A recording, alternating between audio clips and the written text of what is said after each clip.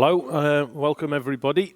So there's a short introduction to this video with regards to reading the Book of the Law at Sukkot. I just want to read from Deuteronomy 31, the scripture which informs what we're doing.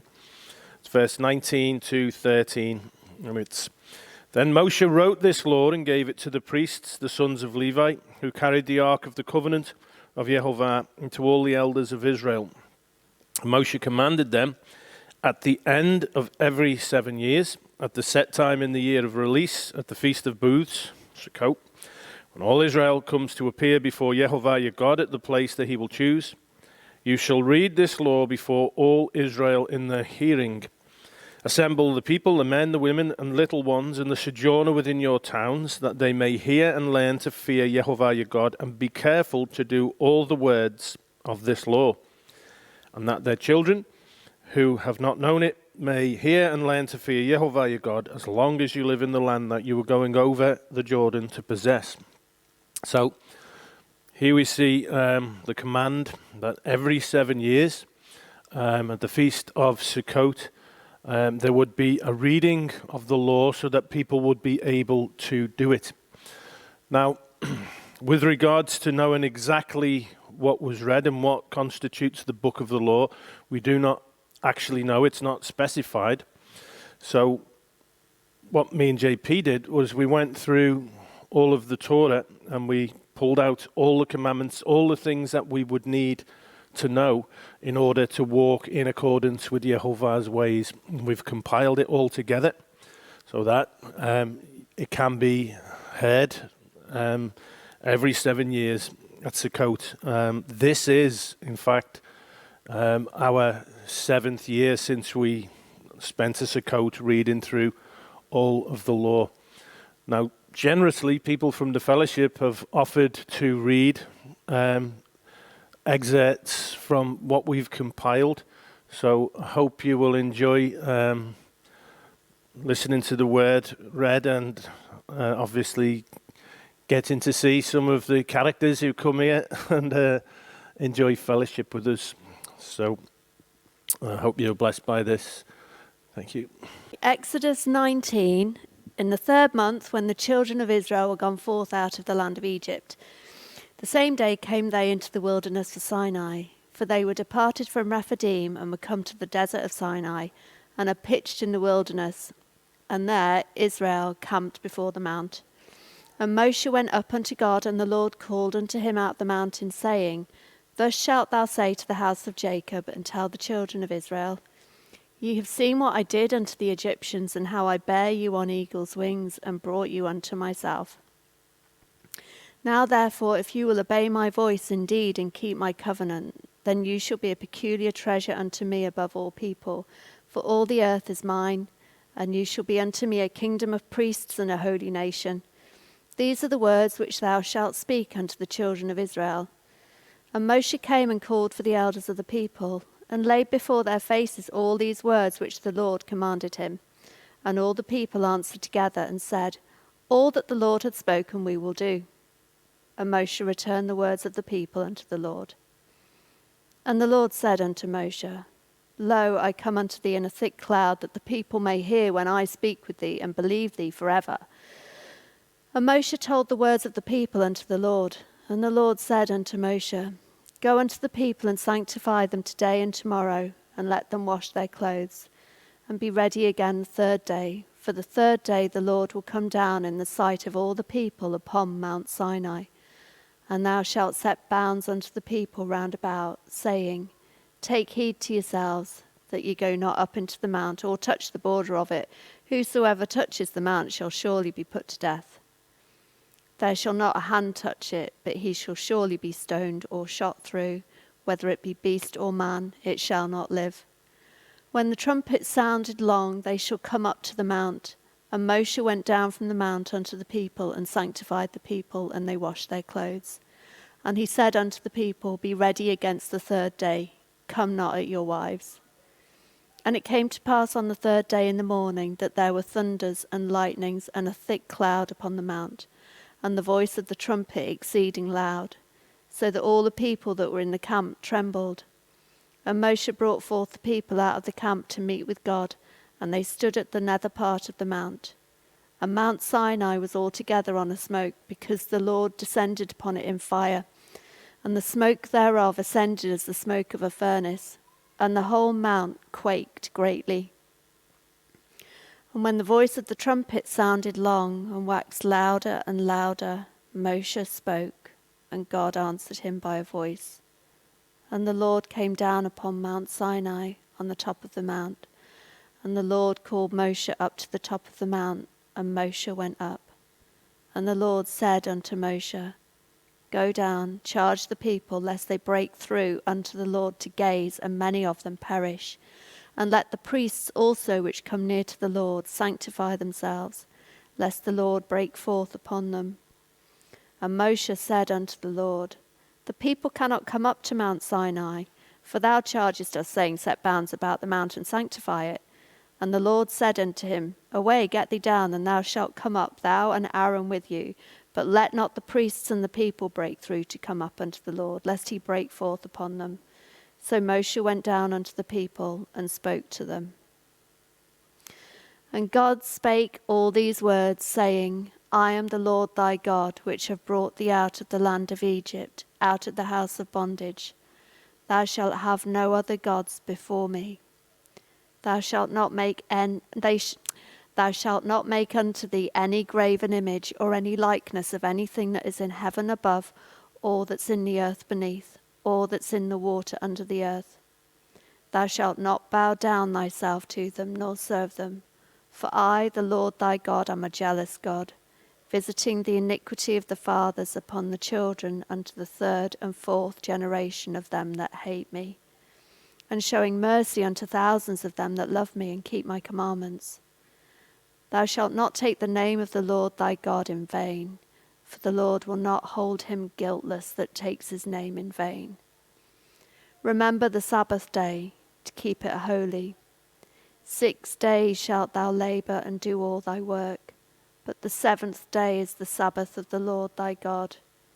In it thou shalt not do any work, you nor your son nor your daughter, your manservant, your maidservant, nor thy cattle, nor thy stranger that is within the gates. For in 6 days the Lord made heaven and earth, the sea and all that in them is, and rested the 7th day. Wherefore the Lord blessed the Sabbath day and hallowed it. Honour thy father and thy mother, that thy days may be long upon the land which the Lord thy God giveth thee. Thou shalt not kill, thou shalt not commit adultery, thou shalt not steal, thou shalt not bear false witness against thy neighbour. Thou shalt not covet thy neighbour's house, thou shalt not covet thy neighbour's wife, nor his manservant, nor his maidservant, nor his ox, nor his ass, nor anything that is thy neighbour's. And all the people saw the thunderings and the lightnings and the noise of the trumpet and the mountain smoking. And when the people saw it, they removed and stood afar off. And they said unto Moshe, Speak thou with us, and we will hear, but let not God speak with us, lest we die. And Moshe said unto the people, Fear not, for God is come to prove you, and that his fear may be before your faces, that you sin not. And the people stood afar off, and Moshe drew near unto the thick darkness where God was. And the Lord said unto Moshe, Thus thou shalt say unto the children of Israel, You have seen that I have talked with you from heaven. You shall not make with me gods of silver, neither shall you make unto you gods of gold. An altar of earth thou shalt make unto me, and shalt sacrifice thereon thy burnt offerings and thy peace offerings, thy sheep and thine oxen. In all places where I record my name I will come unto thee, and I will bless thee. And if thou wilt make me an altar of stone, thou shalt not build it of hewn stone. For if thou lift up thy tool upon it, thou hast polluted it. Neither shalt thou go up by steps unto my altar, that thy nakedness be not discovered thereon. Now these are the judgments which thou shalt set before them. If thou buy a Hebrew servant, 6 years he shall serve, and in the 7th he shall go out free for nothing. If he came in by himself, he shall go out by himself. If he were married, then his wife shall go out with him. If his master has given him a wife, and she has borne him sons or daughters, the wife and her children shall be her master's, and he shall go out by himself. And if the servant shall plainly say, I love my master, my wife, and my children, I will not go out free, then his master shall bring him unto the judges. He shall also bring him to the door or unto the doorpost, and his master shall bore his ear through with an awl, and he shall serve him forever. And if a man sell his daughter to be a maidservant, she shall not go out, as the manservants do. If she please not her master, who hath betrothed her to himself, then shall he let her be redeemed. To sell her unto a strange nation he shall have no power, seeing he hath dealt deceitfully with her. And if he have betrothed her unto his son, he shall deal with her after the manner of daughters. If he take him another wife, her food, her raiment, and her duty of marriage shall not be diminished. And if he do not these unto her, then shall she go out free without money. He that smites a man so that he die shall surely be put to death. And if a man lie not in wait, but God delivers him into his hand, then I will appoint thee a place where he shall flee.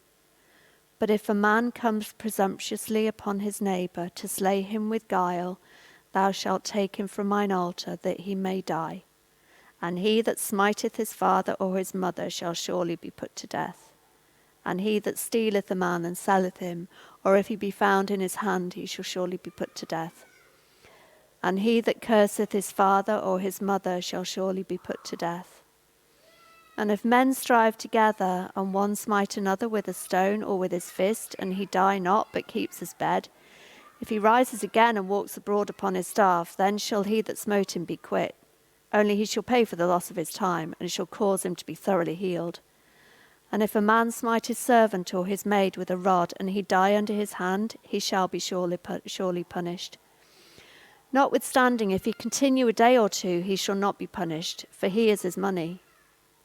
If men strive and hurt a woman with child, so that her fruit departs from her, and yet no mischief follow, he shall be surely punished, according as the woman's husband will lay upon him, and he shall pay as the judges determine.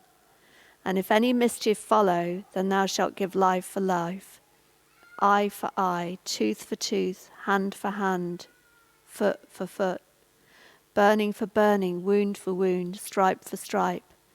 And if a man smite the eye of his servant, or the eye of his maid, that it perish, he shall let him go free for his eye's sake. And if he smite out his manservant's tooth or his maidservant's tooth, he shall let him go free for his tooth's sake. If an ox gore a man or a woman that they die, then the ox shall be surely stoned, and his flesh shall not be eaten, but the owner of the ox shall be quit. But if the ox were wont to push with his horn in time past, and it hath been testified to his owner, and he hath not kept him in, but that he hath killed a man or a woman, the ox shall be stoned, and his owner also shall be put to death. If there be laid on him a sum of money, then he shall give for the ransom of his life whatsoever is laid upon him. Whether he have gored a son or have gored a daughter, according to this judgment shall it be done unto him. If the ox shall push a manservant or a maidservant, he shall give unto their master 30 shekels of silver, and the ox shall be stoned.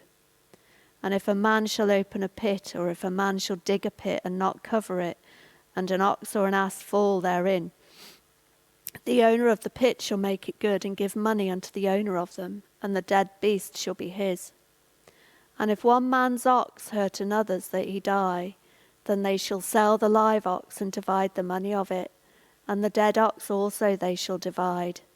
Or if it be known that the ox hath used to push in time past, and his owner hath not kept him in, he shall surely pay ox for ox, and the dead shall be his own. If a man shall steal an ox or a sheep and kill it, or sell it, he shall restore 5 oxen for an ox, and 4 sheep for a sheep. If a thief be found breaking up, and be smitten that he die, there shall no blood be shed for him. If the sun be risen upon him, there shall be blood shed for him, for he should make full restitution. If he have nothing, then he shall be sold for his theft. If the theft be certainly found in his hand alive, whether it be ox or ass or sheep, he shall restore double. If a man shall cause a field or vineyard to be eaten, and shall put in his beast, and shall feed in another man's field, of the best of his own field and of the best of his own vineyard shall he make restitution. If fire break out and catch in thorns, so that the stacks of corn or the standing corn or the field be consumed therewith, he that kindled the fire shall surely make restitution. If a man shall deliver unto his neighbour money or stuff to keep, and it be stolen out of the man's house, if the thief be found, let him pay double. If the thief be not found, then the master of the house shall be brought unto the judges, to see whether he has put his hand unto his neighbour's goods. For all manner of trespass, whether it be for ox, for ass, for sheep, for raiment, or for any manner of lost thing, which another challengeth to be his, the cause of both parties shall come before the judges, and whom the judges shall condemn, he shall pay double unto his neighbour. If a man deliver unto his neighbour an ass or an ox or a sheep or any beast to keep, and it die or be hurt or driven away, no man seeing it, then shall an oath of the Lord be between them both, that he hath not put his hand unto his neighbour's goods, and the owner of it shall accept thereof, and he shall not make it good. And if it be stolen from him, he shall make restitution unto the owner thereof. If it be torn in pieces, then let him bring it for witness, and he shall not make good that which was torn. And if a man borrow anything of his neighbour, and it be hurt or die, the owner thereof being not with it, he shall surely make it good. But if the owner thereof be with it, he shall not make it good. If it be a hired thing, it came for his hire. And if a man entice a maid that is not betrothed, and lie with her, he shall surely endow her to be his wife. If her father utterly refuse to give her unto him, he shall pay money according to the dowry of virgins. Thou shalt not suffer a witch to live. Whosoever lieth with a beast shall surely be put to death. He that sacrifices unto any god save unto the Lord only, he shall be utterly destroyed. Thou shalt neither vex a stranger nor oppress him, for you were strangers in the land of Egypt. You shall not afflict any widow or fatherless child. If you afflict them in any wise, and they cry at all unto me, I will surely hear their cry, and my wrath shall wax hot, and I will kill you with the sword, and your wives shall be widows, and your children fatherless. If thou lend money to any of my people that is poor by thee, thou shalt not be to him as a usurer, neither shalt thou lay upon him usury. If thou at all take thy neighbour's raiment to pledge, thou shalt deliver it unto him before the sun goes down, for that is his covering only.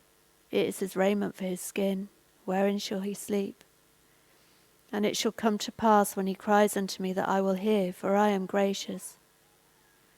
Thou shalt not revile the gods, nor curse the ruler of thy people. Thou shalt not delay to offer the first of thy ripe fruits and of thy liquors. The firstborn of thy sons shalt thou give unto me. Likewise shalt thou do with thine oxen and with thy sheep. 7 days it shall be with his dam. On the 8th day thou shalt give it me. And ye shall be holy men unto me. Neither shall you eat any flesh that is torn of beasts in the field. Ye shall cast it to the dogs. Thou shalt not raise a false report. Put not thine hand with the wicked to be an unrighteous witness. Thou shalt not follow a multitude to do evil. Neither shalt thou speak in a cause to decline after many to wrest judgment. Neither shalt thou countenance a poor man in his cause. If thou meet thine enemy's ox or his ass going astray, thou shalt surely bring it back to him again. If thou see the ass of him that hateth thee lying under his burden, and wouldst forbear to help him, thou shalt surely help with him. Thou shalt not wrest the judgment of thy poor in his cause. Keep thee far from a false matter, and the innocent and righteous slay thou not, for I will not justify the wicked. And thou shalt not take any gift, for the gift bindeth the wise and perverts the words of the righteous. Also thou shalt not oppress a stranger, for you know the heart of a stranger, seeing ye were strangers in the land of Egypt. And 6 years thou shalt sow thy land, and shalt gather in the fruits thereof. But the 7th year thou shalt let it rest and lie still, that the poor of thy people may eat, and what they leave the beasts of the field shall eat. In like manner thou shalt deal with thy vineyard and with thy oliveyard. 6 days thou shalt do thy work, and on the 7th day thou shalt rest, that thine ox and thine ass may rest, and the son of thy handmaid and the stranger may be refreshed. And in all things that I have said unto you be circumspect, and make no mention of the name of other gods, neither let it be heard out of thy mouth.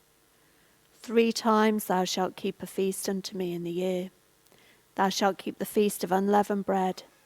Thou shalt eat unleavened bread 7 days, as I commanded thee, in the time appointed of the month Abib. For in it thou camest out from Egypt, and none shall appear before me empty. And the feast of harvest, the first fruits of thy labours, which thou hast sown in the field, and the feast of ingathering, which is in the end of the year, when thou hast gathered in thy labours out of the field. 3 times in the year all thy male shall appear before the Lord God. Thou shalt not offer the blood of my sacrifice with leavened bread, neither shall the fat of my sacrifice remain until the morning. The first of the first fruits of thy land thou shalt bring into the house of the Lord thy God. Thou shalt not see the kid in his mother's milk. Behold, I send an angel before thee to keep thee in the way, and to bring thee into the place which I have prepared. Beware of him and obey his voice. Provoke him not, for he will not pardon your transgressions, for my name is in him. But if thou shalt indeed obey his voice and do all that I speak, then I will be an enemy unto thine enemies, and an adversary unto thine adversaries. For mine angel shall go before thee, and bring thee in unto the Amorites, and the Hittites, and the Perizzites, and the Canaanites, the Hivites, and the Jebusites, and I will cut them off. Thou shalt not bow down to their gods, nor serve them, nor do after their works, but thou shalt utterly overthrow them, and quite break down their images. And ye shall serve the Lord your God, and he shall bless thy bread and thy water, and I will take sickness away from the midst of thee. There shall nothing cast their young, nor be barren in thy land. The number of thy days I will fulfill. I will send my fear before thee, and will destroy all the people to whom thou shalt come, and I will make all thine enemies turn their backs unto thee. And I will send hornets before thee, which shall drive out the Hivite, the Canaanite, and the Hittite from before thee. I will not drive them out from before thee in 1 year, lest the land become desolate, and the beasts of the field multiply against thee. By little and little I will drive them out from before thee, until thou be increased and inherit the land. And I will set thy bounds from the Red Sea even unto the sea of the Philistines, and from the desert unto the river, for I will deliver the inhabitants of the land into your hand, and thou shalt drive them out before thee. Thou shalt make no covenant with them, nor with their gods. They shall not dwell in the land, lest they make thee sin against me. For if thou serve their gods, it will surely be a snare unto thee. And the Lord said unto Moshe, Come up to me into the mount, and be there, and I will give thee tables of stone, and a law, and commandments which I have written, that thou mayest teach them. And Moshe rose up, and his minister Joshua, and Moshe went up into the mount of God. And the Lord spake unto Moshe, saying, When thou takest the sum of the children of Israel after their number, then shall they give every man a ransom for his soul unto the Lord, when thou numberest them, that there be no plague among them when thou numberest them. This they shall give, every one that passeth among them that are numbered, 1/2 shekel after the shekel of the sanctuary. A shekel is 20 gerahs. 1/2 shekel shall be the offering of the Lord. Every one that passes among them that are numbered, from 20 years old and above, shall give an offering unto the Lord. The rich shall not give more, and the poor shall not give less than 1/2 shekel, when they give an offering unto the Lord, to make an atonement for your souls. And thou shalt take the atonement money of the children of Israel, and shall appoint it for the service of the tabernacle of the congregation, that it may be a memorial unto the children of Israel before the Lord, to make an atonement for your souls. And the Lord spake unto Moshe, saying, Speak thou also unto the children of Israel, saying, Verily my Sabbaths ye shall keep, for it's a sign between me and you throughout your generations, that you may know that I am the Lord that doth sanctify you. You shall keep the Sabbath, therefore, for it is holy unto you. Every one that defileth it shall surely be put to death. For whosoever doeth any work therein, that soul shall be cut off from among his people. 6 days may work be done, but in the 7th is the Sabbath of rest, holy to the Lord. Whosoever doeth any work in the Sabbath day, he shall surely be put to death. Wherefore the children of Israel shall keep the Sabbath, to observe the Sabbath throughout their generations, for a perpetual covenant. It's a sign between me and the children of Israel forever. For in 6 days the Lord made heaven and earth, and on the 7th day he rested and was refreshed. And he gave unto Moshe, when he had made an end of communing with him upon Mount Sinai, 2 tablets of testimony, tables of stone written with the finger of God. And the Lord descended in the cloud and stood with him there, and proclaimed the name of the Lord. And the Lord passed by before him and proclaimed, the Lord, God, merciful and gracious, long-suffering and abundant in goodness and truth, keeping mercy for thousands, forgiving iniquity and transgression and sin, and that will by no means clear the guilty, visiting the iniquity of the fathers upon the children and upon the children's children, unto the 3rd and to the 4th generation. And Moshe made haste and bowed his head toward the earth and worshipped. And he said, If now I have found grace in thy sight, O Lord, let my Lord, I pray thee, go among us, for it is a stiff-necked people. And pardon our iniquity and our sin, and take us for thine inheritance. And he said, Behold, I make a covenant. Before all thy people I will do marvels, such as have not been done in all the earth, nor in any nation. And all the people among which thou art shall see the work of the Lord. For it's a terrible thing that I will do with thee. Observe thou that which I command thee this day. Behold, I drive out before thee the Amorite and the Canaanite and the Hittite and the Perizzite and the Hivite and the Jebusite. Take heed to thyself, lest thou make a covenant with the inhabitants of the land whither thou goest, lest it be for a snare in the midst of thee. But ye shall destroy their altars, break their images, and cut down their groves. For thou shalt worship no other God, for the God whose name is jealous is a jealous God. Lest thou make a covenant with the inhabitants of the land, and they go a-whoring after their gods, and do sacrifice unto their gods, and one call thee, and thou eat of his sacrifice. And thou take of their daughters unto thy sons, and their daughters go a-whoring after their gods, and make thy sons go a-whoring after their gods. Thou shalt make thee no molten gods. The feast of unleavened bread shalt thou keep. 7 days thou shalt eat unleavened bread, as I commanded thee in the time of the month Abib. For in the month Aviv thou camest out from Egypt. All that openeth the matrix is mine, and every firstling among thy cattle, whether ox or sheep, that is male. But the firstling of an ass thou shalt redeem with a lamb. And if thou redeem him not, then shalt thou break his neck. All the firstborn of thy sons thou shalt redeem, and none shall appear before me empty. 6 days thou shalt work, but on the 7th day thou shalt rest. In earing time and in harvest thou shalt rest. And thou shalt observe the feast of weeks, of the first fruits of wheat harvest, and the feast of ingathering at the year's end. Thrice in the year shall all your men, children, appear before the Lord God, the God of Israel. For I will cast out the nations before thee, and enlarge thy borders. Neither shall any man desire thy land, when thou shalt go up to appear before the Lord thy God thrice in the year. Thou shalt not offer the blood of my sacrifice with leaven, neither shall the sacrifice of the feast of the Passover be left until the morning.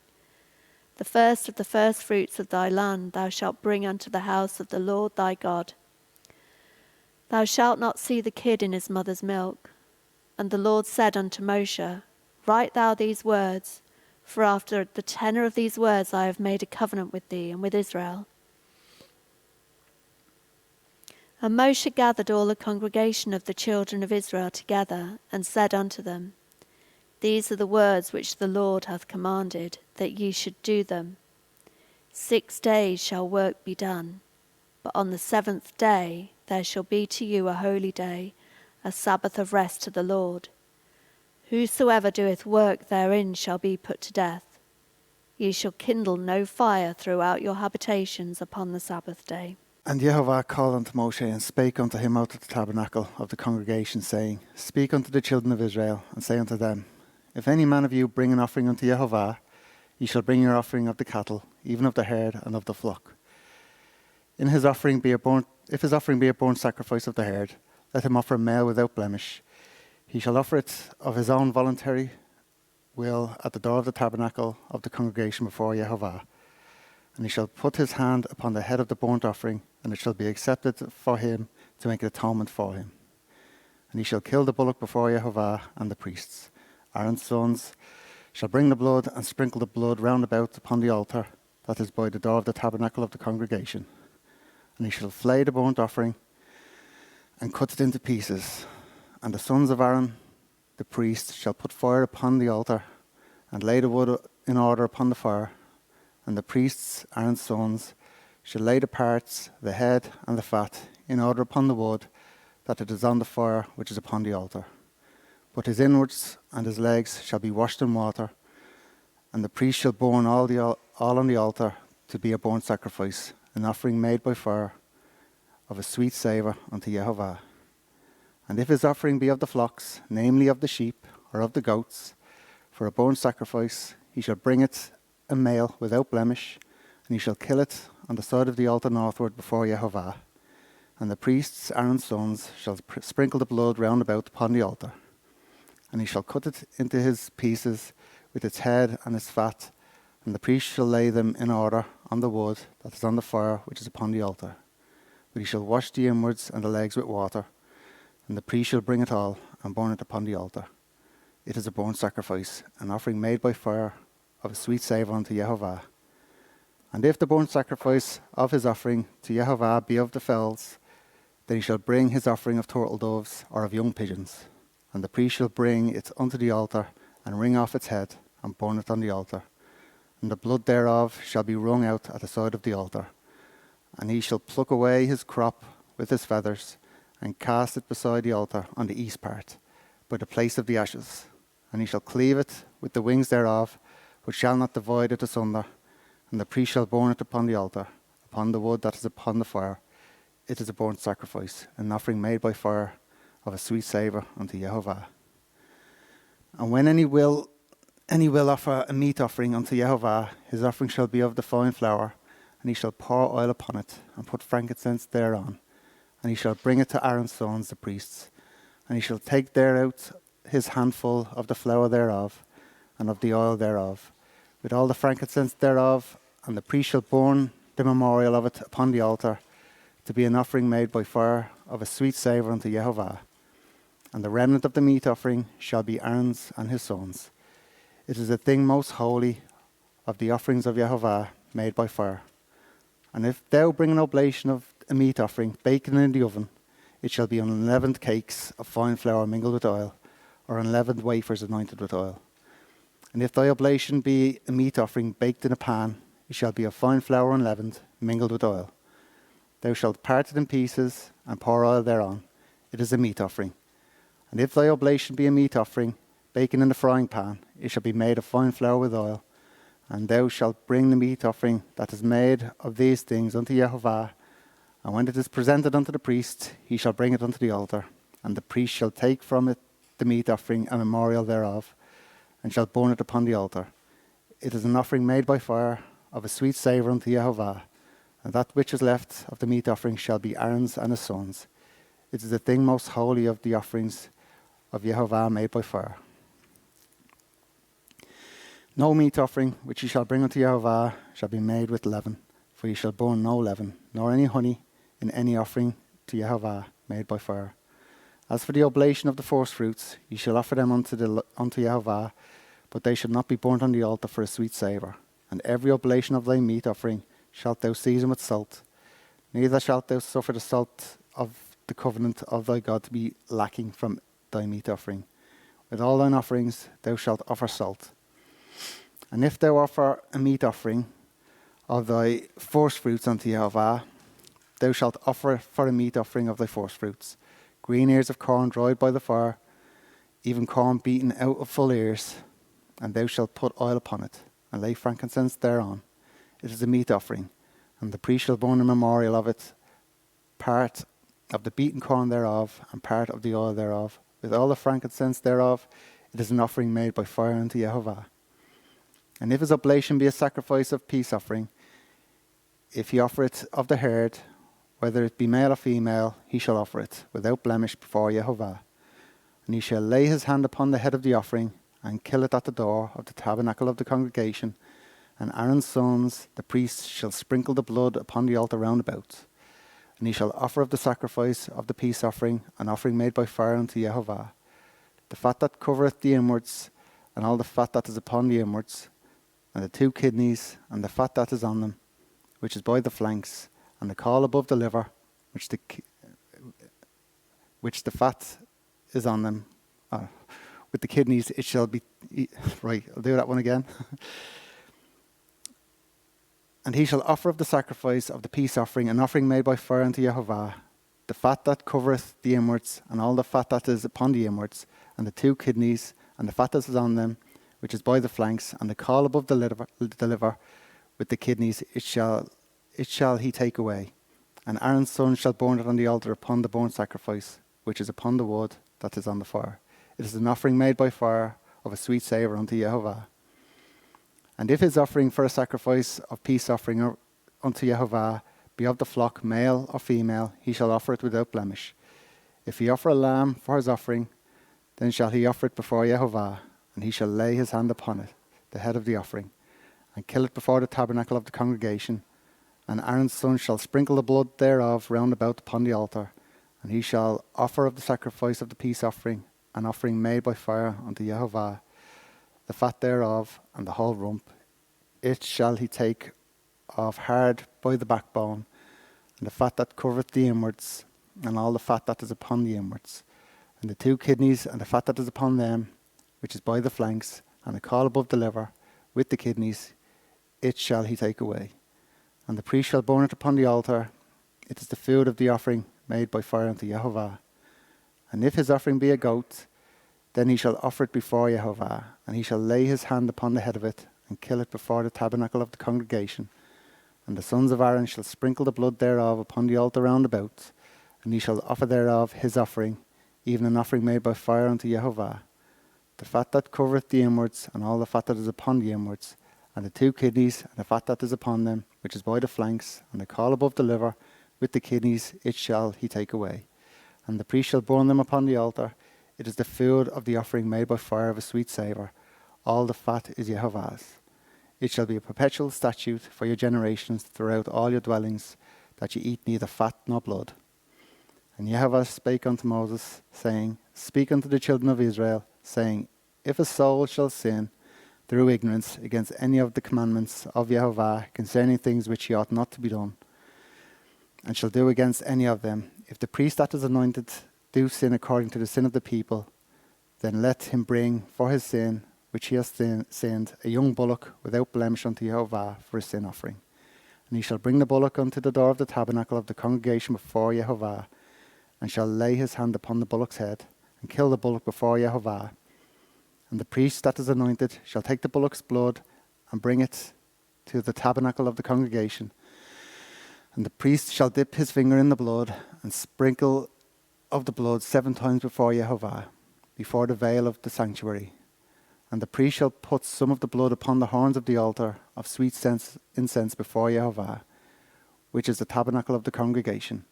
and shall pour all the blood of the bullock at the bottom of the altar of the burnt offering, which is at the door of the tabernacle of the congregation.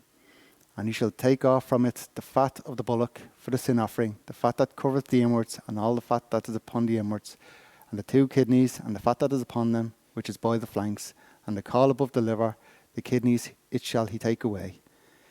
As it was taken off from the bullock of the sacrifice of peace offerings, and the priest shall burn them upon the altar of the burnt offering, and the skin of the bullock, and all his flesh, with his head, and with his legs, and his inwards, and his dung. Even the whole bullock shall he carry forth without the camp into a clean place, where the ashes are poured out, and burn him on the wood with fire, where the ashes are poured out, shall he be burnt. And the whole congregation of Israel sin, and if the whole congregation of Israel sin through ignorance, and the thing be hid from his eyes of the assembly, and they have done somewhat against any of the commandments of Jehovah concerning things which should not be done, and are guilty, when the sin which they have sinned against it is known, then the congregation shall offer a young bullock for the sin, and bring him before the tabernacle of the congregation. And the elders of the congregation shall lay their hands upon the head of the bullock before Jehovah, and the bullock shall be killed before Jehovah. And the priest that is anointed shall bring of the bullock's blood to the tabernacle of the congregation, and the priest shall dip his finger in some of the blood, and sprinkle it 7 times before Jehovah, even before the veil. And he shall put some of the blood upon the horns of the altar, which is before Jehovah, that is in the tabernacle of the congregation, and shall pour out all the blood at the bottom of the altar of the burnt offering, which is at the door of the tabernacle of the congregation. And he shall take all his fat from him, and burn it upon the altar. And he shall do with the bullock as he did with the bullock for the sin offering, so shall he do with this. And the priest shall make an atonement for them, and it shall be forgiven them. And he shall carry forth the bullock without the camp, and burn him as he burnt the first bullock. It is a sin offering for the congregation.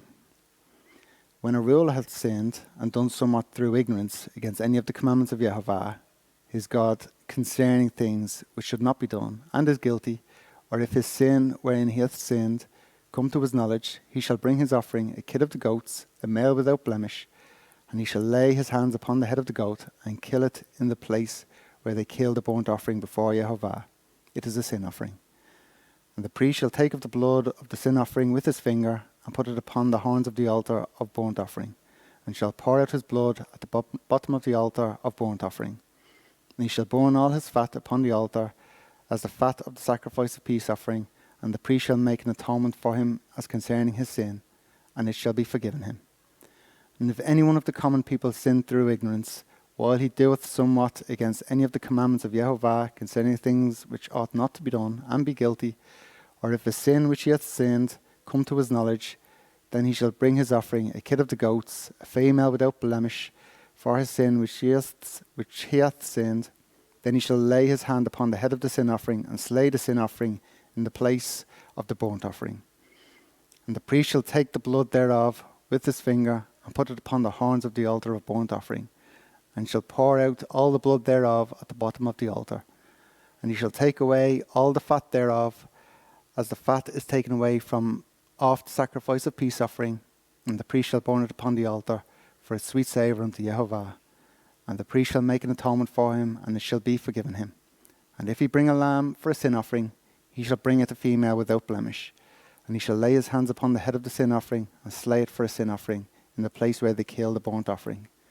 And the priest shall take of the blood of the sin offering with his finger, and put it upon the horns of the altar of the burnt offering, and shall pour out all the blood thereof at the bottom of the altar.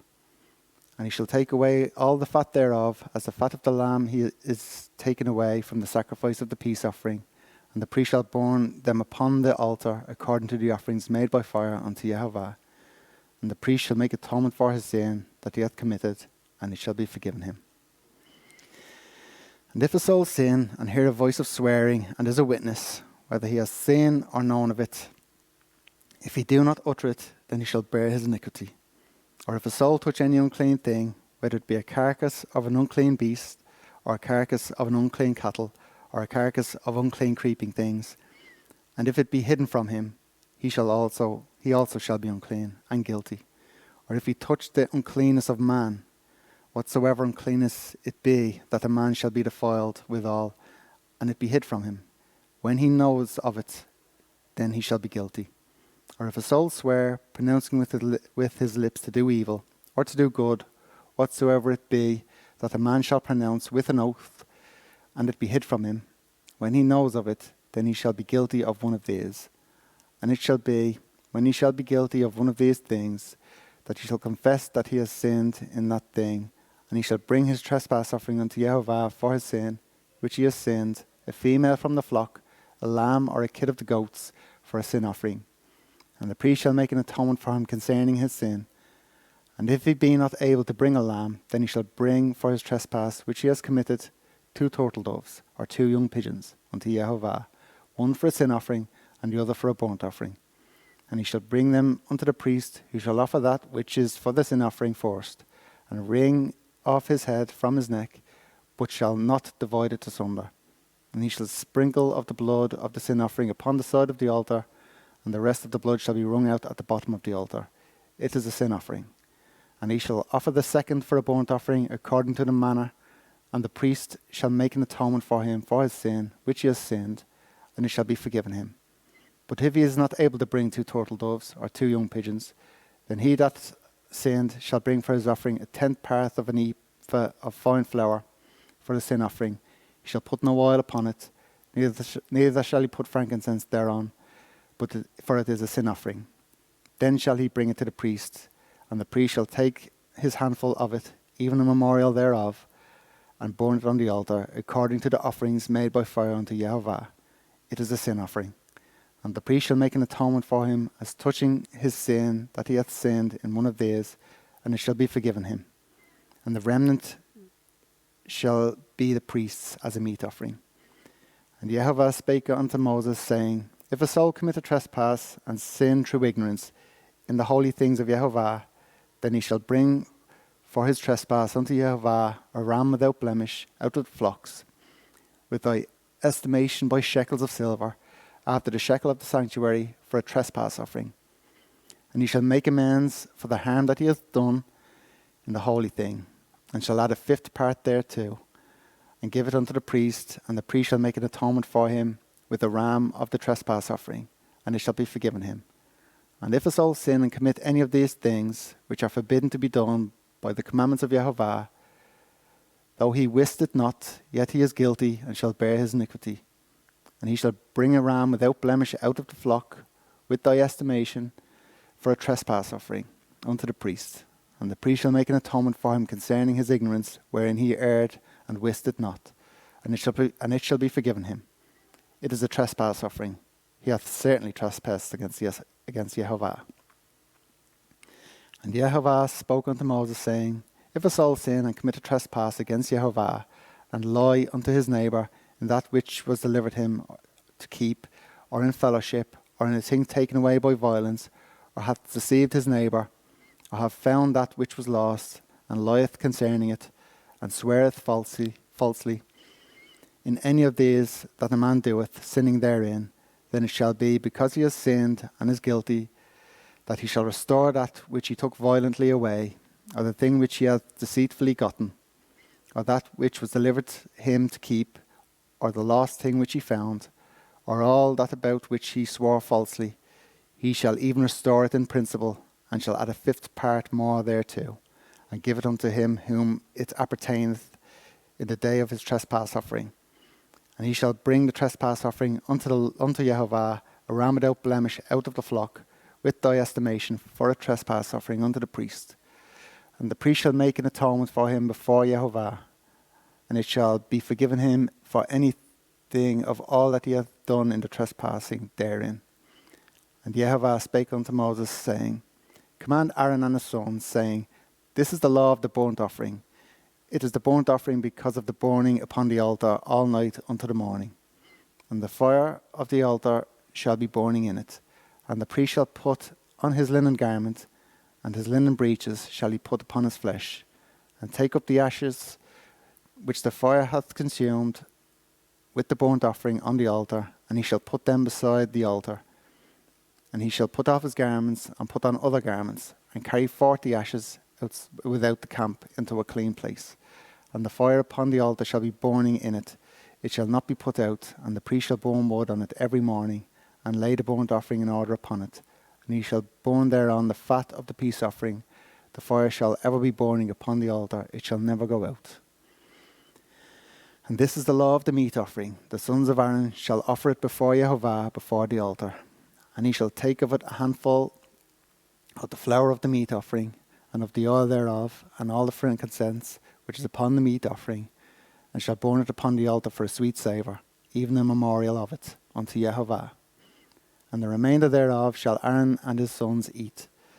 With unleavened bread shall it be eaten in the holy place. In the court of the tabernacle of the congregation they shall eat it. It shall not be baken with leaven.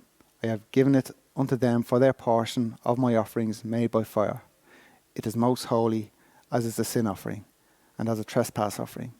All the males among the children of Aaron shall eat of it.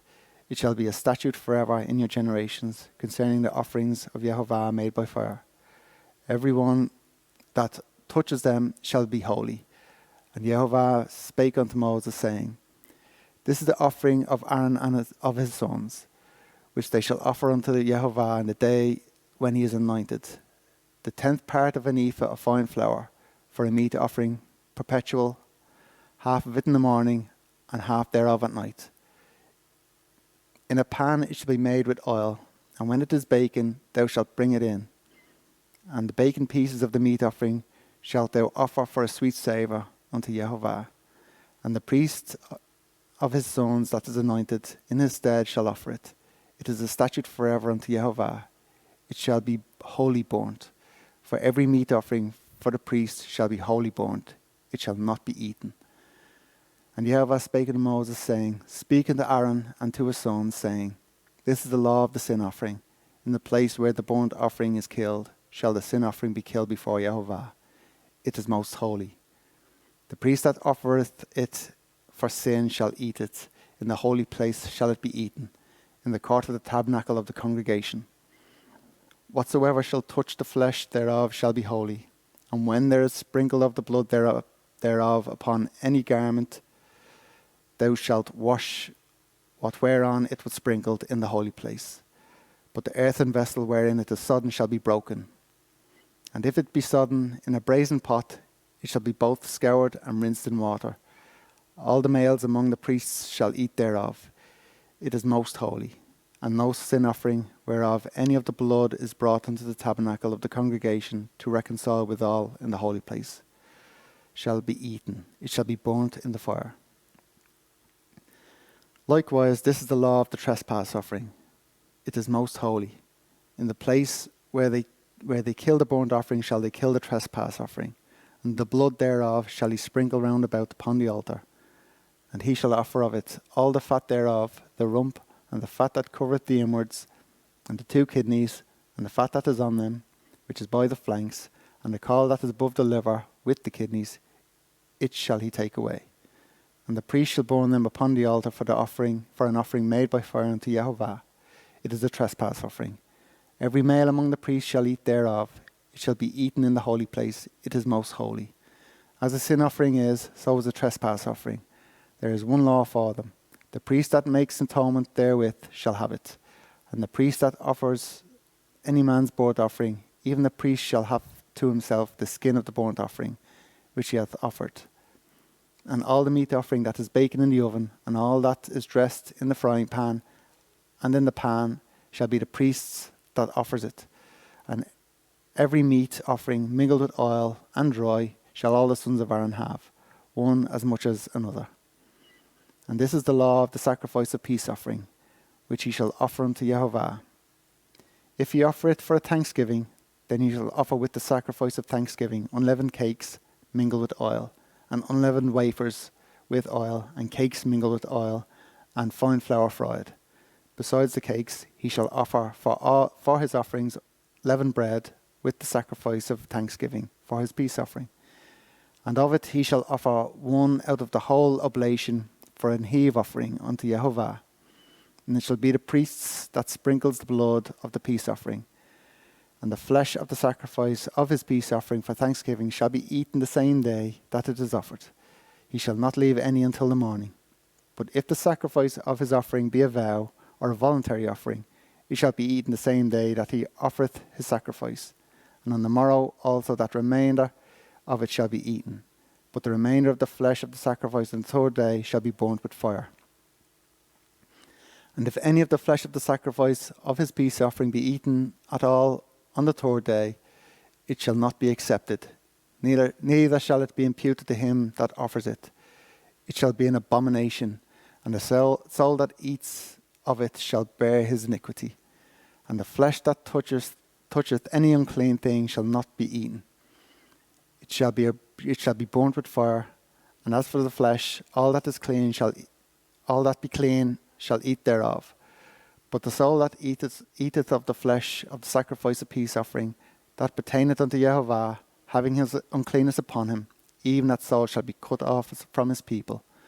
Moreover, the soul that touch any unclean thing, as the uncleanness of man, or any unclean beast, or any abominable unclean thing, and eat of the flesh of the sacrifice of peace offerings, which pertain unto Jehovah, even that soul shall be cut off from his people. And Jehovah spake unto Moses, saying, Speak unto the children of Israel, saying, Ye shall eat no manner of fat of ox, or of sheep, or of goat, and the fat of the beast that dies of itself, and the fat of that which is torn with beasts, may be used in any other use, but ye shall in no wise eat of it.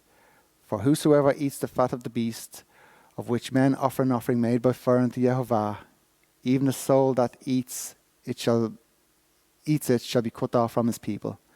Moreover, ye shall eat no manner of blood, whether it be of fowl or of beast, in any of your dwellings. Whatsoever soul it be that eateth any manner of blood, even that soul shall be cut off from his people. And Jehovah spake unto Moses, saying, Speak unto the children of Israel, saying, He that offereth the sacrifice of the peace offering unto Jehovah shall bring his oblation unto Jehovah of the sacrifice of his peace offerings. His own hands shall bring the offering unto Jehovah made by fire. The fat with the breast it shall he bring, and the breast may be waved for a wave offering before Jehovah, and the priest shall burn the fat upon the altar. But the breast shall be Aaron's and his sons. And the right shoulder shall he give unto the priest for an heave offering of the sacrifices of your peace offerings. He among the sons of Aaron that offereth the blood of the peace offering and the fat shall have the right shoulder for his part. For the wave breast and the heave shoulder have I taken of the children of Israel from off the sacrifices of the peace offerings, and have given them unto Aaron the priest and unto his sons by a statute forever from among the children of Israel. This is the portion of the anointing of Aaron and of the anointing of his sons out of the offerings of Jehovah made by fire, in the day when he presented them to minister unto Jehovah in the priest's office, which Jehovah commanded to be given them of the children of Israel, in the day that he anointed them, by a statute forever throughout their generations.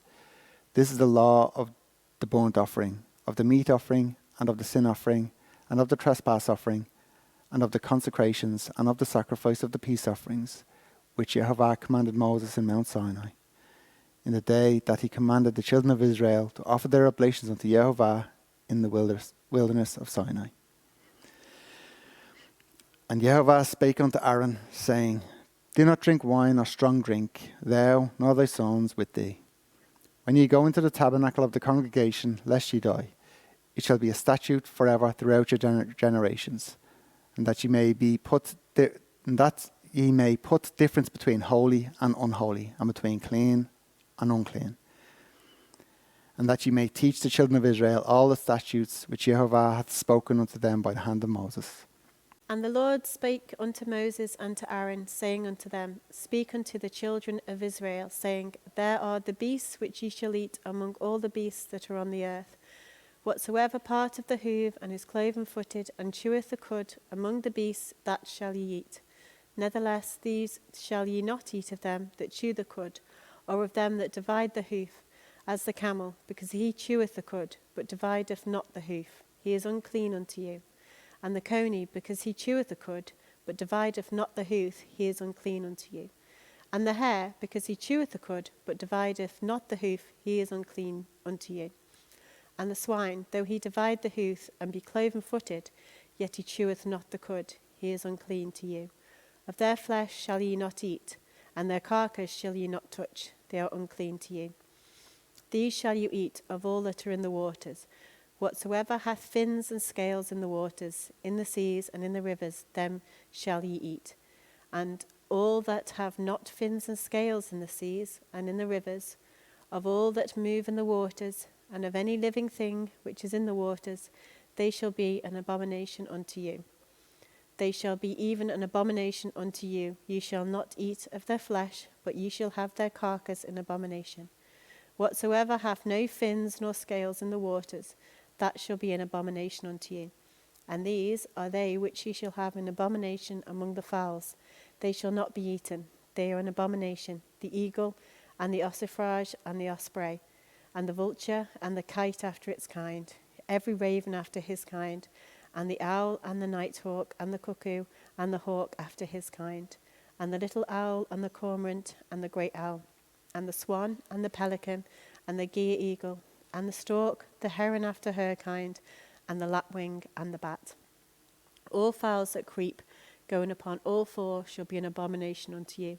Yet these may ye eat of every flying creeping thing that goeth upon all four, which have legs above their feet, to leap withal upon the earth. Even these of them ye may eat, the locust after his kind, and the boll locust after his kind, and the beetle after his kind, and the grasshopper after his kind. But all of the flying creeping things which have 4 feet shall be an abomination unto you. And for these ye shall be unclean. Whosoever toucheth the carcass of them shall be unclean until the even. And whoever breatheth aught to the carcass of them shall wash his clothes and be unclean until the even. The carcass of every beast which divideth the hoof and is not cloven-footed, nor cheweth the cud, are unclean unto you. Every one that toucheth them shall be unclean. And whatsoever goes upon his paws, among all manner of beasts that go on all 4, those are unclean unto you. Whoso toucheth their carcass shall be unclean until the even. And he that beareth the carcass of them shall wash his clothes and be unclean until the even. They are unclean unto you. These also shall be unclean unto you among the creeping things that creep upon the earth, the weasel and the mouse and the tortoise after his kind, and the ferret and the chameleon and the lizard and the snail and the mole. These are unclean to you among all that creep. Whosoever doth touch them, when they be dead, shall be unclean until the eve. And upon whatsoever any of them, when they are dead, doth fall, it shall be unclean, whether it be any vessel of wood or raiment or skin or sack, whatsoever vessel it be, wherein any work is done, it must be put into water, and it shall be unclean until the even. So it shall be cleansed. Every earthen vessel whereinto any of them falleth, whatsoever is in it shall be unclean, and ye shall break it. Of all meat which may be eaten, that on which such water cometh shall be unclean. And all drink that may be drunk in, every such vessel shall be unclean. And everything whereupon any part of their carcass falleth shall be unclean. Whether it be oven or ranges for pots, they shall be broken down, for they are unclean, and they shall be unclean unto you. Nevertheless, a fountain or pit, wherein there is plenty of water, shall be clean, but that which toucheth their carcass shall be unclean. And if any part of their carcass fall upon any sowing seed which is to be sown, it shall be clean. But if any water be put upon the seed, and any part of their carcass fall thereon, it shall be unclean unto you. And if any beast of which ye may eat die, he that toucheth the carcass thereof shall be unclean until the even. And he that eateth of the carcass of it shall wash his clothes, and be unclean until the even.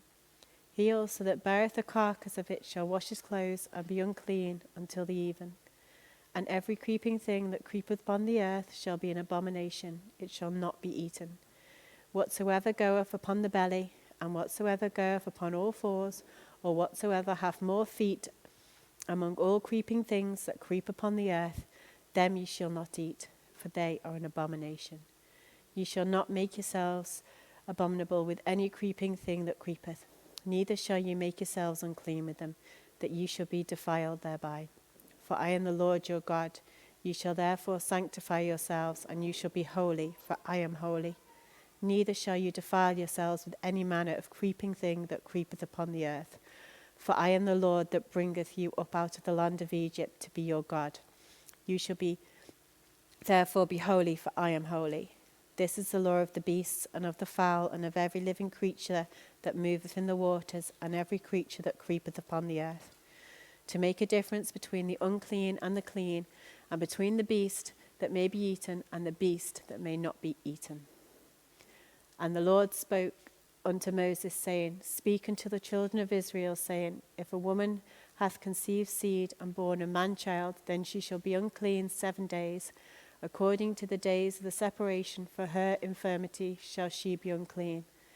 And in the 8th day the flesh of his foreskin shall be circumcised, and she shall then continue in the blood of a purifying 33 days.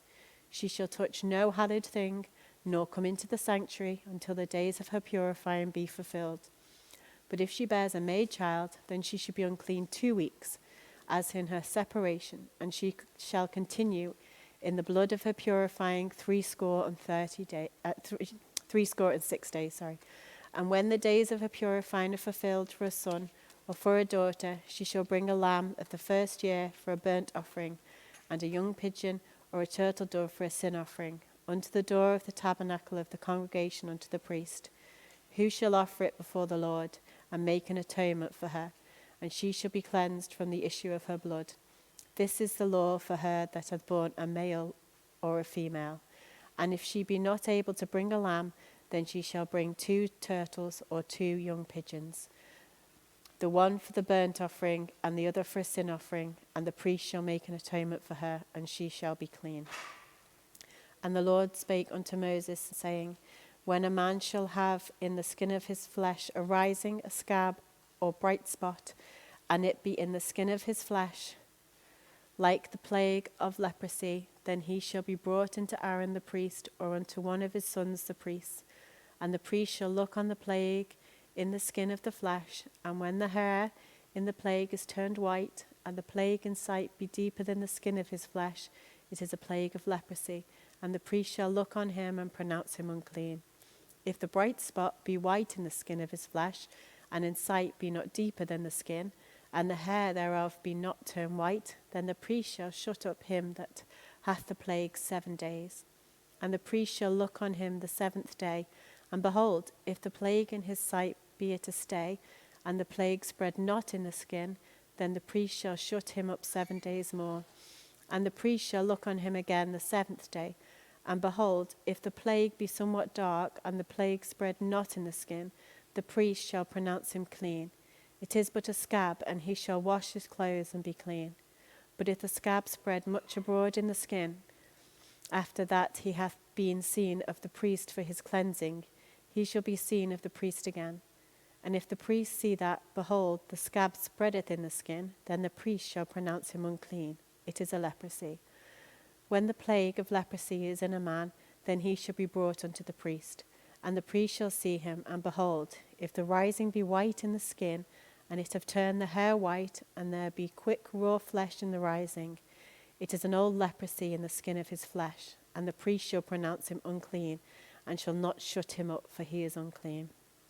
And if a leprosy break out abroad in the skin, and the leprosy cover all the skin of him that hath the plague from his head even to his foot, wheresoever the priest looketh, then the priest shall consider, and behold, if the leprosy have covered all his flesh, he shall pronounce him clean that hath the plague. It is all turned white, he is clean. But when raw flesh appeareth in him, he shall be unclean. And the priest shall see the raw flesh, and pronounce him to be unclean. For the raw flesh is unclean, it is a leprosy. Or if the raw flesh turn again and be changed unto white, he shall come unto the priest, and the priest shall see him, and behold, if the plague be turned into white, then the priest shall pronounce him clean that hath the plague, he is clean. The flesh also, in which, even if the skin thereof was a boil, and is healed, and in the place of the boil there be a white rising, or a bright spot, white and somewhat reddish, and it be showed to the priest, and if, when the priest see it, behold, it be in sight lower than the skin, and the hair thereof be turned white, the priest shall pronounce him unclean. It is a plague of leprosy broken out of the boil. But if the priest look on it, and behold, there be no white hairs therein, and if it be not lower than the skin, but be somewhat dark, then the priest shall shut him up 7 days. And if it spread much abroad in the skin, then the priest shall pronounce him unclean. It is a plague. But if the bright spot stay in his place and spread not, it is a burning boil, and the priest shall pronounce him clean. Or if there be any flesh in the skin, whereof there is hot burning, and the quick flesh that burneth hath a white bright spot, somewhat reddish or white, then the priest shall look upon it, and behold, if the hair in the bright spot be turned white, and it be in sight deeper than the skin, it is a leprosy broken out of the burning, whereof the priest shall pronounce him unclean. It is the plague of leprosy. But if the priest look on it, and behold, there be no white hair in the bright spot, and it be no lower than the other skin, but be somewhat dark, then the priest shall shut him up 7 days. And the priest shall look upon him the 7th day. And if it be spread much abroad in the skin, then the priest shall pronounce him unclean. It is the plague of leprosy.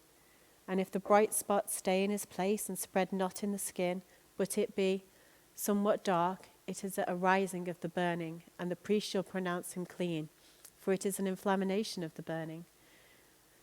If a man or woman have a plague upon the head of their beard, then the priest shall see the plague, and behold, if it be in sight deeper than the skin, and there be in it a yellow thin hair, then the priest shall pronounce him unclean. It is a dry skull, even a leprosy upon the head or beard. And if the priest look on the plague of the skull, and behold, it be not in sight deeper than the skin, that there is no black hair in it, then the priest shall shut up him that hath the plague of the skull 7 days. And in the 7th day the priest shall look on the plague, and behold, if the skull spread not, and there be in it no yellow hair, and the skull be not in the sight deeper than the skin, he shall be shaven, but the skull shall he not shave, and the priest shall shut him up that hath the skull 7 days more. And in the 7th day the priest shall look on the skull, and behold, if the skull be not spread in the skin, nor be in sight deeper than the skin, then the priest shall pronounce him clean, and he shall wash his clothes and be clean. But if the skull spreads much in the skin after his cleansing, then the priest shall look on him, and behold, if the skull be spread in the skin, the priest shall not seek for yellow hair, he is unclean. But if the skull be in his sight at a stay, and that there is black hair grown up therein, the skull is healed, he is clean, and the priest shall pronounce him clean.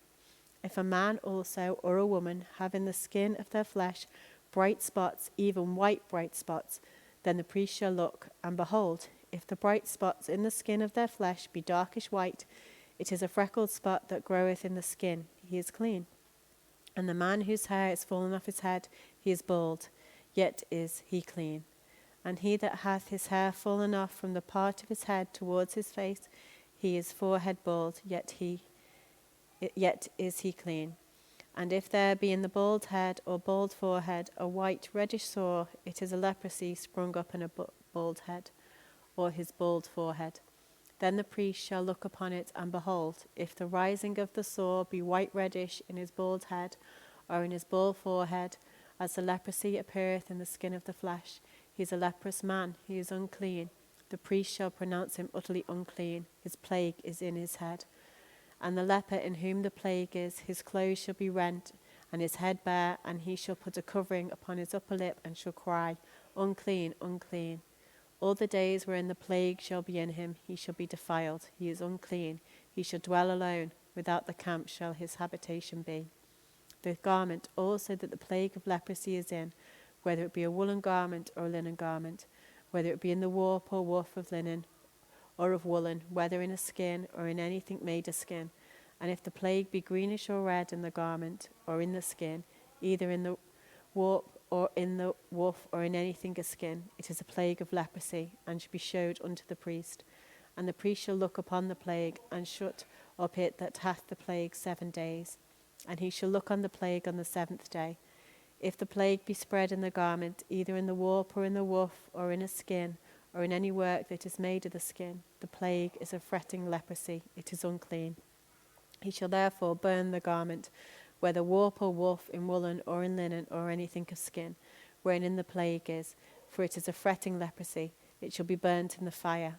And if the priest shall look, and behold, the plague be not spread in the garment, either in the warp, or in the woof, or in anything of the skin, then the priest shall command that they wash the thing wherein the plague is, and he shall shut it up 7 days more. And the priest shall look on the plague, after that it is washed, and behold, if the plague hath not changed his colour, and the plague be not spread, it is unclean. Thou shalt burn it in the fire. It is fret inward, whether it be bare within or without. And if the priest look, and behold, the plague be somewhat dark after the washing of it, then he shall rend it out of the garment, or out of the skin, or out of the warp, or out of the woof. And if it appear still in the garment, either in the wrap, or in the woof, or in anything of skin, it is a spreading plague. Thou shalt burn that wherein the plague is with fire.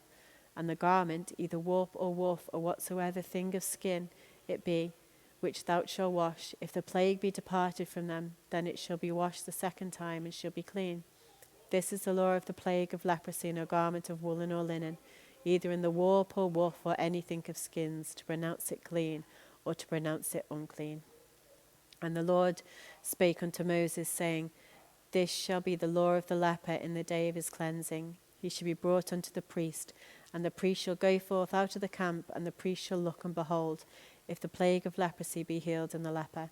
Then shall the priest command to take for him that is to be cleansed 2 birds alive and clean, and cedar wood, and scarlet, and hyssop. And the priest shall command that one of the birds be killed in an earthen vessel over running water.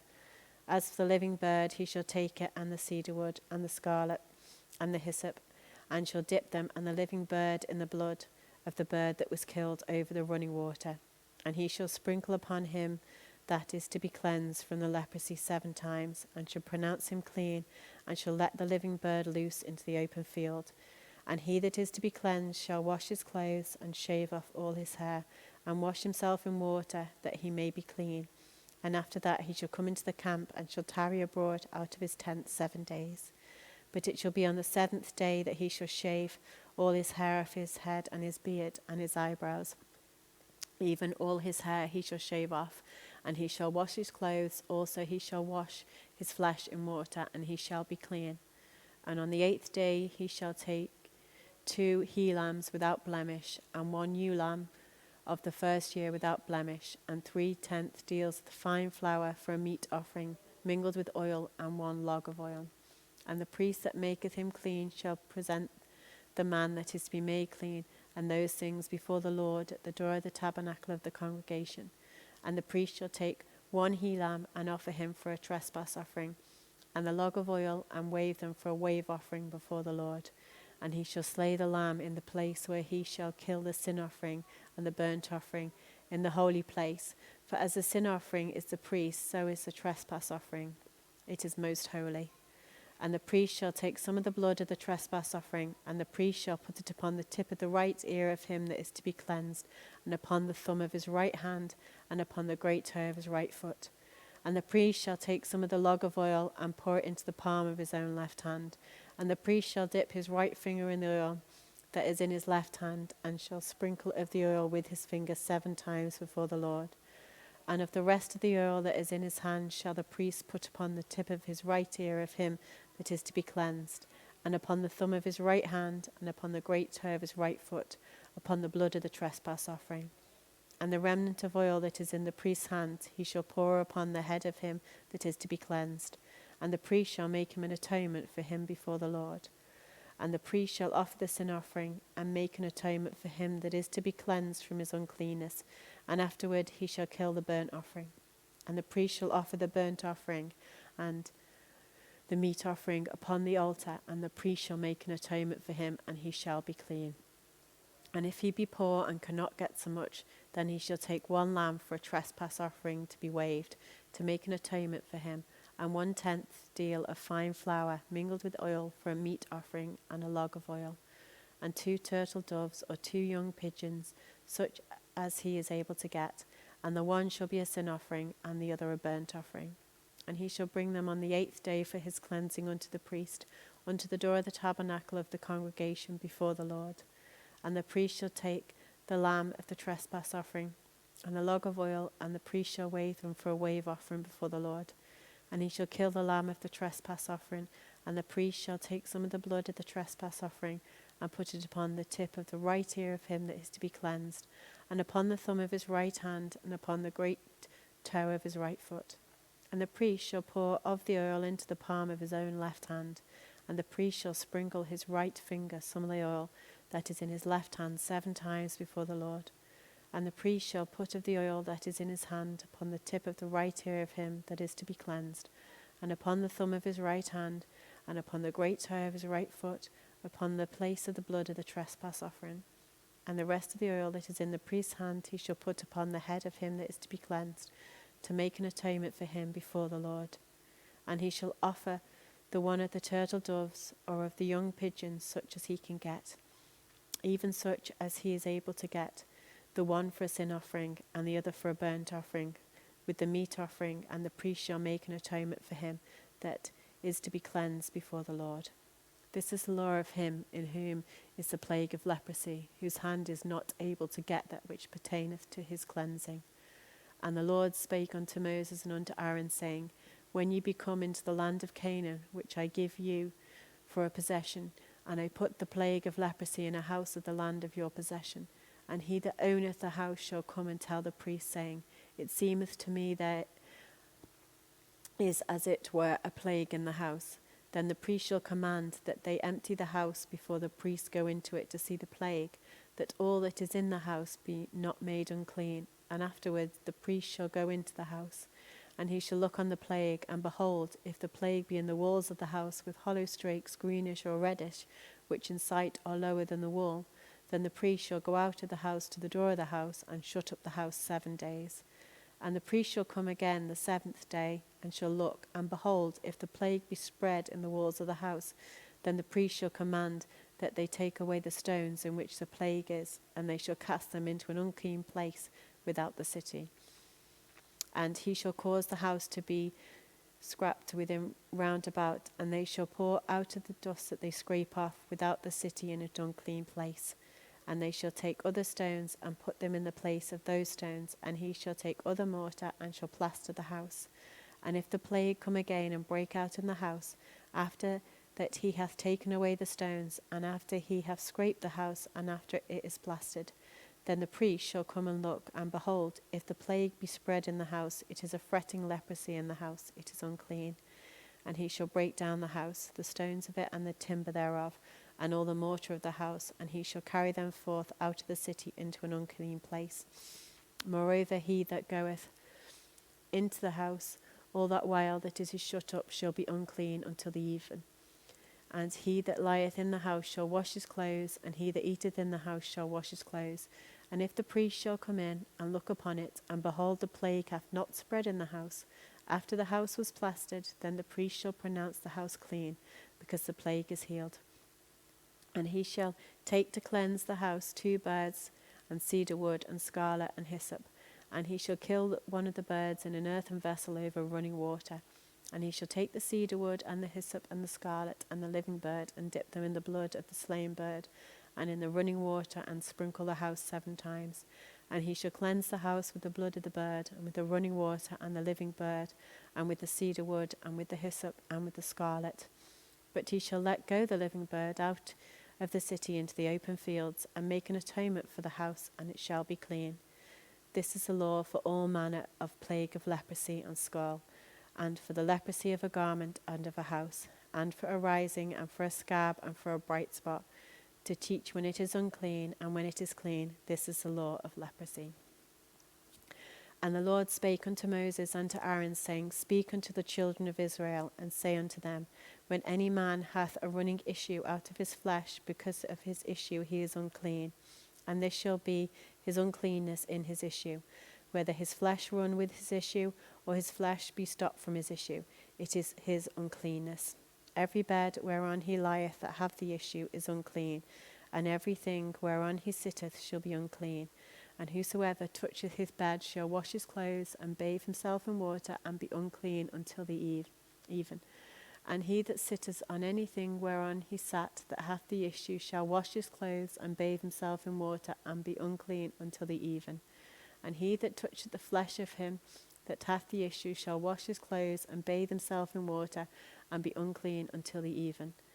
And if he that hath the issue spit upon him that is clean, then he shall wash his clothes and bathe himself in water and be unclean until the even. And what saddle soever he rideth upon that hath the issue shall be unclean, and soever toucheth anything that was under him shall be unclean until the even.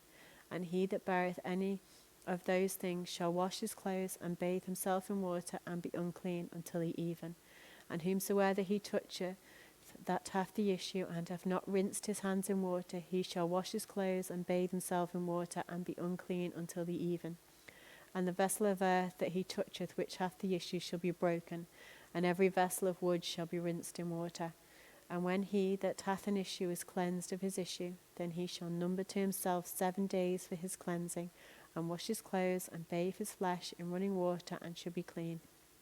And on the 8th day he shall take to him 2 turtle doves or 2 young pigeons, and come before the Lord unto the door of the tabernacle of the congregation, and give them unto the priest. And the priest shall offer them, the one for a sin offering, and the other for a burnt offering, and the priest shall make an atonement for him before the Lord for his issue. And if any man's seed of copulation go out from him, then he shall wash all his flesh in water, and be unclean until the even. And every garment and every skin whereon is the seed of copulation shall be washed with water, and be unclean until the even. The woman also with whom man shall lie with seed of copulation, they shall both bathe themselves in water, and be unclean until the even.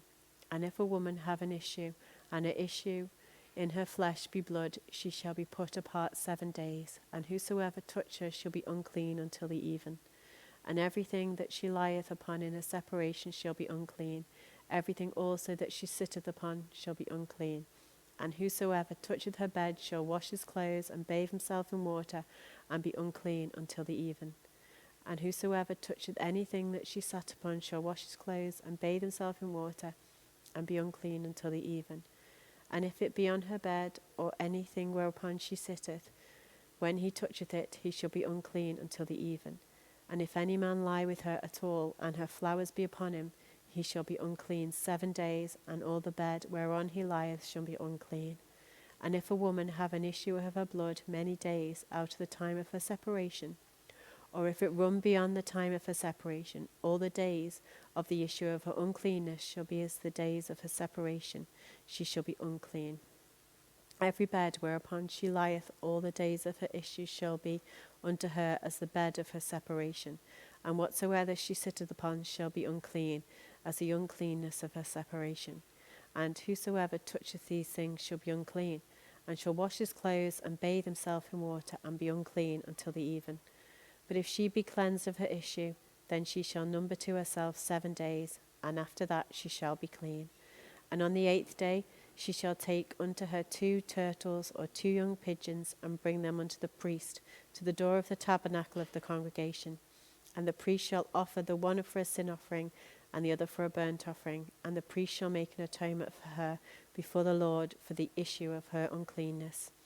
Thus shall ye separate the children of Israel from their uncleanness, that they die not in their uncleanness, when they defile my tabernacle that is among them. This is the law of him that hath an issue, and of him whose seed goeth from him, and is defiled therewith, and of her that is sick of her flowers, and of him that hath an issue, of the man and of the woman, and of him that lieth with her that is unclean. And Jehovah spake unto Moses after the death of the 2 sons of Aaron, when they offered before Jehovah and died. And Jehovah said unto Moses, Speak unto Aaron thy brother, that he come not at all times into the holy place within the veil before the mercy seat, which is upon the ark, that he die not. For I will appear in the cloud above the mercy seat. Thus shall Aaron come into the holy place with a young bullock for a sin offering, and a ram for a burnt offering. He shall put on the holy linen coat, and he shall have the linen breeches upon his flesh. And he shall be girded with the linen girdle, and with the linen mitre shall he be attired. These are the holy garments, therefore he shall wash his flesh in water, and so put them on.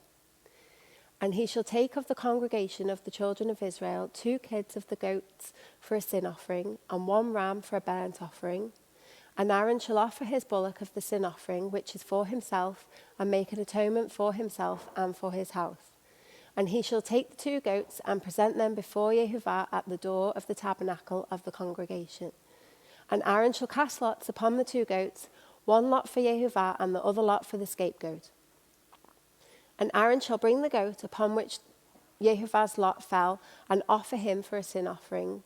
But the goat on which the lot fell to be the scapegoat shall be presented alive before Yehovah to make an atonement with him and to let him go for a scapegoat into the wilderness.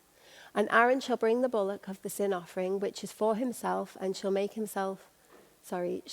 atonement for himself and for his house, and shall kill the bullock of the sin offering, which is for himself.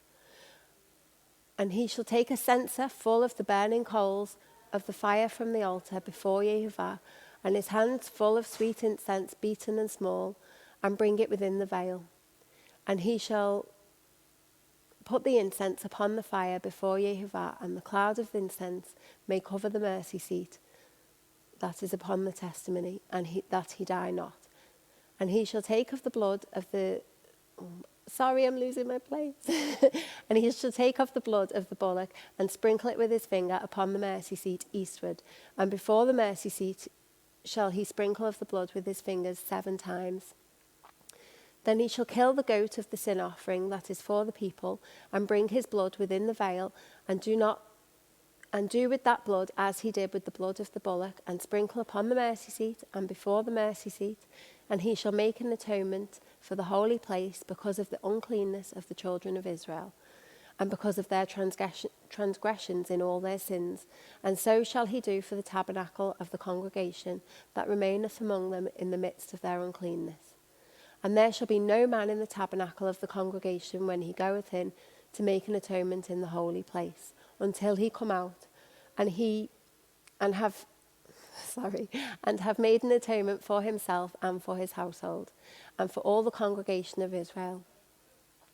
And he shall go out unto the altar that is before Yehovah, and make an atonement for it, and shall take of the blood of the bullock and the blood of the goat, and put it upon the horns of the altar round about. And he shall sprinkle the blood upon it with his finger 7 times, and cleanse it, and hallow it from the uncleanness of the children of Israel. And when he hath made an end of reconciling the holy place, and the tabernacle of the congregation, and the altar, he shall bring the live goat. And Aaron shall lay both his hands upon the head of the live goat, and confess over him all the iniquities of the children of Israel, and all their transgressions and all their sins, putting then upon the head of the goat. And he shall send him away by the hand of a fit man into the wilderness, and the goat shall bear upon him all their iniquities unto the land not inhabited. And he shall let go the goat in the wilderness. And Aaron shall come into the tabernacle of the congregation, and shall put off the linen garments, which he put on when he went into the holy place, and shall leave them there. And he shall wash his flesh with water in the holy place, and put on his garments, and come forth, and offer his burnt offering, and the burnt offering of the people, and make an atonement for himself and for the people. And the fat of the sin offering shall he burn upon the altar. And he that let go the goat for the scapegoat shall wash his clothes, and bathe his flesh in water, and afterward come into the camp. And the bullock for the sin offering, and the goat for the sin offering, whose blood was brought in to make atonement in the holy place, shall one carry forth without the camp, and they shall burn in the fire their skins and their flesh and their dung. And he that burneth them shall wash his clothes, and bathe his flesh in water, and afterward he shall come into the camp. And this shall be a statute for ever unto you, that in the 7th month, on the 10th day of the month, ye shall afflict your souls, and do no work at all, whether it be one of your own country, or a stranger that sojourneth among you. For on that day shall the priest make an atonement for you, to cleanse you, that ye may be clean from your sins before Yehovah. And it shall be a Sabbath of rest unto you, and ye shall afflict your souls by a statute for ever. And the priest whom he shall anoint, and whom he shall consecrate to minister in the priest's office in his father's stead, shall make an atonement, and shall put on the linen clothes, even the holy garments, and shall make an atonement for the holy sanctuary. And he shall make an atonement for the tabernacle of the congregation and for the altar, and he shall make an atonement for the priests and for all the people of the congregation. And this shall be an everlasting statute unto you, to make an atonement for the children of Israel for all their sins once a year. And he did as Jehovah commanded Moses. And Jehovah spoke unto Moses, saying, Speak unto Aaron and unto his sons and to all the children of Israel, and say unto them, This is the thing which Jehovah hath commanded, saying, What man soever there be of the house of Israel that killeth an ox, a lamb, a goat, or in the camp, or that killeth it out of the camp, and bringeth it not unto the door of the tabernacle of the congregation, to offer an offering unto Jehovah before the tabernacle of Jehovah, blood shall be imputed unto that man. He hath shed blood, and that man shall be cut off from among his people. To the end that the children of Israel may bring their sacrifices, which they offer in the open field, even that they may bring unto Jehovah unto the door of the tabernacle of the congregation, unto the priest, and offer them for a peace offering unto Jehovah. And the priest shall sprinkle the blood upon the altar of Jehovah at the door of the tabernacle of the congregation, and burn the fat for the sweet savour unto Jehovah. And they shall no more offer their sacrifices unto devils, after whom they have gone whoring. And this shall be a statute for ever unto them throughout their generations. And thou shalt say unto them, Whatsoever man there be of the house of Israel, or of the strangers which sojourn among you, and that offereth a burnt offering or sacrifice, and bring it not unto the door of the tabernacle of the congregation, to offer it unto Jehovah, even that man shall be cut off from among his people. And whatsoever man there be of the house of Israel, or of the strangers that sojourn among you, that eateth any manner of blood, I will even set my face against that soul that eateth blood, and will cut him off from among his people. For the life of the flesh is in the blood, and I have given it to you upon the altar to make atonement for your souls, for it is the blood that maketh an atonement for the soul. Therefore I said unto the children of Israel, No soul of you shall eat blood, neither shall any stranger that sojourneth among you eat blood. And whatsoever man there be of the children of Israel, or of the strangers that sojourn among you, which hunteth and catcheth any beast or fowl that may be eaten, he shall even pour out the blood thereof, and cover it with dust. For it is the life of all flesh, the blood of it is for the life thereof. Therefore I said unto the children of Israel, Ye shall eat the blood of no manner of flesh, for the life of all flesh is in the blood thereof. Whosoever eateth it shall be cut off.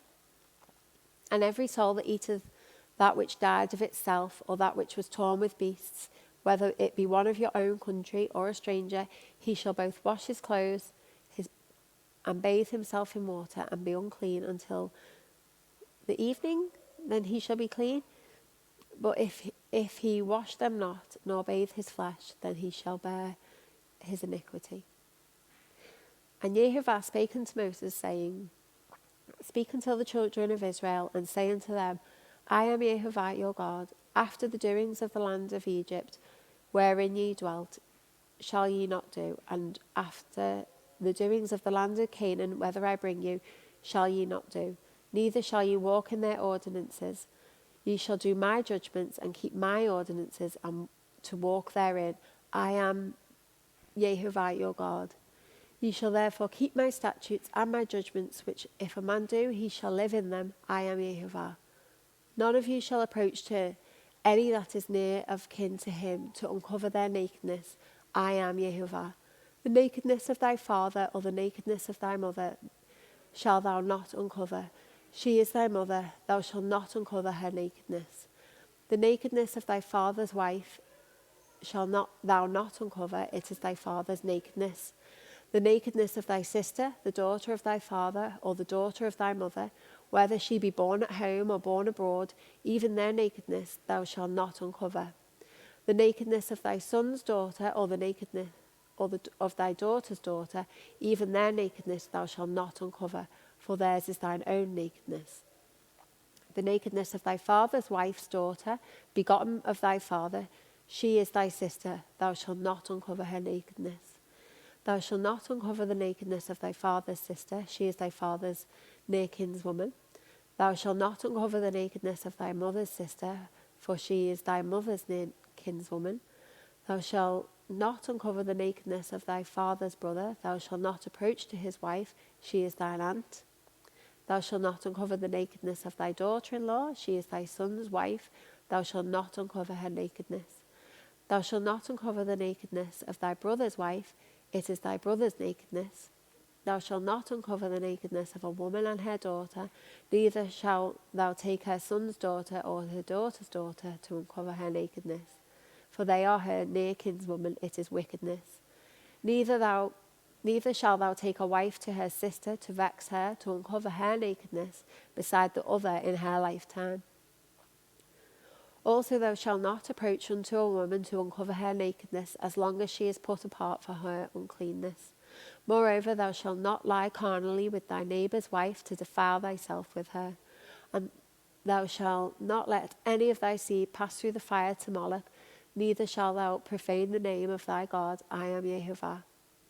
Thou shalt not lie with mankind as with womankind, it is an abomination. Neither shalt thou lie with any beast to defile thyself therewith. Neither shall any woman stand before a beast to lie down thereto, it is confusion. Defile not ye yourselves in any of these things, for in all these nations are defiled which I cast out before you, and the land is defiled. Therefore do not visit the iniquity thereof upon it, and the land itself vomiteth out her inhabitants. Ye shall therefore keep thy statutes and thy judgments, and shall not commit any of these abominations, neither any of your own nation, nor any stranger that sojourneth among you. For all these abominations have the men of the land done, which were before you, and the land is defiled. That the land spew not you out also when ye defile it, as in the spewed out nations that were before you. For whatsoever shall commit any of these abominations, even the souls that committed them shall be cut off from among their people. Therefore shall ye keep mine ordinance, that ye commit not any one of these abominable customs which were committed before you, and that ye defile not yourselves therein. I am Yehovah your God. And Yehovah spake unto Moses, saying, Speak unto all the congregation of the children of Israel, and say unto them, Ye shall be holy, for I am Yehovah your God, I am holy. Ye shall fear every man his mother and his father, and shall keep my Sabbaths. I am Yehovah your God. Turn ye not unto idols, nor make to yourselves molten gods. I am Yehovah your God. And if ye offer a sacrifice of peace offerings unto Yehovah, ye shall offer it at your own will. It shall be eaten the same day after ye offer it, and on the morrow, and if aught remain until the third day, it shall be burnt with fire. And if it be eaten at all on the third day, it is abominable. It shall not be accepted. Therefore every one that eateth it shall bear his iniquity, because he hath profaned the hallowed thing of Yehovah, and that soul shall be cut off from among his people. And when ye reap the harvest of your land, thou shalt not wholly reap the corners of thy field, neither shalt thou gather the gleanings of thy harvest. And thou shalt not glean thy vineyard, neither shalt thou gather every grape of the vineyard. Thou shalt leave them for the poor and the stranger. I am Yehovah your God. Ye shall not steal, neither deal falsely, neither lie to one another. And ye shall not swear by my name falsely, neither shalt thou profane the name of God. I am Yehovah. Thou shalt not defraud thy neighbour, neither rob him. The wages that is hired shall not... Sorry, I thought I'd lost my place, but I didn't. The wages of him that is hired shall not abide with thee all night until the morning. Thou shalt not curse the deaf, nor put a stumbling block before the blind, but shall fear thy God. I am Yehovah. Ye shall not do unrighteousness in judgment. Thou shalt not respect the person of the poor, nor honour the person of the mighty, but in righteousness shall judge thy neighbour.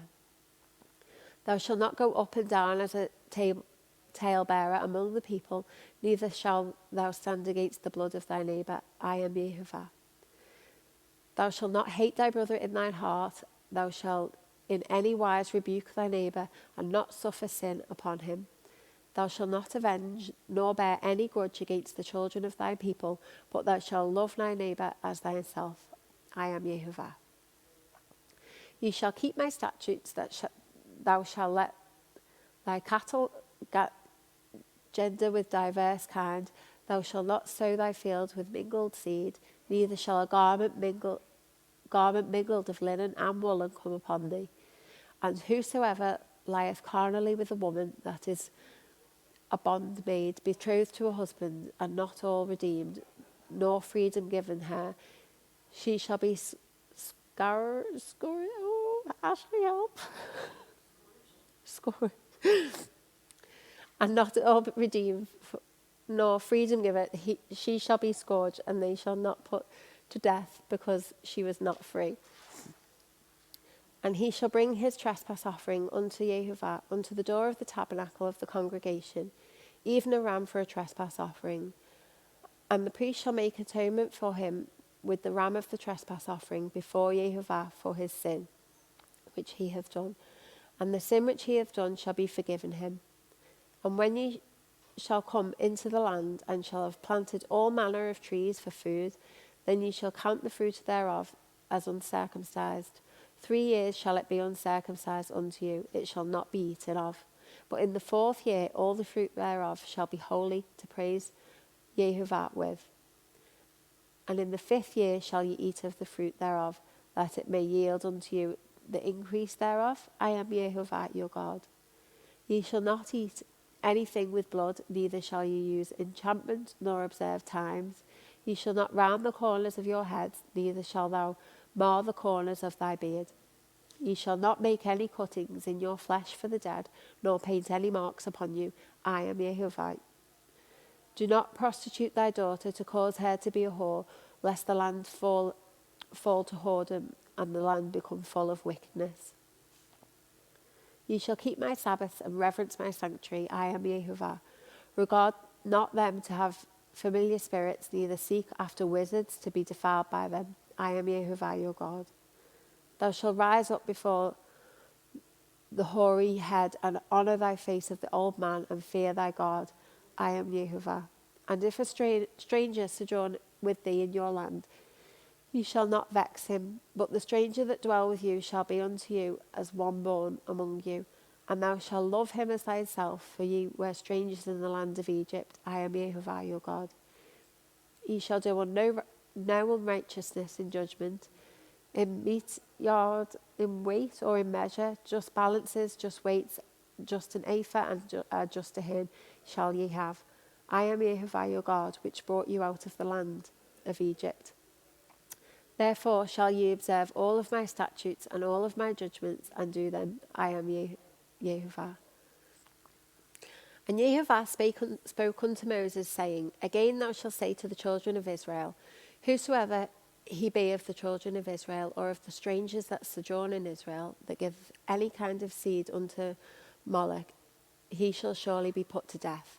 The people of the land shall stone him with stones, and I will set my face against that man, and will cut him off from among his people, because he hath given of his seed unto Moloch, to defile my sanctuary, and to profane my holy name.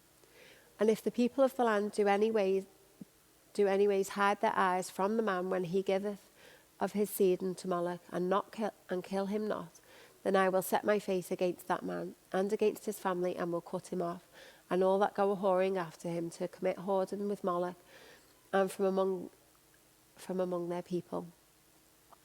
And the soul that turneth after such as have familiar spirits, and after wizards to go whoring after them, I will even set my face against that soul, and will cut him off from among his people. Sanctify yourselves therefore, and be holy, for I am Yehovah your God. And ye shall keep my statutes and do them, for I am Yehovah which sanctify you. For every one that curseth his father or mother shall be surely put to death. He hath cursed his father or mother, his blood shall be upon him. And the man that committeth adultery with another man's wife, even he that committeth adultery with his neighbour's wife, the adulterer and the adulteress shall surely be put to death. And the man that lieth with his father's wife hath uncovered his father's nakedness. Both of them shall surely be put to death. Their blood shall be upon them. And if a man lie with his daughter-in-law, both of them shall surely be put to death. They have wrought confusion, their blood shall be upon them. If a man also lie with mankind, as he lieth with a woman, both of them have committed an abomination, they shall surely be put to death, their blood shall be upon them. And if a man take a wife and her mother, it is wickedness. They shall be burnt with fire, both he and they, that there be no wickedness among you. And if a man lie with a beast, he shall surely be put to death, and ye shall slay the beast. And if a woman approach unto any beast to lie down thereto, thou shalt kill the woman and the beast. They shall surely be put to death, their blood shall be upon them. And if a man shall take his sister, his father's daughter, or his mother's daughter, to see her nakedness, and she see that his nakedness, it is a wicked thing, and they shall be cut off in the sight of their people. He hath uncovered his sister's nakedness, he shall bear his iniquity. And if a man shall lie with a woman having her sickness, and shall uncover her nakedness, he hath discovered her fountain, that she hath uncovered the fountain of her blood, and both of them shall be cut off from among their people. And thou shalt not uncover the nakedness of thy mother's sister, nor of thy father's sister, for he uncovereth his near kin, they shall bear the iniquity.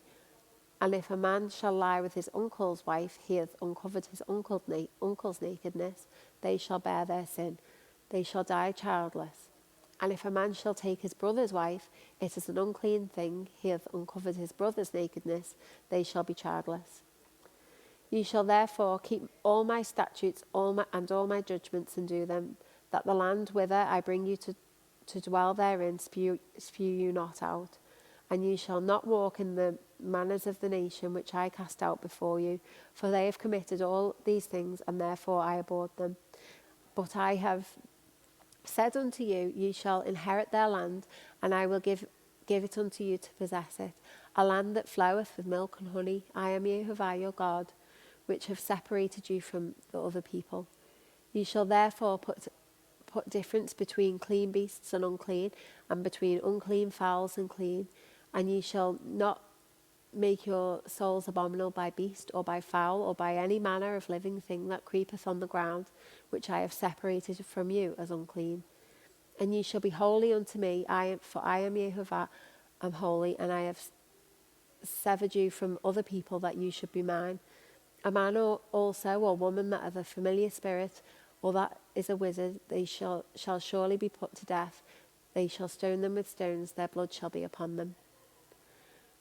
And Jehovah said unto Moses, Speak unto the priests of the sons of Aaron, and say unto them, There shall none be defiled for the dead among his people, but for his kin that is near unto him, that is, for his mother, and for his father, and for his son, and for his daughter, and for his brother, and for his sister a virgin that is nigh unto him, which had no husband, for her he may be defiled. But he shall not defile himself, being a chief man among his people, to profane himself. They shall not make baldness upon their head, neither shall they shave off the corner of their beard, nor make any cuttings in their flesh. They shall be holy unto their God, and not profane the name of their God, for the offerings of Jehovah made by fire, and the bread of their God they do offer. Therefore they shall be holy. They shall not take a wife that is a whore or profane, neither shall they take a woman put away from her husband, for he is holy unto his God. Thou shalt sanctify him therefore, for he offereth the bread of thy God. He shall be holy unto thee, for I am Jehovah, which sanctify you, am holy. And the daughter of any priest, if she profane herself by playing the whore, she profaneth her father, she shall be burnt with fire. And he that is the high priest among his brethren, upon whose head the anointing oil is poured, and that is consecrated to put on the garments, shall not uncover his head, nor rend his clothes, neither shall he go into any dead body, nor defile himself for his father or for his mother. Neither shall he go out of the sanctuary, nor profane the sanctuary of his God, for the crown of the anointing oil of his God is upon him. I am Jehovah. And he shall take a wife in her virginity, a widow or a divorced woman, or profane, or an harlot, these shall he not take, but he shall take a virgin of his own people to wife. neither shall he profane his seed among his people, for I am Yehovah, do sanctify him.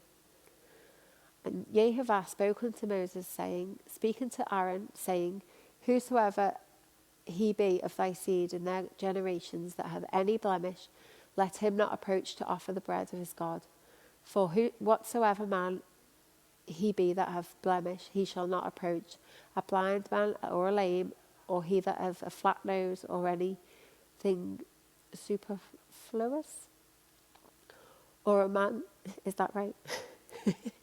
Or a man that is broken-footed or broken-handed, or crook-backed, or a dwarf, or that have a blemish in his eye, or be scurvy, or scabbed, or have his stones broken. No man that hath a blemish of thy seed of Aaron, the priest, shall come nigh to offer the offerings of Yehovah made by fire. He hath a blemish, he shall not come nigh to offer the bread of his God. He shall eat the bread of his God, both of the most holy and of the holy. Only he shall not go in unto the veil, nor come nigh unto the altar, because he hath a blemish, that he profane not my sanctuaries, for I am Yehovah, do sanctify them. And Moses told it unto Aaron and to his sons and to all the children of Israel. And Yehovah spoke unto Moses, saying, Speak unto Aaron and to his sons, that they separate themselves from the holy things that the children of Israel, that they profane not my holy name, in whose things which they hallow unto me. I am Yehovah. Say unto them, Whatsoever he be of all your seed among your generations that goeth unto the holy things which the children of Israel hallow unto Yehovah, having his uncleanness upon him, that soul shall be cut off from my presence. I am Yehovah. What man soever of the seed of Aaron is a leper, or of a running issue, he shall not eat of the holy things until he be clean. And whoso toucheth anything that is unclean by the dead, or a man whose seed goeth from him, or whosoever toucheth any creeping thing whereby he may be made unclean, or a man of whom he may take uncleanness, whatsoever uncleanness he have, the soul which hath touched any such shall be unclean until evening, and shall not eat of the holy things, unless he wash his flesh with water. And when the sun is down, he shall be clean, and shall afterward eat of the holy things, because it is his food. That which dieth of itself, or is torn with beasts, he shall not eat to defile himself therewith. I am Yehovah. They shall therefore keep mine ordinance, lest they bear sin for it, and die therefore. If they profane it, I, Yehovah, do sanctify them. There shall no stranger eat of the holy things. A sojourner of the priest, or a hired servant, shall not eat of the holy thing. But if the priest buy any soul with his money, he shall eat of it, and he that is born in his house, they shall eat of his meat. If the priest's daughter also be married unto a stranger, she may not eat of any offering of the holy things. But if the priest's daughter be a widow or divorced, and have no child, and is returned unto her father's house, as in her youth, she shall eat of her father's meat, but there shall be no stranger eat thereof. And if a man eat of the holy things unwittingly, then he shall put the fifth part thereof unto it, and shall give it unto the priest with the holy thing. And they shall not profane the holy things of the children of Israel, which they offer unto Yehovah, or suffer them to bear the iniquity of trespass when they eat their holy things. For I, Yehovah, do sanctify them. And Yehovah spoke unto Moses, saying, Speak unto Aaron and to his sons and to all the children of Israel, and say unto them, Whatsoever he be the house of Israel, or of the strangers in Israel, that will offer his oblation for all his vows, and for his freewill offerings, which they will offer unto Yehovah for a burnt offering, ye shall offer at your own will a male without blemish of the beeves, or of the sheep, or of the goats. But whosoever hath a blemish they shall not offer, for it is not acceptable for you. And whosoever offereth a sacrifice of peace offerings unto Yehovah to accomplish his vow, or a freewill offering in beeves or sheep, it shall be perfect to be accepted. There shall be no blemish therein. blind or broken or maimed or having a wem or scurvy or scabbed, you shall not offer these unto Jehovah, nor make an offering by fire of them upon the altar unto Jehovah. Either a bullock or a lamb that have any superfluous or lacking in his parts, that mayest thou offer for a freewill offering, but for a vow it shall not be accepted. Ye shall not offer unto Jehovah that which is bruised or crushed or broken or cut, neither shall ye make any offering thereof in your land. Neither from a stranger's hand shall ye offer the bread of your God of any of these, because their corruption is in them, and blemishes be in them. They shall not be accepted for you. And Jehovah spake unto Moses, saying, When a bullock or a sheep or a goat is brought forth, then it shall be 7 days under the dam, and from the 8th day and thenceforth it shall be accepted for an offering made by fire unto Jehovah. And whether it be a cow or ewe, ye shall not kill it and her young both in one day. And when ye will offer a sacrifice of thanksgiving unto Jehovah, offer it at your own will. On the same day it shall be eaten up, ye shall leave none of it until the morrow. I am Jehovah. Therefore shall ye keep my commandments and do them. I am Jehovah. Neither shall ye profane thy holy name, but I will be hallowed among the children of Israel. I am Jehovah which hallow you, and thou that brought you out of the land of Egypt to be your God. I am Jehovah. Leviticus 23. And the Lord spake unto Moses, saying, Speak unto the children of Israel, and say unto them concerning the feasts of the Lord, which ye shall proclaim to be holy convocations. Even these are my feasts. 6 days shall work be done, but the 7th day is a Sabbath of rest, and holy convocation. Ye shall do no work therein. It is the Sabbath of the Lord in all your dwellings. These are the feasts of the Lord, even holy convocations, which ye shall proclaim in their seasons. In the 14th day of the 1st month at even is the Lord's Passover, and on the 15th day of the same month is the feast of unleavened bread unto the Lord. 7 days ye must eat unleavened bread. In the 1st day ye shall have an holy convocation. Ye shall do no servile work therein, but ye shall offer an offering made by fire unto the Lord 7 days. In the 7th day is an holy convocation. Ye shall do no servile work therein. And the Lord spake unto Moses, saying, Speak unto the children of Israel, and say to them, When ye be come into the land which I give unto you, and shall reap the harvest thereof, then ye shall bring a sheaf of the first fruits of your harvest unto the priest. And he shall wave the sheaf before the Lord, to be accepted for you. On the morrow after the Sabbath, the priest shall wave it. And ye shall offer that day, when ye wave the sheaf, an he-lamb, without blemish, of the 1st year, for a burnt offering unto the Lord. And the meat offering thereof shall be 2/10 deals of fine flour mingled with oil, an offering made by fire unto the Lord for a sweet savour. And the drink offering thereof shall be of wine, the 4th part of an hin. And ye shall eat neither bread, nor parched grain, nor green ears, until the selfsame day that ye have brought an offering unto your God. It shall be a statute forever throughout your generations in all your dwellings. And ye shall count unto you from the morrow after the Sabbath, from the day that ye brought the sheaf of the wave offering, 7 Sabbaths shall be complete. Even unto the morrow after the 7th Sabbath shall ye number 50 days, and ye shall offer a new meat offering unto the Lord. Ye shall bring out of your habitations 2 wave loaves of 2/10 deals. They shall be of fine flour, they shall be baken with leaven, they are the first fruits unto the Lord.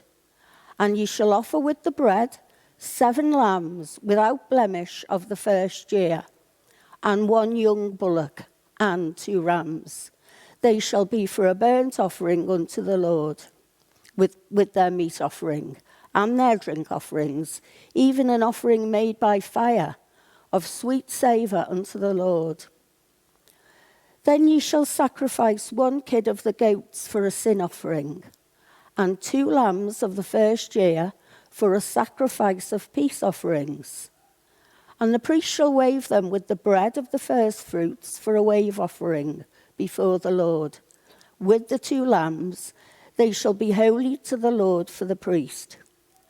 And ye shall proclaim on the selfsame day that it may be an holy convocation unto you. Ye shall do no servile work therein. It shall be a statute forever in all your dwellings throughout your generations. And when ye reap the harvest of your land, thou shalt not make clean riddance of the corners of thy field when thou reapest. Neither shalt thou gather any gleaning of thy harvest. Thou shalt leave them unto the poor and to the stranger. I am the Lord your God. And the Lord spake unto Moses, saying, Speak unto the children of Israel, saying, In the 7th month, in the 1st day of the month, shall ye have a Sabbath, a memorial of blowing trumpets, an holy convocation.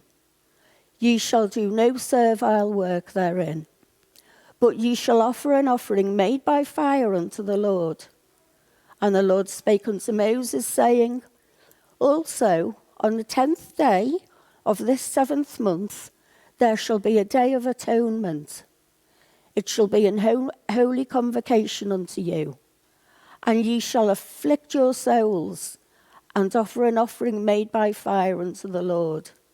And ye shall do no work in that same day, for it is a day of atonement, to make an atonement for you before the Lord your God. For whatsoever soul it be that shall not be afflicted in that same day, he shall be cut off from among his people. And whatsoever soul it may be that doeth any work in that same day, the same soul will I destroy from among his people. Ye shall do no manner of work. It shall be a statute forever throughout your generations in all your dwellings. It shall be unto you a Sabbath of rest, and ye shall afflict your souls. In the 9th month, in the 9th day of the month at even, from even unto even, shall ye celebrate your Sabbath. And the Lord spake unto Moses, saying, Speak unto the children of Israel, saying, The 15th day of this 7th month shall be the Feast of Tabernacles, for 7 days unto the Lord. On the 1st day shall be an holy convocation. You shall do no servile work therein. 7 days ye shall offer an offering made by fire unto the Lord. On the 8th day shall be an holy convocation unto you, and ye shall offer an offering made by fire unto the Lord. It is a solemn assembly, and ye shall do no servile work therein. These are the feasts of the Lord, which ye shall proclaim to be holy convocations, to offer an offering made by fire unto the Lord, a burnt offering, a meat offering, a sacrifice, and drink offerings, everything upon his day. Beside the Sabbaths of the Lord, and beside your gifts, and beside all your vows, and beside all your freewill offerings, which ye give unto the Lord. Also in the 15th day of the 7th month, when ye have gathered in the fruit of the land, ye shall keep a feast unto the Lord 7 days. On the 1st day shall be a Sabbath, and on the 8th day shall be a Sabbath. And ye shall take you on the 1st day the boughs of goodly trees, branches of palm trees, and the boughs of thick trees, and the willows of the brook, and ye shall rejoice before the Lord your God 7 days. And ye shall keep it a feast unto the Lord 7 days in the year. It shall be a statute forever in your generations. Ye shall celebrate it in the 7th month. Ye shall dwell in booths 7 days. All that are Israelites born shall dwell in booths, that your generations may know that I made the children of Israel to dwell in booths when I brought them out of the land of Egypt. I am the Lord your God. And Moses declared unto the children of Israel the feasts of the Lord. Leviticus 24, 1-9. And the Lord spake unto Moses, saying, Command the children of Israel that they bring unto thee pure olive oil, beaten for the light, to cause the lamps to burn continually. Without the veil of the testimony, in the tabernacle of the congregation, shall Aaron order it from the evening unto the morning before the Lord continually. It shall be a statute forever in your generations. He shall order the lamps upon the pure candlestick before the Lord continually. And thou shalt take fine flour and bake 12 cakes thereof. 2/10 deals shall be in one cake. And thou shalt set them in 2 rows, 6 on a row, upon the pure table before the Lord. And thou shalt put pure frankincense upon each row, that it may be the bread for a memorial, even an offering made by fire unto the Lord. Every Sabbath he shall set it in before the Lord continually, being taken from the children of Israel by an everlasting covenant.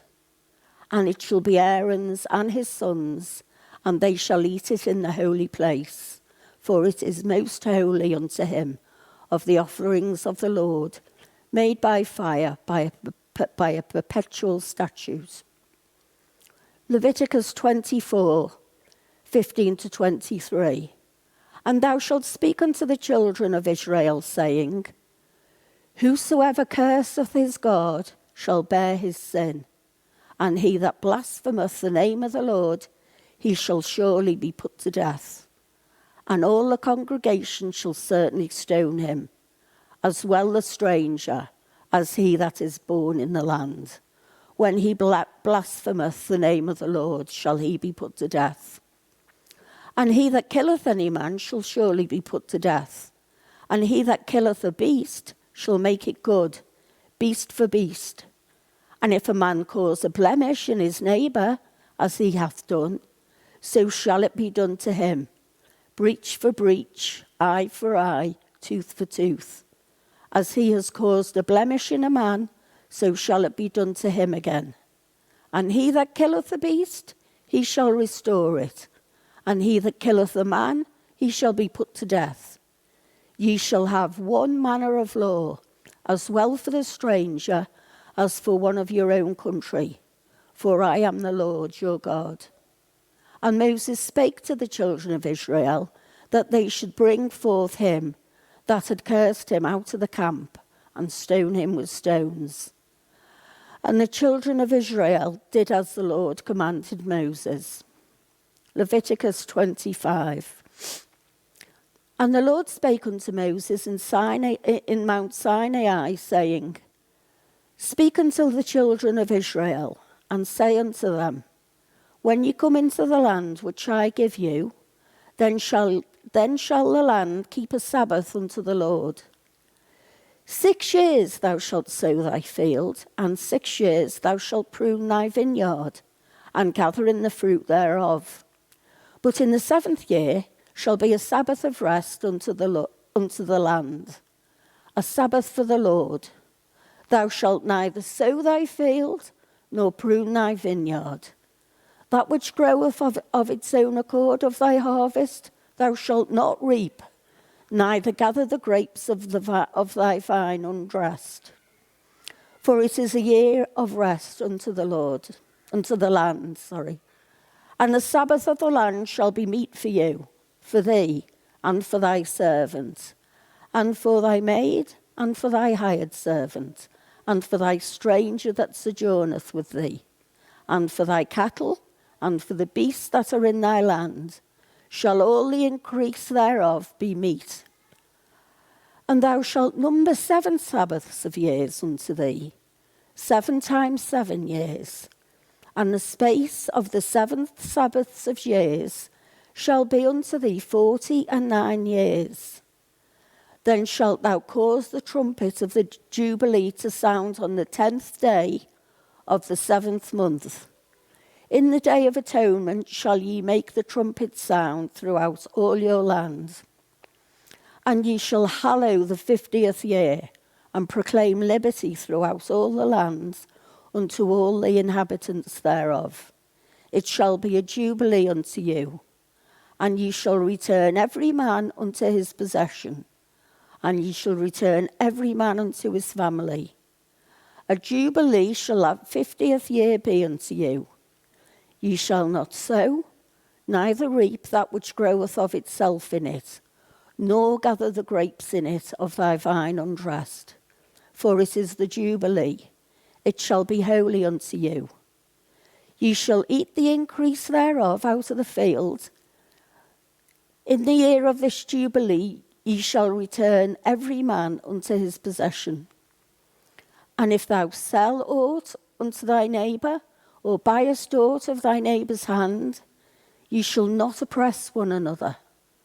According to the number of years after the Jubilee, thou shalt buy of thy neighbour, and according unto the number of years of the fruits he shall sell unto thee. According to the multitude of years thou shalt increase the price thereof, and according to the fewness of years shalt thou diminish the price of it. For according to the number of years of the fruits doth he sell unto thee. Ye shall not oppress one another, but thou shalt fear thy God. For I am the Lord your God. Wherefore ye shall do my statutes, and keep my judgments, and do them, and ye shall dwell in the land in safety. And the land shall yield her fruit, and ye shall eat your fill, and dwell therein in safety. And if ye shall say, what shall we eat the 7th year? Behold, we shall not sow, nor gather in our increase. Then I will command my blessing upon you in the 6th year, and it shall bring forth fruit for 3 years. And ye shall sow the 8th year, and eat of the old fruit unto the 9th year. Until her fruits come in, ye shall eat of the old store. The land shall not be sold forever, for the land is mine, for ye are strangers and sojourners with me. And in all the land of your possession ye shall grant a redemption for the land. If thy brother be waxen pure, and hath sold away some of his possession, and if any of his kin come to redeem it, then shall he redeem that which his brother sold. And if the man have none to redeem it, and himself be able to redeem it, then let him count the years of the sale thereof, and restore the overplus unto the man to whom he sold it, that he may return unto his possession. But if he be not able to restore it to him, then that which is sold shall remain in the hands of him that hath bought it unto the year of the Jubilee. And in the Jubilee it shall go out, and he shall return unto his possession. And if a man sell a dwelling place in a walled city, then he may redeem it within a whole year after it is sold. Within a full year he may redeem it. And if it not be redeemed within the space of a full year, then the house that is in the walled city shall be established forever to him that bought it throughout his generations. It shall not go out in the Jubilee. But the houses of the villages which have no wall around them shall be counted as the fields of the country. They may be redeemed, and they shall go out in the Jubilee. notwithstanding the cities of the Levites and the houses of the cities of their possession, may the Levites redeem at any time. And if a man purchase of the Levites, then the house that was sold and the city of his possession shall go out in the year of Jubilee. For the houses of the cities of the Levites are their possession among the children of Israel. But the field of the suburbs of their cities may not be sold, for it is their perpetual possession.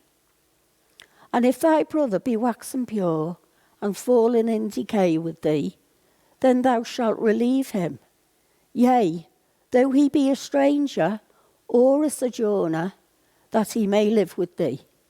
Take thou no usury of him, or increase, but fear thy God, that thy brother may live with thee.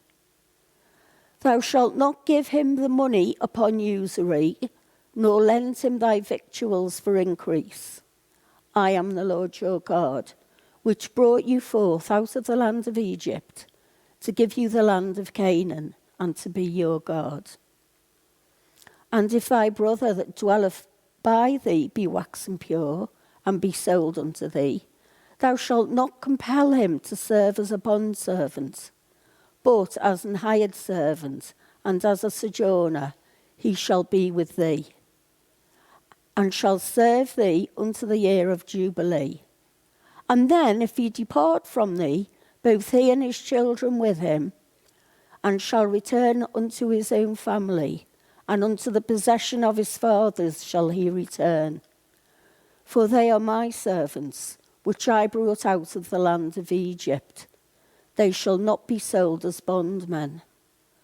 Thou shalt rule over him with rigour, but shalt fear thy God. Both thy bondmen and thy bondmaids, which thou shalt have, shall be of the heathen that are around about you. Of them shall you buy bondmen and bondmaids. Moreover, of the children of the strangers that do sojourn with you, of them shall ye buy, and of their families that are with you, which they begat in your land. And they shall be your possession, and ye shall take them as an inheritance for your children after you, to inherit them for a possession. They shall be your bondmen forever. But over your brethren, the children of Israel, ye shall not rule over one another with rigour.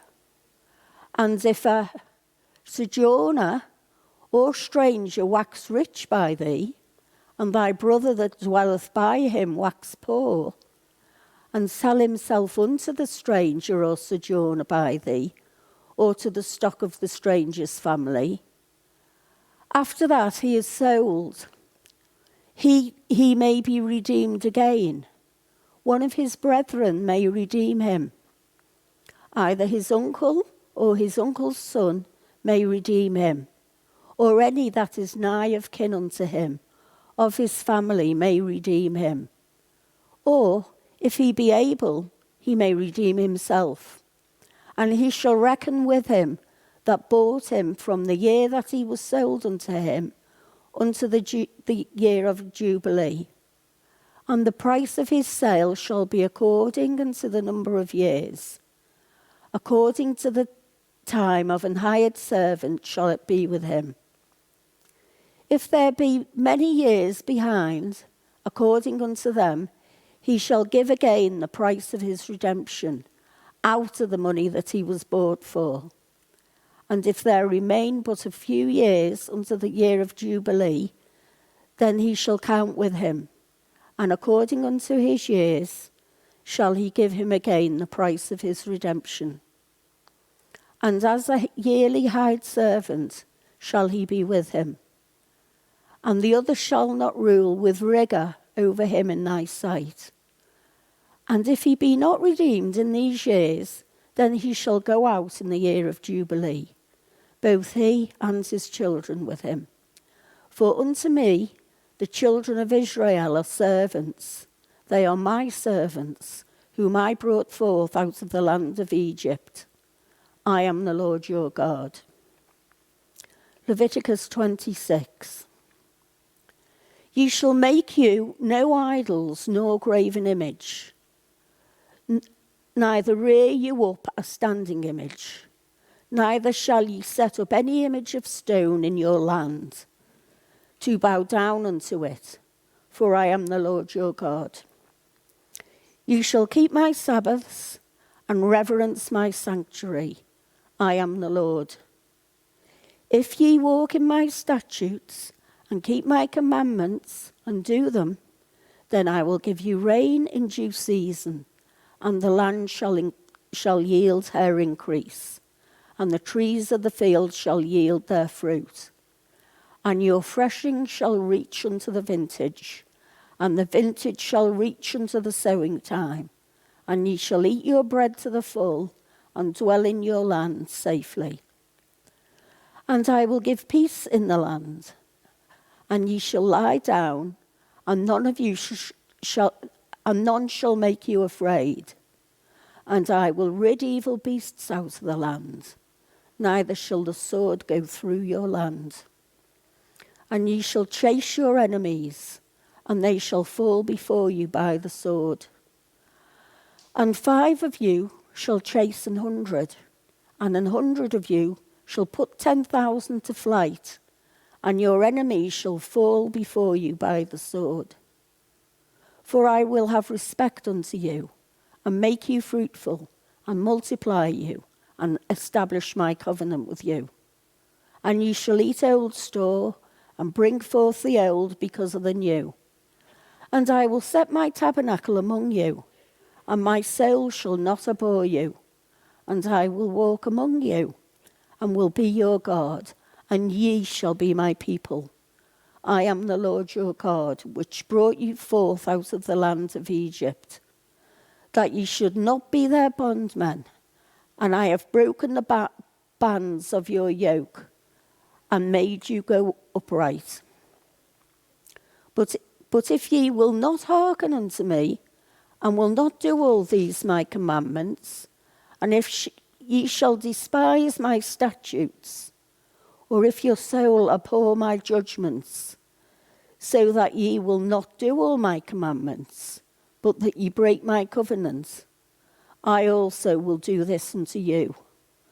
I will even appoint over you terror, consumption, and the burning ague, that shall consume the eyes, and cause sorrow of the heart, and ye shall sow your seed in vain, for your enemies shall eat it. And I will set my face against you, and ye shall be slain before your enemies, that they that hate you shall reign over you, and ye shall flee when none pursueth you.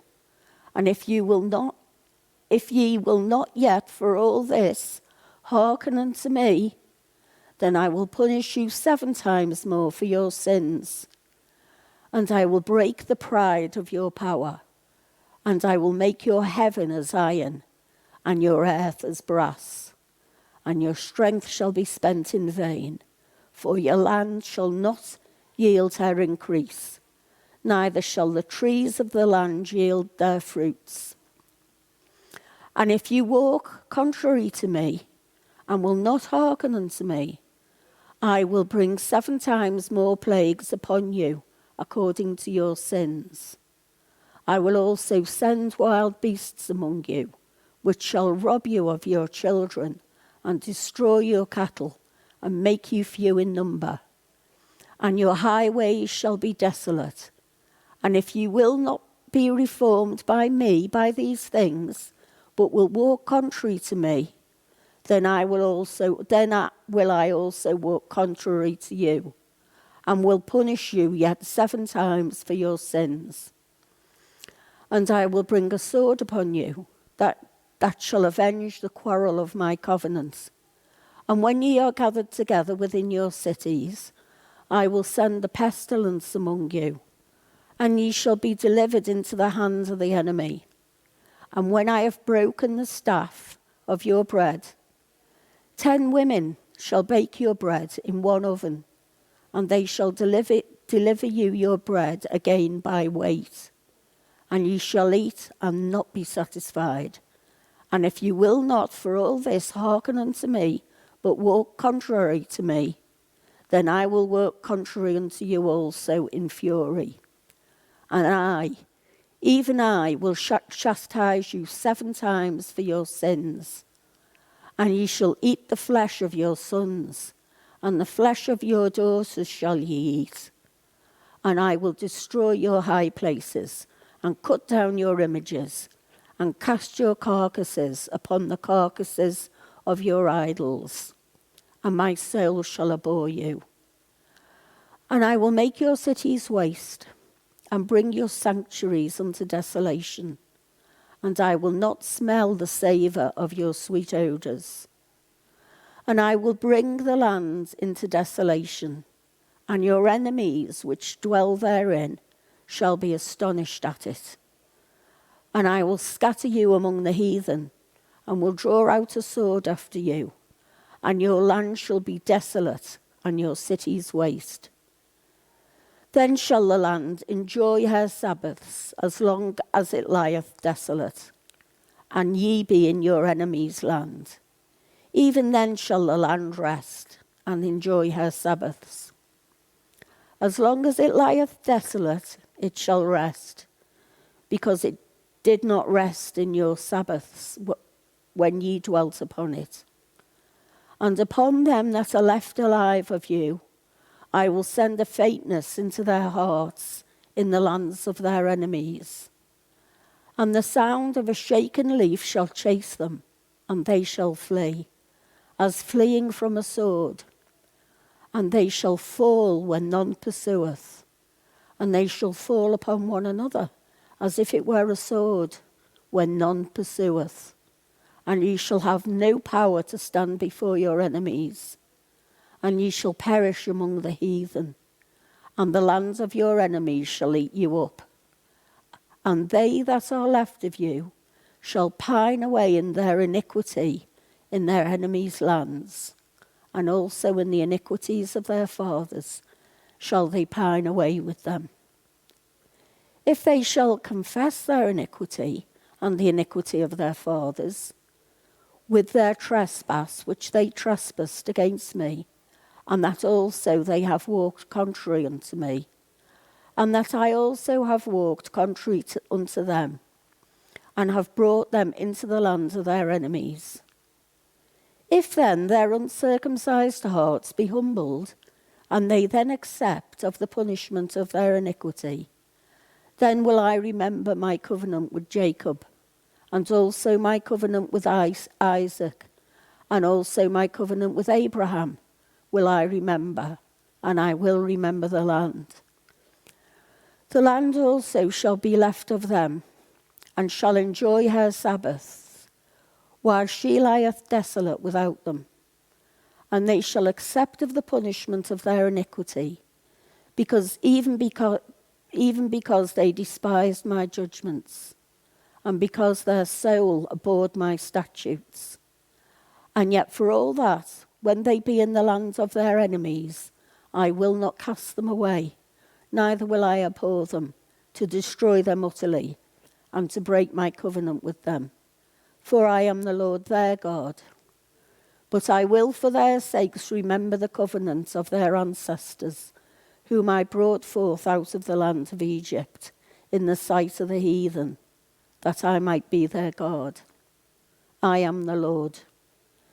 These are the statutes and judgments and laws which the Lord made between him and the children of Israel in Mount Sinai by the hand of Moses. Leviticus 27. And the Lord spake unto Moses, saying, Speak unto the children of Israel, and say unto them, When a man shall make a vow that is too difficult, the persons shall be for the Lord by thy estimation. And thy estimation shall be of the male from 20 years old even unto 60 years old. Even thy estimation shall be 50 shekels of silver, after the shekel of the sanctuary. And if it be a female, then thy estimation shall be 30 shekels. And if it be from 5 years old, even unto 20 years old, then thy estimation shall be of the male 20 shekels, and for the female 10 shekels. And if it be from a month old, even unto 5 years old, then thy estimation shall be of the male 5 shekels of silver, and for the female thy estimation shall be 3 shekels of silver. And if it be from 60 years old and above, if it be a male, then thy estimation shall be 15 shekels, and for the female 10 shekels. But if he be poorer than my estimation, then he shall present himself before the priest, and the priest shall value him. According to his ability that vowed, shall the priest value him. And if it be a beast whereof man bring an offering unto the Lord, all that any man giveth of such unto the Lord shall be holy. He shall not alter it, nor change it, a good for a bad, or a bad for a good. And if he shall at all change beast for beast, then it and the exchange thereof shall be holy. And if it be any unclean beast, which they do not offer a sacrifice unto the Lord, then he shall present the beast before the priest, and the priest shall value it, whether it be good or bad, as thou valuest. Who art the priest, so shall it be. But if he will at all redeem it, then he shall add a 5th part thereof unto thy estimation. And when a man shall sanctify his house to be holy unto the Lord, then the priest shall estimate it, whether it be good or bad. As the priest shall estimate it, so shall it stand. And if he that sanctified it will redeem his house, then he shall add the 5th part of the money of thy estimation unto it, and it shall be his. And if a man shall sanctify unto the Lord some part of a field of his possession, then thy estimation shall be according to the seed thereof. An homer of barley seed shall be valued at 50 shekels of silver. If he sanctify his field from the year of Jubilee, according to thy estimation, it shall stand. But if he sanctify his field after the Jubilee, then the priest shall reckon unto him the money according to the years that remain, even unto the year of the Jubilee. And it shall be abated from thy estimation. And if he that sanctified the field will in any wise redeem it, then he shall add the 5th part of the money of thy estimation unto it, and it shall be assured to him. And if he will not redeem the field, or if he have sold the field to another man, it shall not be redeemed any more. But the field, when it goeth out in the Jubilee, shall be holy unto the Lord, as a field devoted. The possession thereof shall be the priest's. And if a man sanctify unto the Lord a field which he hath bought, which is not of the fields of his possession, then the priest shall reckon unto him the worth of thy estimation, even unto the year of the Jubilee. And he shall give thine estimation in that day as a holy thing unto the Lord. In the year of the Jubilee the field shall return unto him of whom it was bought, even to him to whom the possession of the land did belong. And all thy estimations shall be according to the shekel of the sanctuary. 20 gerahs shall be the shekel. Only the firstling of the beasts, which should be the Lord's firstling, no man shall sanctify it. Whether it be ox or sheep, it is the Lord's. And if it be of an unclean beast, then he shall redeem it according to thine estimation, and shall add a 5th part of it thereto. Or if it be not redeemed, then it shall be sold according to thy estimation.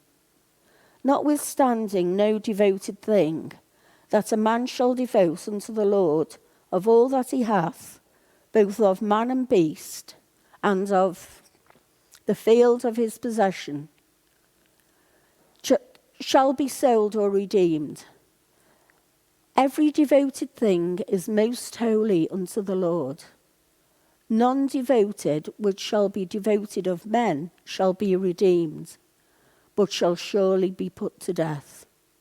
And all the tithe of the land, whether of the seed of the land or the fruit of the tree, is the Lord's. It is holy unto the Lord. And if a man will at all redeem aught out of his tithes, he shall add thereto the fifth part thereof. And concerning the tithe of the herd or of the flock, even of whatsoever passeth under the rod, the 10th shall be holy unto the Lord. He shall not search whether it be good or bad, neither shall he change it. And if he change it at all, then both it and the charge thereof shall be holy. It shall not be redeemed. These are the commandments which the Lord commanded Moses for the children of Israel in Mount Sinai. And the Lord spake unto Moses, saying, Bring the tribe of Levi near, and present them before Aaron the priest, that they may minister unto him. And they shall keep his charge, and the charge of the whole congregation before the tabernacle of the congregation, to do the service of the tabernacle. And they shall keep all the instruments of the tabernacle of the congregation, and the charge of the children of Israel, to do the service of the tabernacle.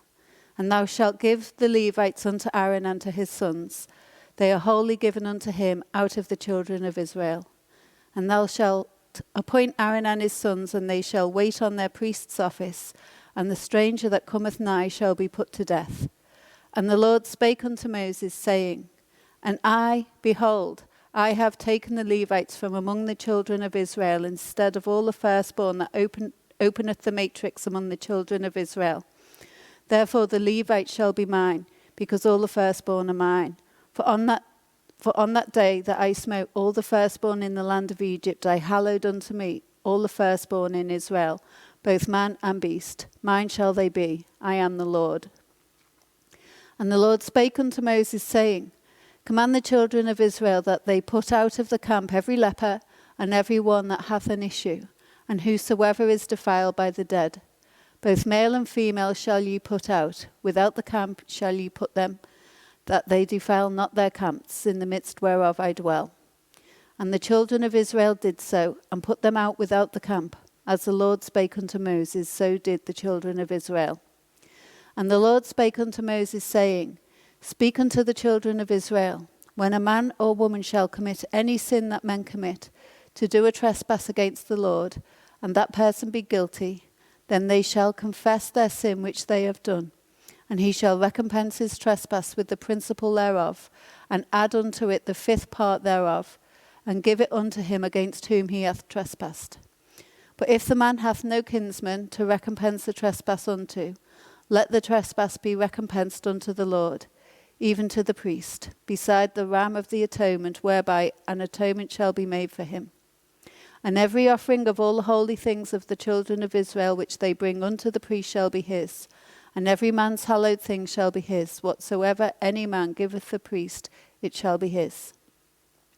And the Lord spake unto Moses, saying, Speak unto the children of Israel, and say unto them, If any man's wife go aside and commit a trespass against him, and a man lie with her carnally, and it be hid from the eyes of her husband, and be kept close, and she be defiled, and there be no witness against her, neither she be taken with the manner, and the spirit of jealousy come upon him, and he be jealous of his wife, and she be defiled. Or if the spirit of jealousy come upon him, and he be jealous of his wife, and she not be defiled, then shall the man bring his wife unto the priest, and he shall bring her offering for her, the 10th part of an ephah of barley meal. He shall pour no oil upon it, nor put frankincense thereon, for it is an offering of jealousy, an offering of memorial, bringing iniquity to remembrance. And the priest shall bring her near, and set her before the Lord. And the priest shall take holy water in an earthen vessel, and of the dust that is in the floor of the tabernacle the priest shall take, and put it into the water. And the priest shall set the woman before the Lord, and uncover the woman's head, and put the offering of memorial in her hands, which is the jealousy offering. And the priest shall have in his hand the bitter water that causeth the curse. And the priest shall charge her by an oath, and say unto the woman, If no man have lain with thee, and if thou hast not gone aside to uncleanness with another instead of thy husband, be thou free from this bitter water that causes the curse. But if thou hast gone aside to another instead of thy husband, and if thou be defiled, and some man have lain with thee beside thine husband, then the priest shall charge the woman with an oath of cursing, and the priest shall say unto the woman, The Lord make thee a curse and an oath among thy people, when the Lord doth make thy thigh to rot and thy belly to swell. And this water that causeth the curse shall go into thy bowels, to make thy belly to swell, and thy thigh to rot. And the woman shall say, Amen, Amen. And the priest shall write these curses in a book, and he shall blot them out with the bitter water. And he shall cause the woman to drink the bitter water that causeth the curse. And the water that causeth the curse shall enter into her and become bitter. Then the priest shall take the jealousy offering out of the woman's hand, and shall wave the offering before the Lord, and offer it upon the altar. And the priest shall take an handful of the offering, even the memorial thereof, and burn it upon the altar, and afterward shall cause the woman to drink the water. And when he hath made her to drink the water, then it shall come to pass, that, if she be defiled and have done trespass against her husband, that the water that causeth the curse shall enter into her and become bitter, and her belly shall swell, and her thigh shall rot, and the woman shall be a curse among her people.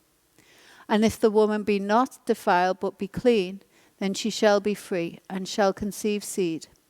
This is the law of jealousies, when a wife goeth aside to another instead of her husband, and is defiled, or when the spirit of jealousy cometh upon him, and he be jealous over his wife, and shall set the woman before the Lord, and the priest shall execute upon her all this law.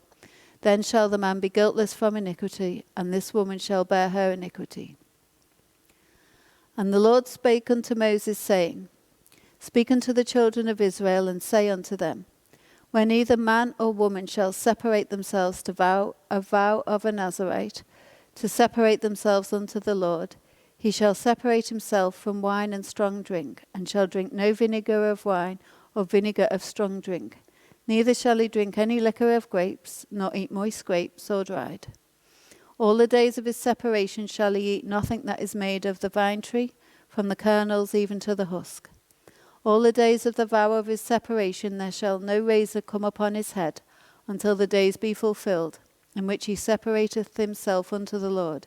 He shall be holy, and let the locks of the hair of his head grow. All the days that he separateth himself unto the Lord, he shall come at no dead body. He shall not make himself unclean for his father, or for his mother, for his brother, or for his sister, when they die, because the consecration of his God is upon his head. All of the days of his separation he is holy unto the Lord. And if any man die very suddenly by him, and he hath defiled the head of his consecration, then he shall shave his head in the day of his cleansing. On the 7th day he shall shave it. And on the 8th day he shall bring 2 turtles or 2 young pigeons to the priest, to the door of the tabernacle of the congregation. And the priest shall offer the one for a sin offering, and the other for a burnt offering, and make an atonement for him, for that he sinned by the dead, and shall hallow his head that same day. And he shall consecrate unto the Lord the days of his separation, and shall bring a lamb of the first year for a trespass offering, but the days that were before shall be lost, because his separation was defiled. And this is the law of the Nazarite. When the days of his separation are fulfilled, he shall be brought unto the door of the tabernacle of the congregation, and he shall offer his offering unto the Lord. 1 he-lamb of the first year without blemish for a burnt offering, and 1 ewe lamb of the first year without blemish for a sin offering, and 1 ram without blemish for peace offerings, and a basket of unleavened bread, cakes of fine flour mingled with oil, and wafers of unleavened bread anointed with oil, and their meat offering and their drink offerings.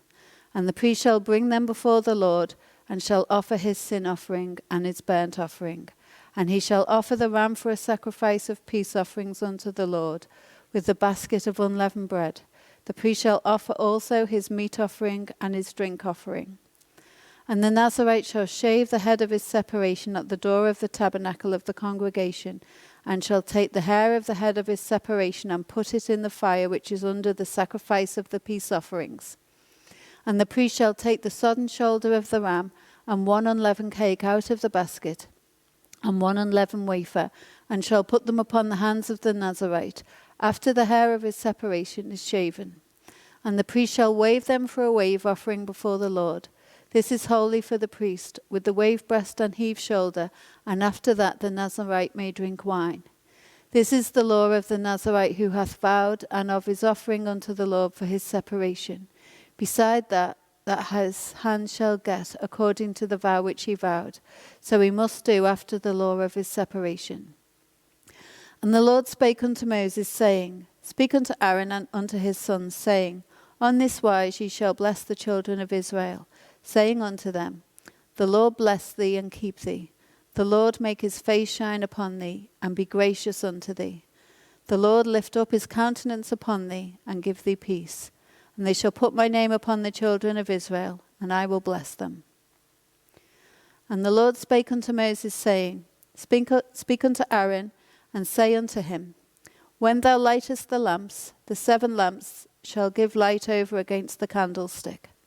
And Aaron did so. He lighted the lamps thereof over against the candlestick, as the Lord commanded Moses. And this work of the candlestick was of beaten gold, unto the shaft thereof. Unto the flowers thereof was beaten work, according unto the pattern which the Lord had showed Moses. So he made the candlestick. And the Lord spoke unto Moses, saying, This is it that belongeth unto the Levites. From 25 years old and upward they shall go in to wait upon the service of the tabernacle of the congregation. And from the age of 50 years they shall cease waiting upon the service thereof, and shall serve no more, but shall minister with their brethren in the tabernacle of the congregation, to keep the charge, and shall do no service. Thus shalt thou do unto the Levites touching their charge. And the Lord spake unto Moses in the wilderness of Sinai, in the 1st month of the 2nd year after they were come out of the land of Egypt, saying, Let the children of Israel also keep the Passover at its appointed season. In the 14th day of this month, at even, you shall keep it in his appointed season, according to all the rites of it, and according to all the ceremonies thereof shall you keep it. And Moses spake unto the children of Israel that they should keep the Passover. And they kept the Passover on the 14th day of the 1st month at even in the wilderness of Sinai, according to all that the Lord commanded Moses, so did the children of Israel. And there were certain men who were defiled by the dead body of a man that could not keep the Passover on that day. And they came before Moses and before Aaron on that day. And those men said unto him, We are defiled by the dead body of a man. Wherefore are we kept back, that we may not offer an offering of the Lord in his appointed season among the children of Israel? And Moses said unto them, Stand still, and I will hear what the Lord will command concerning you. And the Lord spake unto Moses, saying, Speak unto the children of Israel, saying, If any man of you or of your posterity shall be unclean by reason of a dead body, or be in a journey afar off, yet he shall keep the Passover unto the Lord. The 14th day of the 2nd month at even they shall keep it, and eat it with unleavened bread and bitter herbs.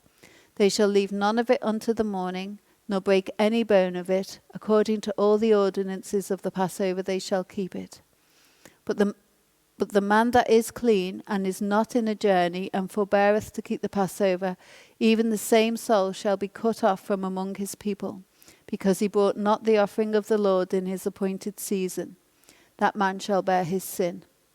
And if a stranger shall sojourn among you, and will keep the Passover unto the Lord, according to the ordinance of the Passover, and according to the manner thereof, so shall he do.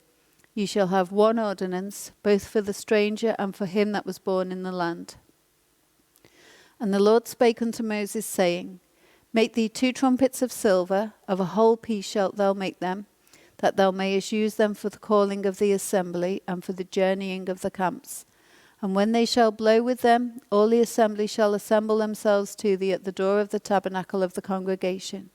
And if they blow out but with one trumpet, then the princes which are heads of the thousands of Israel shall gather themselves unto thee. When you blow an alarm, then the camps that lie on the east part shall go forward. When you blow an alarm the second time, then the camps that lie on the south side shall take their journey. They shall blow an alarm for their journeys.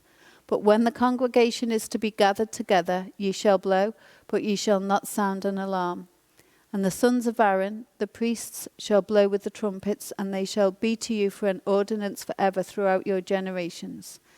And if you go to war in your land against the enemy that oppresseth you, then you shall blow an alarm with the trumpets, and ye shall be remembered before the Lord your God, and ye shall be saved from your enemies. Also in the day of your gladness, and in your solemn days, and in the beginnings of your months, you shall blow with the trumpets over your burnt offerings and over the sacrifices of your peace offerings, that they may be to you for a memorial before your God. I am the Lord your God. And the Lord spake unto Moses, saying, Speak unto the children of Israel, and say unto them, When ye be come into the land of your habitations, which I give unto you, and will make an offering by fire unto the Lord, a burnt offering or a sacrifice in performing a vow, or in a freewill offering, or in your solemn feasts, to make a sweet savour unto the Lord, of the herd or of the flock. Then shall he that offereth his offering unto the Lord bring a meat offering of a 10th deal of flour mingled with the 4th part of a hin of oil. And the 4th part of an hin of wine for a drink offering shalt thou prepare with the burnt offering or sacrifice for one lamb. Or for a ram thou shalt prepare for a meat offering 2 tenth deals of flour mingled with the 3rd part of an hin of oil. And for a drink offering thou shalt offer the 3rd part of a hin of wine for a sweet savour unto the Lord. And when thou preparest a bullock for a burnt offering, or for a sacrifice in performing a vow, or peace offerings unto the Lord, then shall he bring with a bullock a meat offering of 3 tenth deals of flour mingled with half a hin of oil. And thou shalt bring for a drink offering half a hin of wine, for an offering made by fire, of a sweet savour unto the Lord.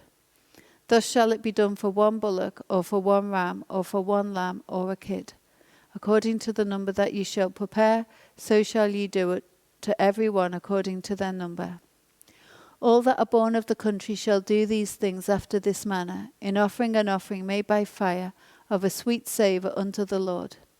And if a stranger sojourn with you, or whosoever be among you in your generations, and will offer an offering made by fire, of a sweet savour unto the Lord, as ye do, so he shall do.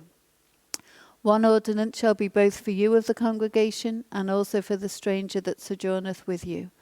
An ordinance for ever in your generations. As ye are, so shall the stranger be before the Lord. One law and one manner shall be for you, and for the stranger that sojourneth with you.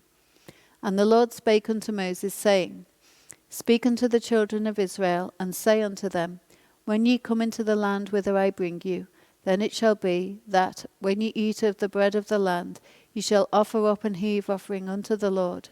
Ye shall offer up a cake of the first of your dough for an heave offering. As ye do the heave offering of the threshing floor, so shall ye heave it.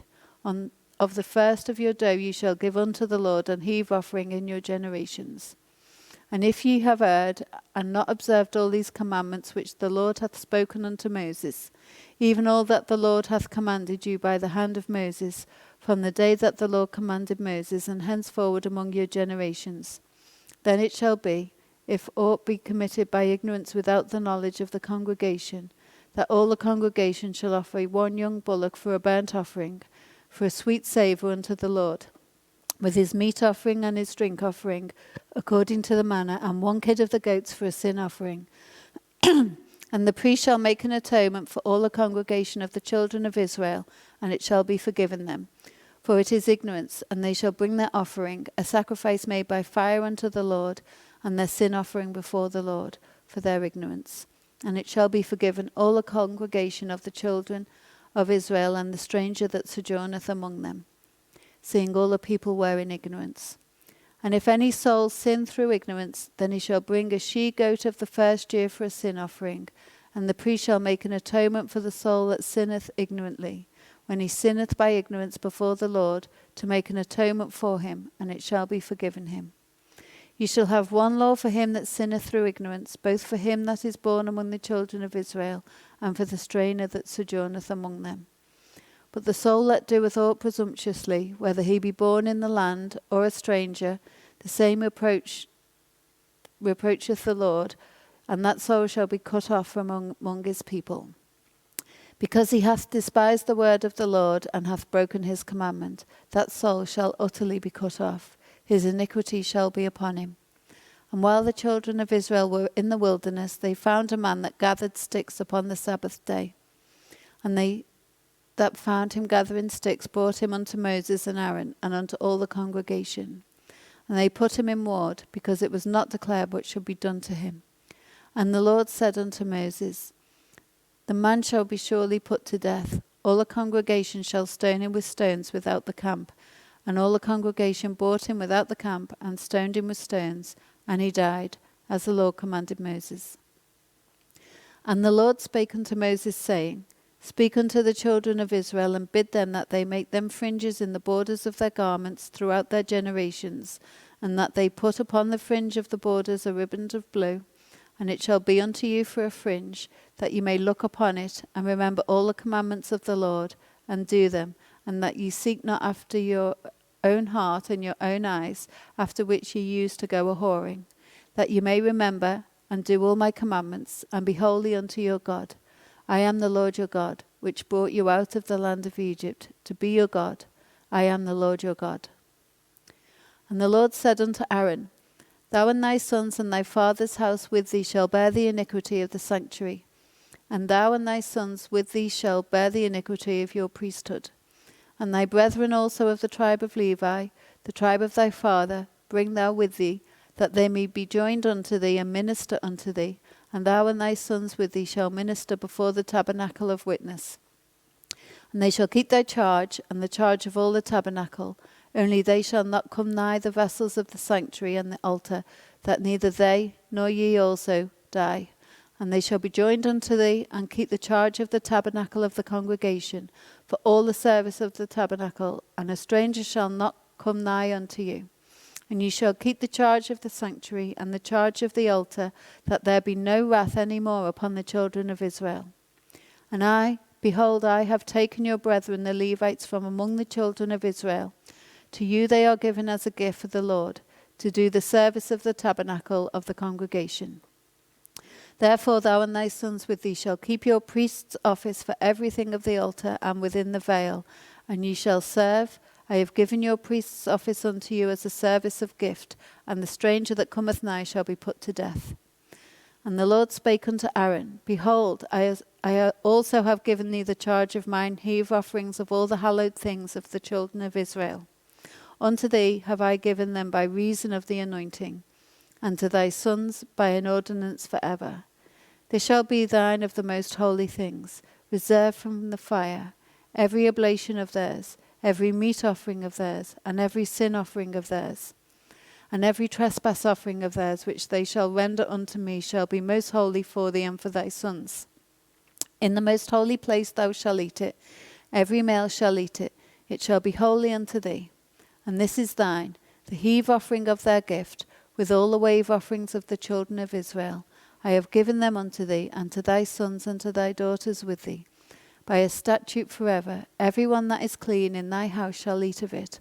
All the best of the oil, and all the best of the wine, and of the wheat, the first fruits of them which they shall offer unto the Lord, them have I given thee. And whatsoever is first ripe in the land, which they shall bring unto the Lord, shall be thine. Every one that is clean in thine house shall eat of it. Everything devoted in Israel shall be thine. Everything that openeth the matrix in all flesh, which they bring unto the Lord, whether it be of men or beasts, shall be thine. Nevertheless, the firstborn of man shalt thou surely redeem, and the firstling of unclean beasts thou shalt redeem. And those that are to be redeemed from a month old shalt thou redeem, according to thine estimation, for the money of 5 shekels, after the shekel of the sanctuary, which is 20 gerahs. But the firstling of a cow, or the firstling of a sheep, or the firstling of a goat, thou shalt not redeem. They are holy. Thou shalt sprinkle their blood upon the altar, and shalt burn their fat for an offering made by fire, for a sweet savour unto the Lord. And the flesh of them shall be thine, as the wave breast and as the right shoulder are thine. All the heave offerings of the holy things, which the children of Israel offer unto the Lord, have I given thee, and thy sons and thy daughters with thee, by a statute forever. It is a covenant of salt forever before the Lord unto thee, and to thy seed with thee.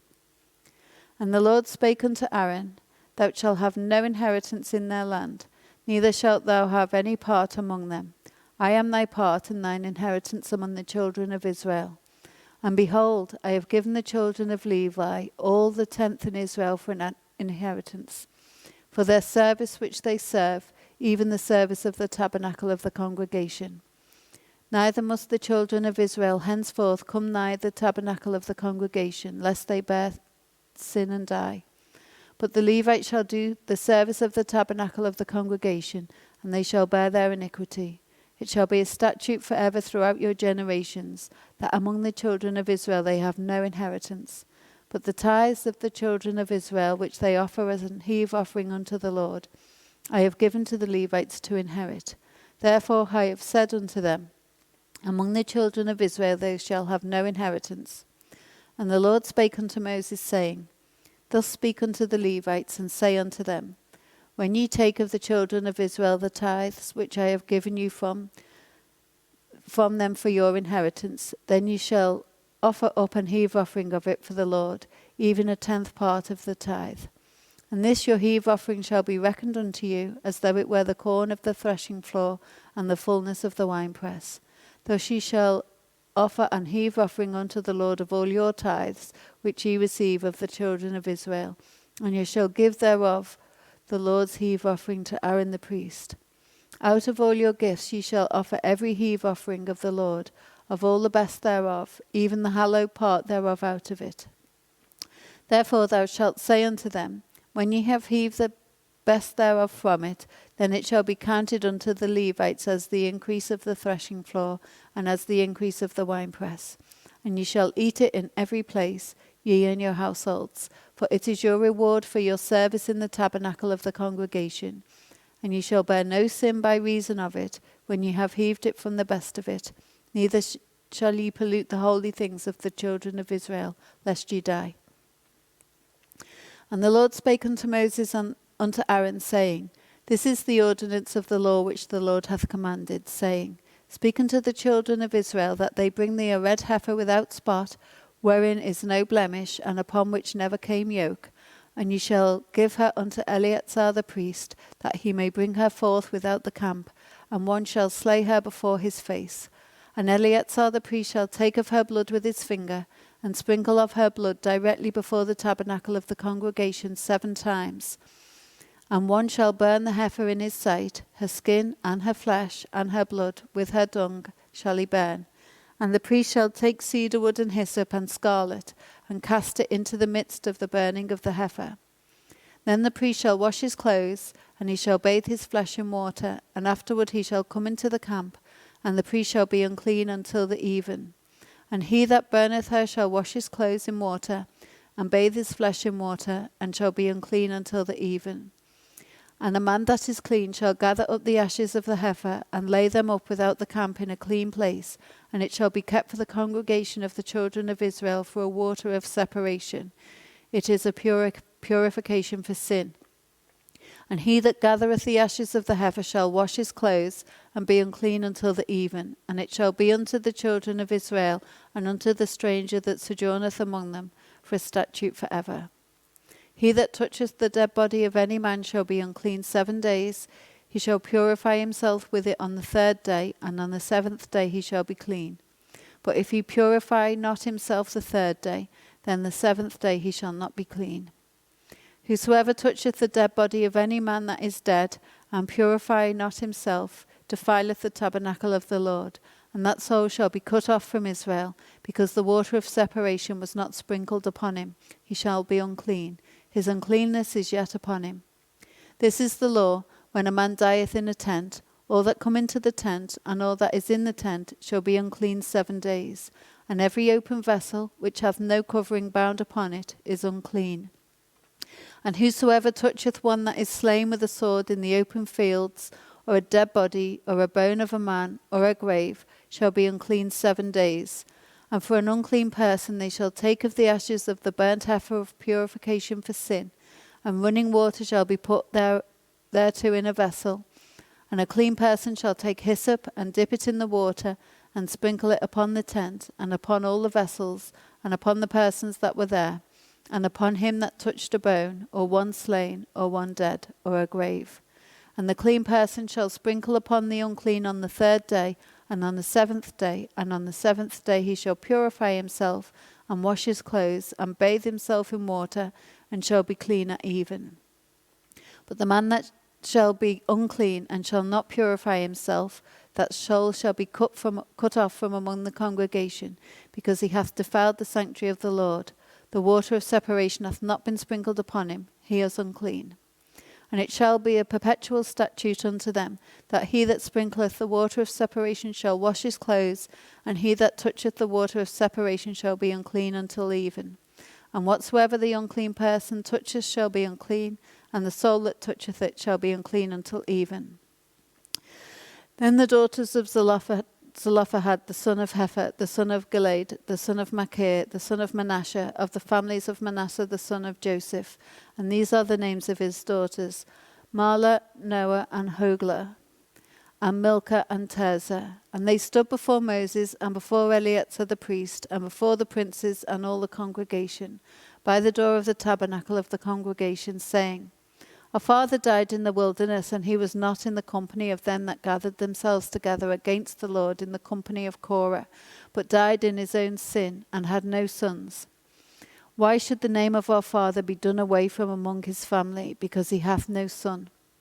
Give unto us therefore a possession among the brethren of our father. And Moses brought their cause before the Lord, and the Lord spake unto Moses, saying, The daughters of Zelophehad speak right. Thou shalt surely give them a possession of an inheritance among their father's brethren, and thou shalt cause the inheritance of their father to pass unto them. And thou shalt speak unto the children of Israel, saying, If a man die and have no son, then ye shall cause his inheritance to pass unto his daughter. And if he have no daughter, then ye shall give his inheritance unto his brethren. And if he have no brethren, then ye shall give his inheritance unto his father's brethren. And if his father have no brethren, then ye shall give his inheritance unto his kinsman that is next to him of his family, and he shall possess it. And it shall be unto the children of Israel a statute of judgment, as the Lord commanded Moses. And the Lord spake unto Moses, saying, Command the children of Israel, and say unto them, My offering and my bread for my sacrifices made by fire, for a sweet savour unto me, shall ye observe to offer unto me in their due season. And thou shalt say unto them, This is the offering made by fire, which ye shall offer unto the Lord: 2 lambs of the first year without spot day by day, for a continual burnt offering. The one lamb shalt thou offer in the morning, and the other lamb shalt thou offer at even. And 1/10 part of an ephah of flour for a meat offering, mingled with the 4th part of an hin of beaten oil. It is a continual burnt offering, which was ordained in Mount Sinai for a sweet savour, a sacrifice made by fire unto the Lord.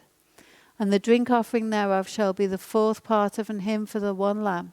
In the holy place thou shalt cause the strong wine to be poured unto the Lord for a drink offering. And the other lamb shalt thou offer at even, as the meat offering of the morning, and as the drink offering thereof. Thou shalt offer it a sacrifice made by fire, of a sweet savour unto the Lord. And on the Sabbath day 2 lambs of the first year without spot, and 2/10 deals of flour for a meat offering, mingled with oil, and the drink offering thereof. This is the burnt offering of every Sabbath, beside the continual burnt offering and his drink offering. And in the beginnings of your months ye shall offer a burnt offering unto the Lord: 2 young bullocks, 1 ram, 7 lambs of the first year without spot, and 3/10 of flour for a meat offering, mingled with oil, for 1 bullock, and 2/10 deals of flour for a meat offering, mingled with oil, for 1 ram. and a several tenth deal of flour mingled with oil for a meat offering unto one lamb, for a burnt offering of a sweet savour, a sacrifice made by fire unto the Lord. And their drink offering shall be half an hin of wine unto a bullock, and the third part of an hin unto a ram, and a fourth part of an hin unto a lamb. This is the burnt offering of every month throughout the months of the year. And one kid of the goats for a sin offering unto the Lord shall be offered, beside the continual burnt offering and his drink offering. And in the 14th day of the first month is the Passover of the Lord. And in the 15th day of this month is the feast. 7 days shall unleavened bread be eaten. In the first day shall be an holy convocation. You shall do no manner of servile work therein, but ye shall offer a sacrifice made by fire for a burnt offering unto the Lord. 2 young bullocks, and 1 ram, and 7 lambs of the first year. They shall be unto you without blemish, and their meat offering shall be of flour mingled with oil. 3 tenth deals shall ye offer for a bullock, and 2 tenth deals for a ram. A several tenth deal shalt thou offer for every lamb throughout the 7 lambs, and 1 goat for a sin offering, to make atonement for you. You shall offer these besides the burnt offering in the morning, which is for a continual burnt offering. After this manner ye shall offer daily, throughout the 7 days, the meat of the sacrifice made by fire of a sweet savour unto the Lord. It shall be offered beside the continual burnt offering and his drink offering. And on the 7th day ye shall have an holy convocation. You shall do no servile work. Also in the day of the firstfruits, when ye bring a new meat offering unto the Lord, after your weeks be out, ye shall have an holy convocation. You shall do no servile work. But ye shall offer the burnt offering for a sweet savour unto the Lord. 2 young bullocks, 1 ram, 7 lambs of the first year. And their meat offering of flour mingled with oil, 3 tenth deals unto 1 bullock, 2 tenth deals unto 1 ram.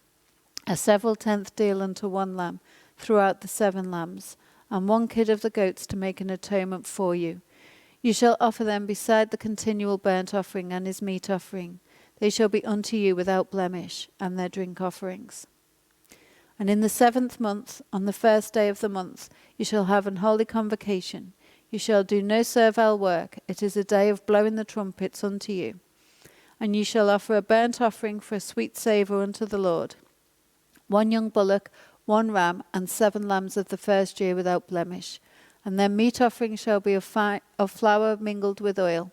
3 tenth deals for a bullock, and 2 tenth deals for a ram, and 1 tenth deal for 1 lamb, throughout the 7 lambs, and 1 kid of the goats for a sin offering, to make atonement for you. Beside the burnt offering of the month, and his meat offering, and the daily burnt offering, and his meat offering, and their drink offerings according unto their manner, for a sweet savour, a sacrifice made by fire unto the Lord. And ye shall have on the 10th day of his 7th month an holy convocation, and you shall afflict your souls. You shall do any work, you shall not do any work therein, but you shall offer a burnt offering unto the Lord for a sweet savour. 1 young bullock, 1 ram, and 7 lambs of the first year. They shall be unto you without blemish, and their meat offering shall be of flour mingled with oil, 3 tenth deals to a bullock, and 2 tenth deals to 1 ram, a several tenth deal for 1 lamb, throughout the 7 lambs. 1 kid of the goats for a sin offering, beside the sin offering of atonement, and the continual burnt offering, and the meat offering of it, and their drink offerings. And on the 15th day of the 7th month ye shall have a holy convocation. You shall do no servile work, and you shall keep a feast unto the Lord 7 days. And you shall offer a burnt offering, a sacrifice made by fire, of a sweet savour unto the Lord. 13 young bullocks, 2 rams, and 14 lambs of the first year. They shall be without blemish. And their meat offering shall be of flour mingled with oil, 3 tenth deals unto every bullock of the 13 bullocks, 2 tenth deals to each ram of the 2 rams, and a several tenth deal to each lamb of the 14 lambs. And 1 kid of the goats for a sin offering, beside the continual burnt offering, his meat offering, and his drink offering. And on the 2nd day ye shall offer 12 young bullocks, 2 rams, 14 lambs of the first year without spot, and their meat offering and their drink offerings for the bullocks, for the rams, and for the lambs, shall be according to their number, after the manner. and 1 kid of the goats for a sin offering beside the continual burnt offering, and the meat offering thereof, and their drink offerings. And on the third day 11 bullocks, 2 rams, 14 lambs of the first year without blemish, and their meat offering and their drink offerings for the bullocks, for the rams, and for the lambs shall be according to their number, after the manner. And 1 goat for a sin offering, beside the continual burnt offering, and his meat offering and his drink offering. And on the 4th day 10 bullocks, 2 rams, and 14 lambs of the first year without blemish. Their meat offering and their drink offerings for the bullocks, for the rams, and for the lambs shall be according to their number, after the manner. And 1 kid of the goats for a sin offering, beside the continual burnt offering, his meat offering and his drink offering. And on the 5th day 9 bullocks, 2 rams, and 14 lambs of the first year without spot. And their meat offering and their drink offerings for the bullocks, for the rams, and for the lambs shall be according to their number, after the manner.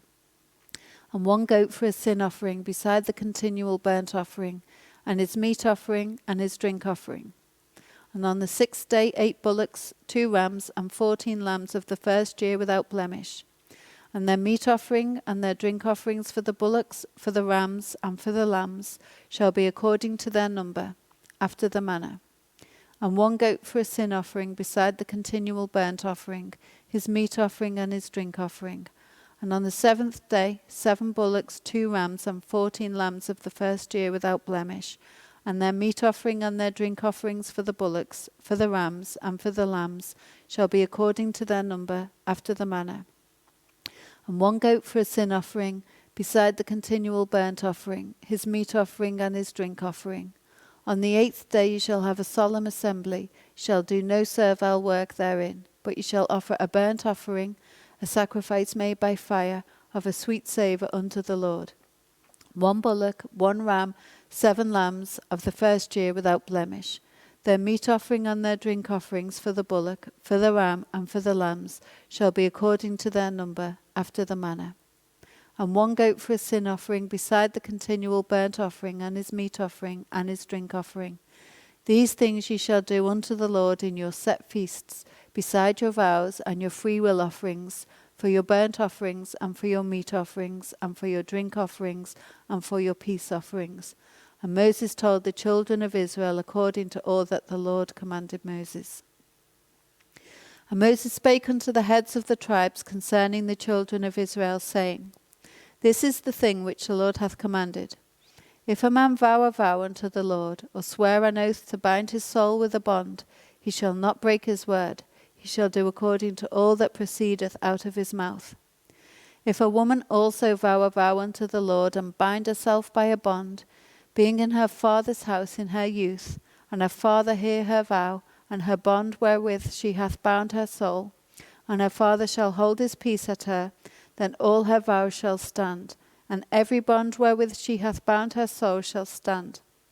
But if her father disallow her in the day that he heareth, not any of her vows, or of her bonds wherewith she has bound her soul, shall stand, and the Lord shall forgive her, because her father disallowed her. And if she had at all an husband, when she vowed, or uttered aught of her lips, wherewith she bound her soul, and her husband heard it, and held his peace at her in the day that he heard it, then her vow shall stand, and her bonds wherewith she bound her soul shall stand. But if her husband disallowed her on the day that he heard it, then he shall make her vow which she vowed, and that which she uttered with her lips, wherewith she bound her soul, of none effect, and the Lord shall forgive her. But every vow of a widow and of her that is divorced, wherewith they have bound their souls, shall stand against her. And if she vowed in her husband's house, or bound her soul by a bond with an oath, and her husband heard it, and held his peace at her, and disallowed her not, then her vow shall stand, and every bond wherewith she bound her soul shall stand. But if her husband hath utterly made them void on the day he heard them, then whatsoever proceeded out of her lips concerning her vows, or concerning the bond of her soul, shall not stand. Her husband hath made them void, and the Lord shall forgive her. Every vow and every binding oath to afflict the soul, her husband may establish it, or her husband may make it void. But if her husband altogether held his peace at her from day to day, then he establisheth all her vows, or all her bonds, which are upon her. He confirmeth them, because he held his peace at her in the day that he heard them. But if he shall anyways make them void after that he hath heard them, then he shall bear her iniquity. These are the statutes which the Lord commanded Moses, between a man and his wife, between the father and his daughter, being yet in her youth in her father's house. And the Lord spake unto Moses in the plains of Moab by Jordan near Jericho, saying, Speak unto the children of Israel, and say unto them, When ye are passed over the Jordan into the land of Canaan, then ye shall drive out all the inhabitants of the land from before you, and destroy all their pictures, and destroy all their molten images, and quite pluck down all their high places. And ye shall dispossess the inhabitants of the land, and dwell therein, for I have given you the land to possess it. And ye shall divide the land by lot for an inheritance among your families. And to the more ye shall give the more inheritance, and to the fewer ye shall give the less inheritance.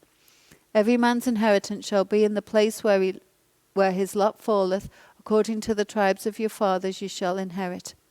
But if you will not drive out the inhabitants of the land from before you, then it shall come to pass that those which ye let remain of them shall be pricks in your eyes, and thorns in your sides, and shall vex you in the land wherein ye dwell.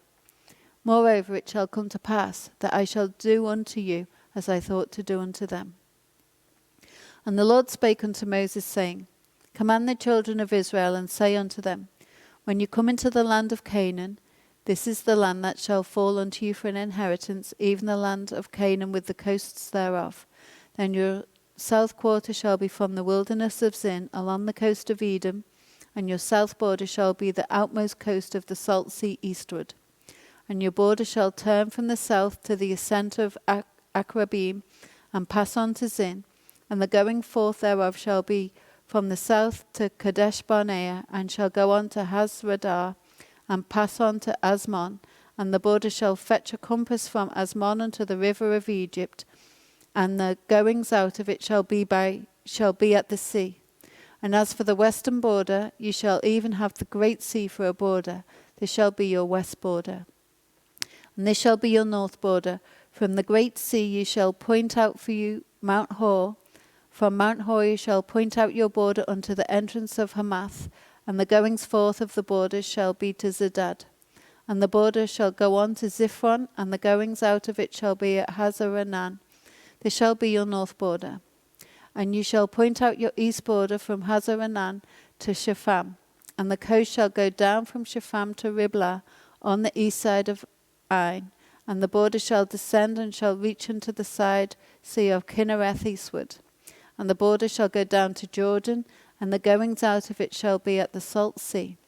This shall be your land with the coast thereof round about.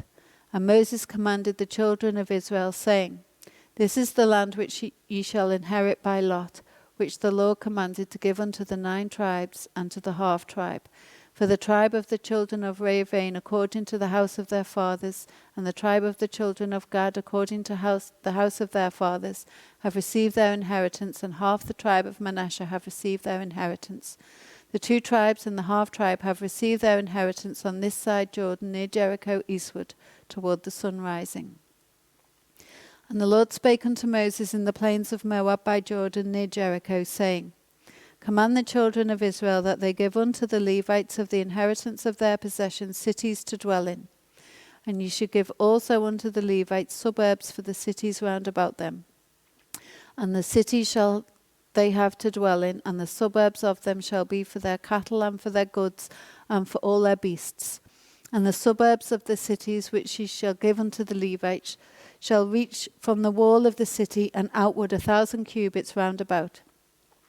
And ye shall measure from without the city on the east side 2,000 cubits, and on the south side 2,000 cubits, and on the west side 2,000 cubits, and on the north side 2,000 cubits.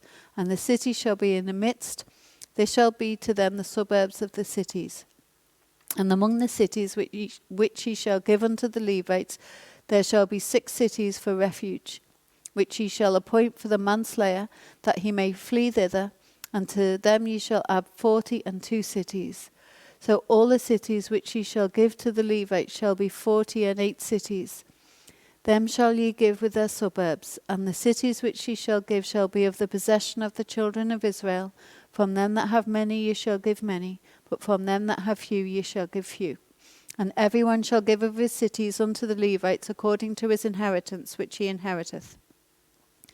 And the Lord spake unto Moses, saying, Speak unto the children of Israel, and say unto them, When ye be come over Jordan into the land of Canaan, then ye shall appoint your cities to be cities of refuge for you, that the slayer may flee thither, which killeth any person at unawares.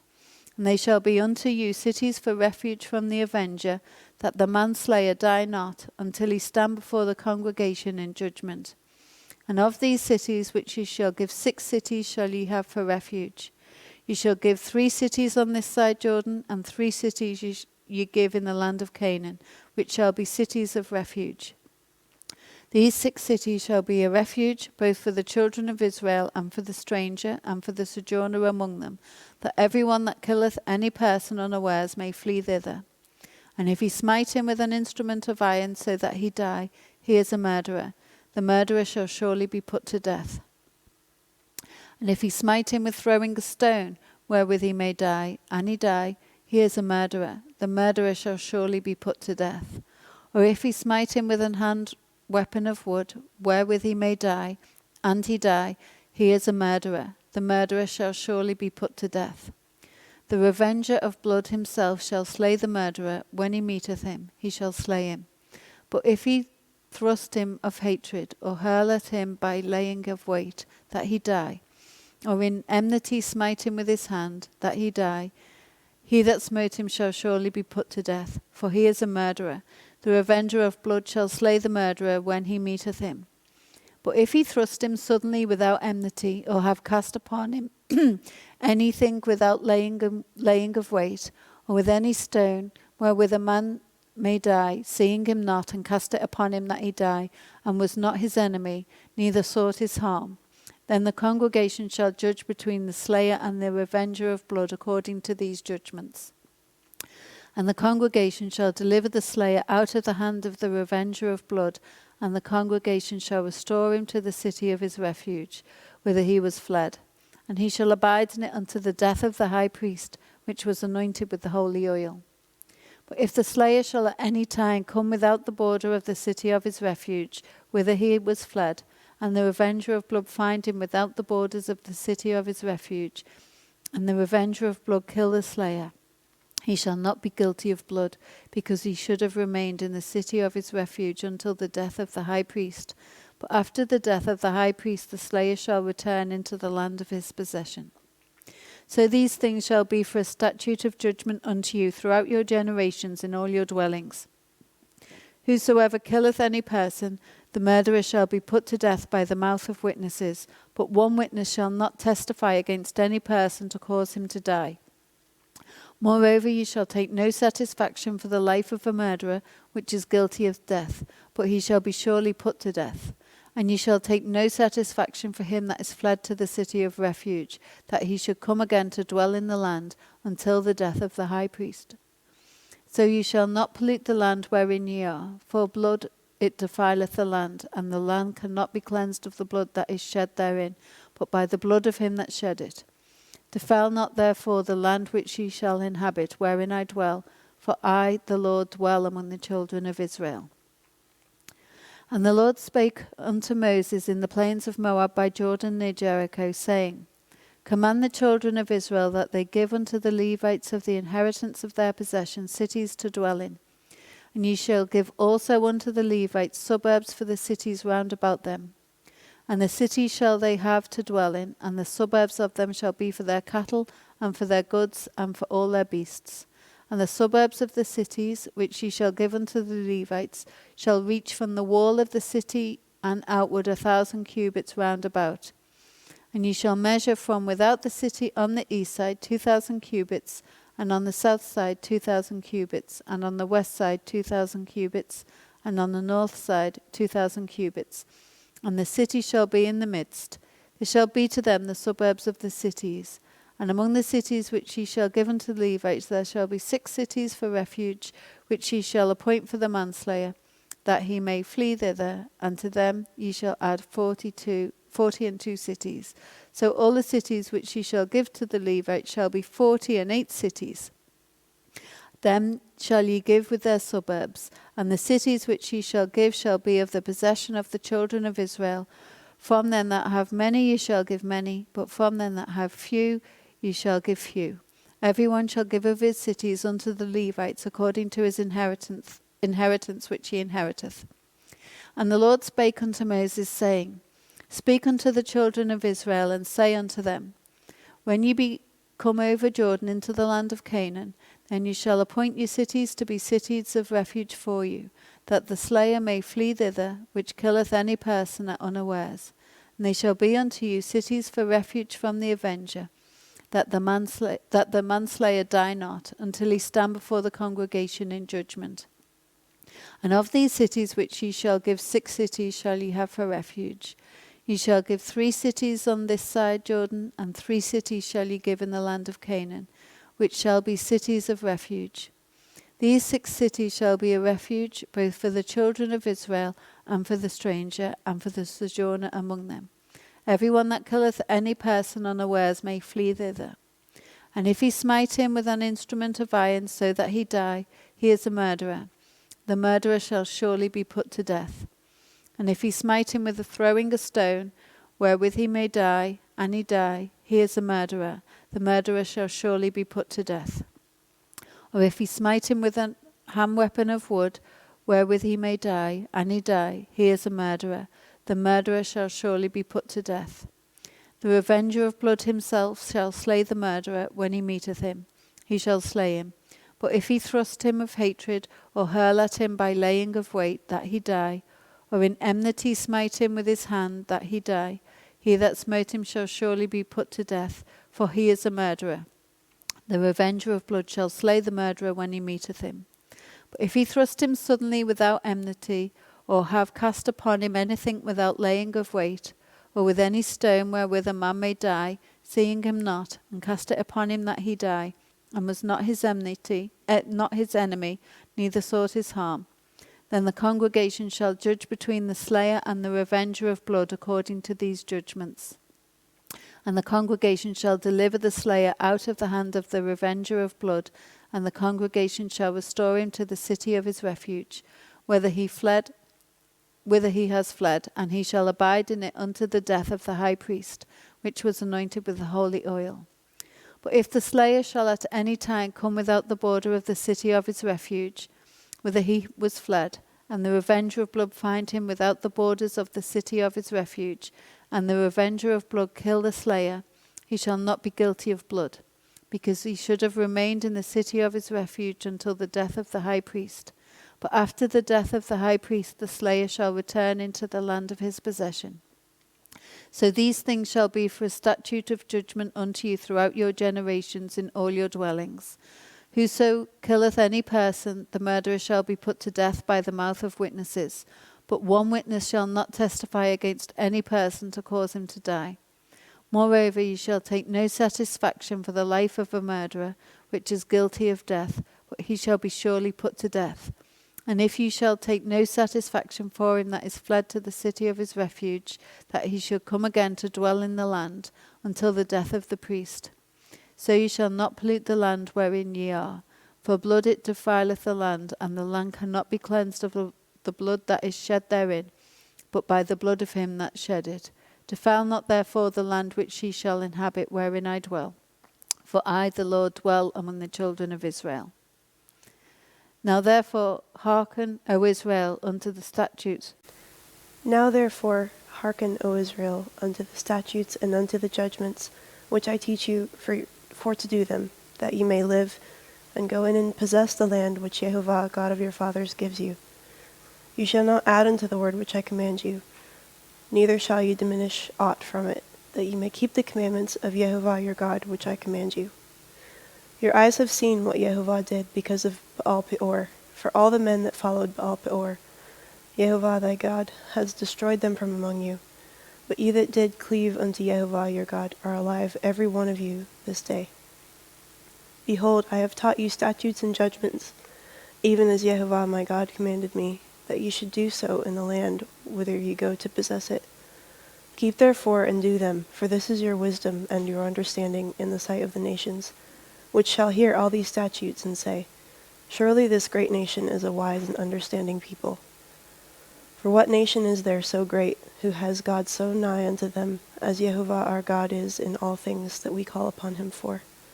And what nation is there so great, that has statutes and judgments so righteous as all this law, which I set before you this day? Only take heed to yourself, and keep your soul diligently, lest you forget the things which your eyes have seen, and lest they depart from your heart all the days of your life. But teach them your sons and your sons' sons, especially the day that thou stood before Jehovah your God in Horeb, when Jehovah said unto me, Gather me the people together, and I will make them hear my words, that they may learn to fear me all the days that they shall live upon the earth, and they may teach their children. And ye came near and stood under the mountain, and the mountain burned with fire unto the midst of heaven, with darkness, clouds, and thick darkness. And Jehovah spoke unto you out of the midst of the fire. You heard the voice of the words, but saw no similitude, only ye heard a voice, and he declared unto you his covenant, which he commanded you to perform, even 10 commandments, and he wrote them upon 2 tablets of stone. And Jehovah commanded me at that time to teach you statutes and judgments, that ye might do them in the land whither ye go to possess it. Take ye therefore heed unto yourselves, for ye saw no manner of similitude on the day that the Lord spoke to you in Horeb out of the midst of the fire, lest ye corrupt yourselves, and make you a graven image, the similitude of any figure, the likeness of male or female, the likeness of any beast that is on the earth, the likeness of any winged fowl that flies in the air, the likeness of anything that creeps on the ground, the likeness of any fish that is in the waters beneath the earth. Unless ye lift up your eyes unto heaven, and when you see the sun and the moon and the stars, even all the host of heaven, should be driven to worship them and serve them, which Jehovah your God divides unto all nations under the whole heaven. But Jehovah has taken you and brought you forth out of the iron furnace, even out of Egypt, to be unto him a people of inheritance, as you are this day. Furthermore, Jehovah was angry with me for your sakes, and swore that I should not go over Jordan, and that I should not go into that good land, which Jehovah your God gives you for an inheritance. But I must die in this land, I must not go over Jordan, but you shall go over and possess that good land. Take heed to yourselves, lest you forget the covenant of Jehovah your God, which he made with you, and make you a graven image, or the likeness of anything which Jehovah your God has forbidden you. For Jehovah your God is a consuming fire, even a jealous God. When you shall beget children and children's children, and ye shall have remained long in the land, and shall corrupt yourselves, and make a graven image, or the likeness of anything, and shall do evil in the sight of Jehovah your God, to provoke him to anger, I call heaven and earth to witness against you this day, that you shall soon utterly perish from off the land where ye go over Jordan to possess it, and ye shall not prolong your days upon it, but shall be utterly destroyed. And Jehovah shall scatter you among the nations, and ye shall be left few in number among the heathen, whither Jehovah shall lead you. And there ye shall serve gods, the work of men's hands, wood and stone, which neither see, nor hear, nor eat, nor smell. But if from thence ye shall seek Jehovah your God, you shall find him, if you seek him with all your heart and with all your soul. When you are in tribulation, and all these things are come upon you, even in the latter days, if you turn to Jehovah your God, and shall be obedient unto his voice, for Jehovah your God is a merciful God, he will not forsake you, neither destroy you, nor forget the covenant of your fathers which he swore unto them. Then Moshe severed 3 cities on this side of the Jordan toward sunrising, that the slayer might flee there, which should kill his neighbor unawares, and hated him not in times past, and that fleeing unto one of these cities he might live, namely Betzer in the wilderness in the plain country of the Reubenites, and Ramoth and Gilead of the Gadites, and Golan and Bashan of the Manassites. And this is the law which Moshe set before the children of Israel. These are the testimonies and the statutes and the judgments which Moshe spoke unto the children of Israel after they came forth out of Egypt. And Moshe called all Israel and said unto them, Hear, O Israel, the statutes and judgments which I speak in your ears this day, that you may learn them and keep and do them. Yehovah our God made a covenant with us in Horeb. Yehovah made not this covenant with our fathers, but with us, even us, who are all of us here alive this day. Yehovah talked with you face to face in the mount out of the midst of the fire. I stood between Yehovah and you at that time to show you the word of Yehovah, for you were afraid by reason of the fire, and went not up into the mount, saying, I am Yehovah your God, which brought you out of the land of Egypt, from the house of bondage. You shall have no other gods before me. You shall not make you any graven image, or any likeness of anything that is in the heaven above, or that is in the earth beneath, or that is in the waters beneath the earth. You shall not bow down yourself unto them, nor serve them. For I, Yehovah your God, am a jealous God, visiting the iniquity of the fathers upon the children unto the third and fourth generation of them that hate me, and showing mercy unto thousands of them that love me and keep my commandments. You shall not take the name of your God in vain, for Yehovah will not hold him guiltless that takes his name in vain. Keep the Sabbath day to sanctify it, as Yehovah your God has commanded you. 6 days you shall labor and do all your work, but the seventh day is the Sabbath of Yehovah your God. In it you shall not do any work, you, nor your son, nor your daughter, nor your manservant, nor your maidservant, nor your ox, nor your ass, nor any of thy cattle, nor thy stranger that is within your gates, that your manservant and your maidservant may rest as well as you. And remember that you were a servant in the land of Egypt, and that Yehovah your God brought you out from there through a mighty hand and by a stretched out arm. Therefore Yehovah your God commanded thee to keep the Sabbath day. Honor your father and your mother, as Yehovah your God has commanded you, that your days may be prolonged, and that it may go well with you in the land which Yehovah your God gives you. You shall not kill, neither shall you commit adultery, neither shall you steal, neither shall you bear false witness against your neighbor, neither shall you desire your neighbor's wife, neither shall you covet your neighbor's house, his field, or his manservant, or his maidservant, or his ox, or his ass, or anything that is your neighbor's. You shall observe to do, therefore, as Yehovah your God has commanded you.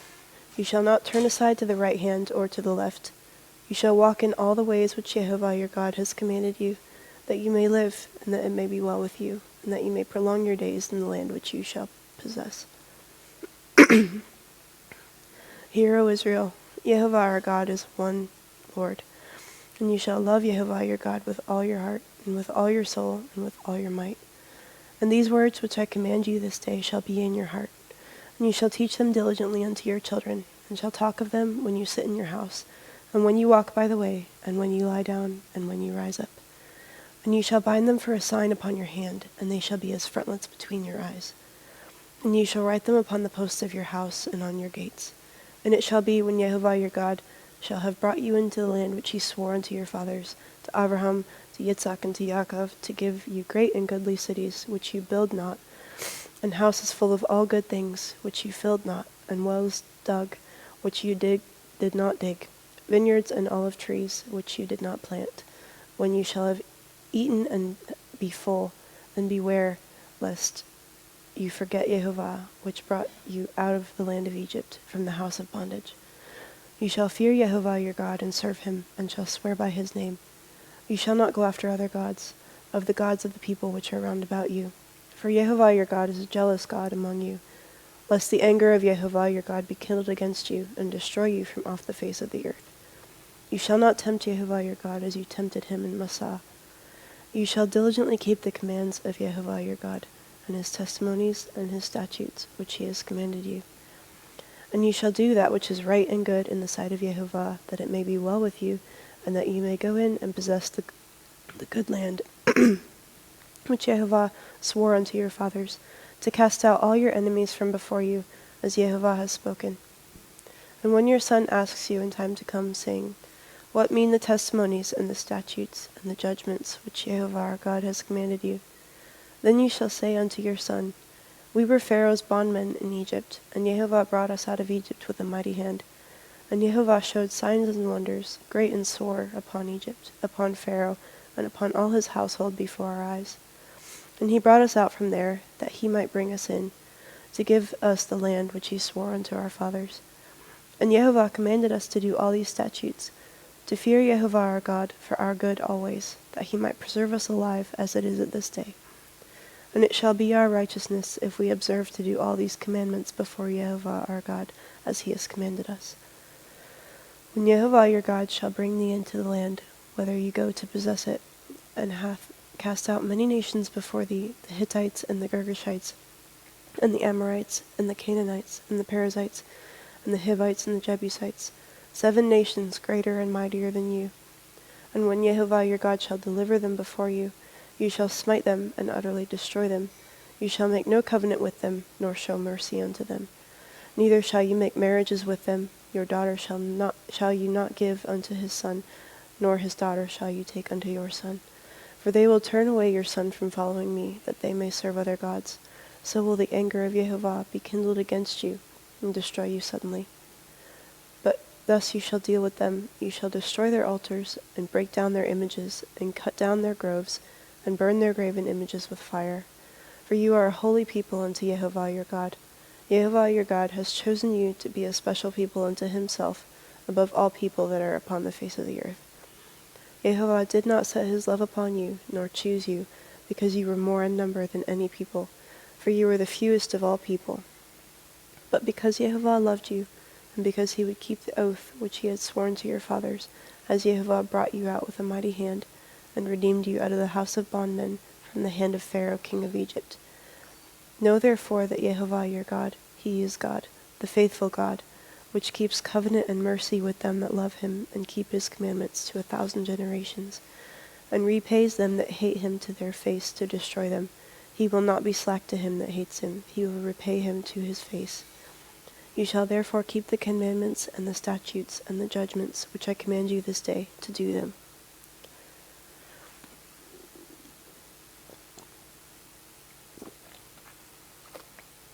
Wherefore it shall come to pass, if you hearken to these judgments, and keep and do them, that Jehovah your God shall keep unto you the covenant and the mercy which he has sworn unto your fathers. And he will love you and bless you and multiply you. He will also bless the fruit of your womb, and the fruit of your land, your corn and your wine and your oil, the increase of your cows and the flocks of your sheep, in the land which he swore unto your fathers to give you. You shall be blessed above all people. There shall not be male or female barren among you or among your cattle. And Jehovah will take away from thee all sickness, and will put none of the evil diseases of Egypt, which you know, upon you, but will lay them upon all that hate you. And you shall consume all the people which Jehovah your God shall deliver thee. Your eye shall have no pity upon them, neither shall you serve their gods, for that will be a snare unto you. If you shall say in your heart, these nations are more than I, how can I dispossess them? Thou shalt not be afraid of them, but shalt well remember what Jehovah your God did to Pharaoh and unto all Egypt. The great temptations which your eyes saw, and the signs and the wonders and the mighty hand and the stretched out arm, whereby Jehovah your God brought you out, so shall Jehovah your God do unto all the people of whom you are afraid. The graven images of their gods shall you burn with fire.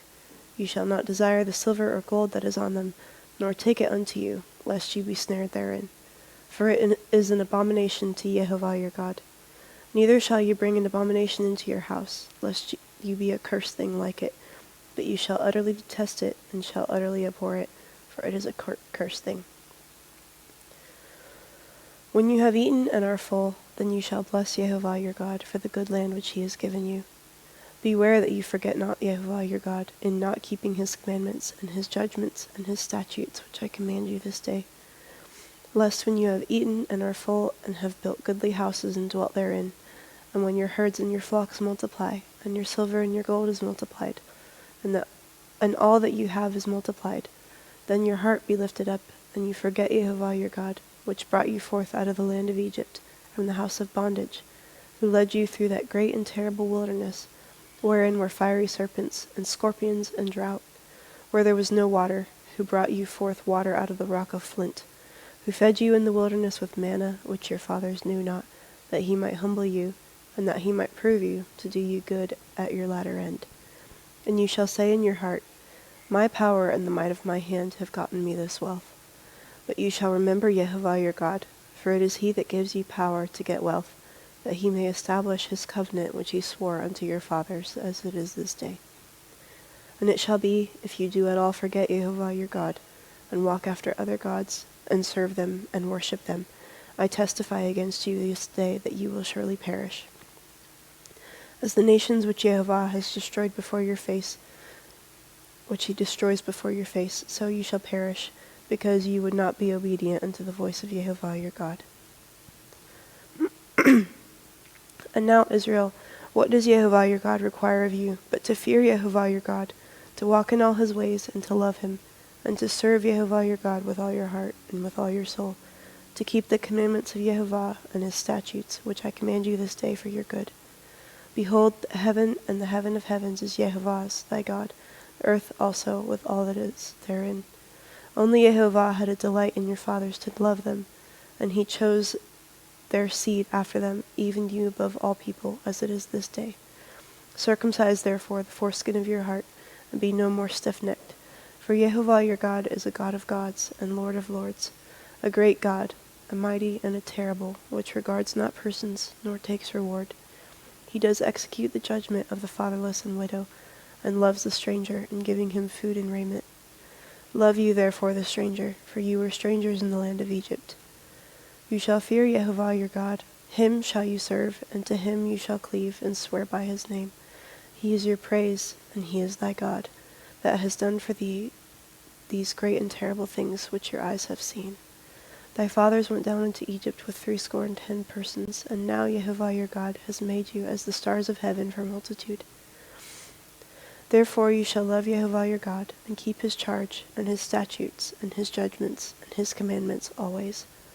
And know ye this day, for I speak not with your children which have not known, and which have not seen the chastisement of Jehovah your God, his greatness, his mighty hand, and his stretched out arm, and his miracles and his acts which he did in the midst of Egypt unto Pharaoh the king of Egypt, and unto all his land. And what he did unto the army of Egypt, unto their horses and to their chariots, how he made the water of the Red Sea to overflow them as they pursued after you, and how Jehovah has destroyed them unto this day. And what he did unto you in the wilderness until ye came into this place. And what he did unto Dathan and Abiram, the sons of Eliab, the sons of Reuven, how the earth opened her mouth, and swallowed them up, and their households, and their tents, and all the substance that was in their possession, in the midst of all Israel. But your eyes have seen all the great acts of Jehovah which he did.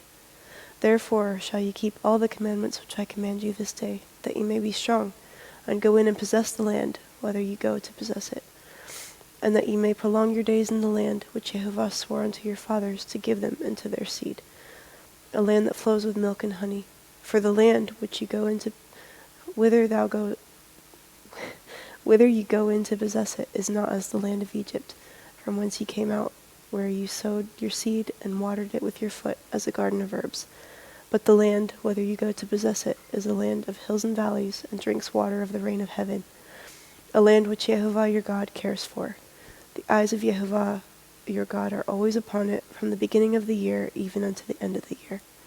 And it shall come to pass, if you shall hearken diligently unto my commandments which I command you this day, to love Jehovah your God, and to serve him with all your heart and with all your soul, that I will give you the rain of your land in his due season, the first rain and the latter rain, that you may gather in corn and your wine and your oil.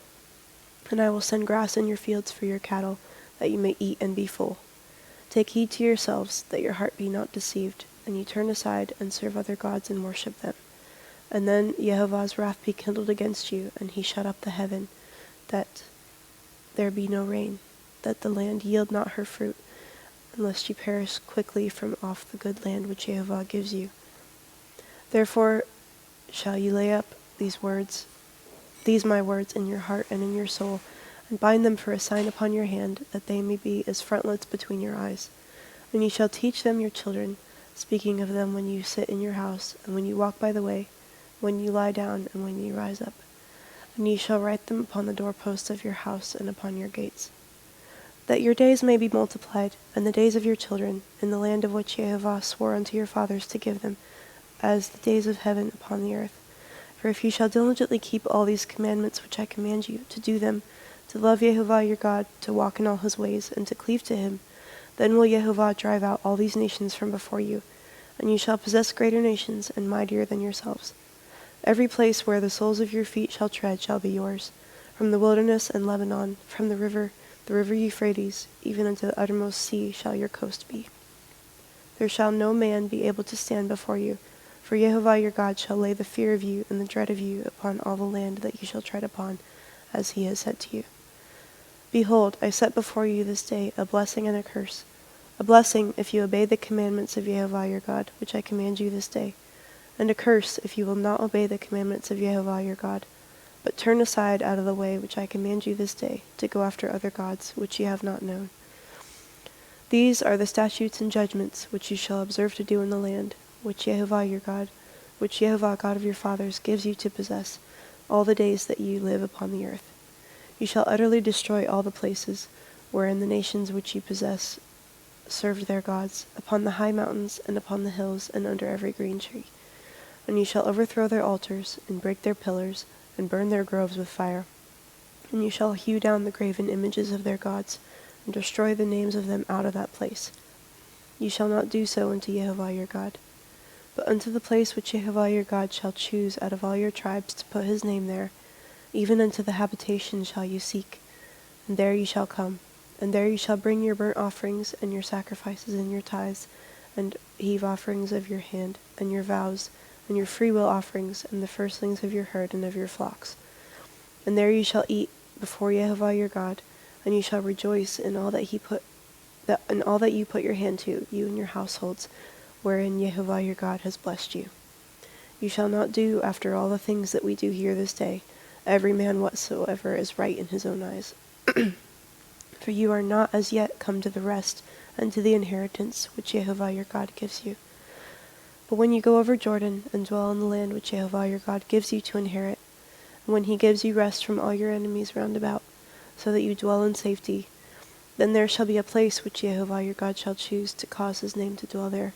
There you shall bring all that I command you, your burnt offerings and your sacrifices, your tithes and the heave offering of your hand, and all your choice vows which you vow unto Jehovah, and you shall rejoice before Jehovah your God, you and your sons and your daughters, and your men servants and your maidservants, and the Levite that is within your gates, forasmuch as he has no part nor inheritance with you. Take heed to yourself that you offer not your burnt offerings in every place that you see, but in the place which Jehovah shall choose in one of your tribes, there you shall offer your burnt offerings, and there you shall do all that I command you.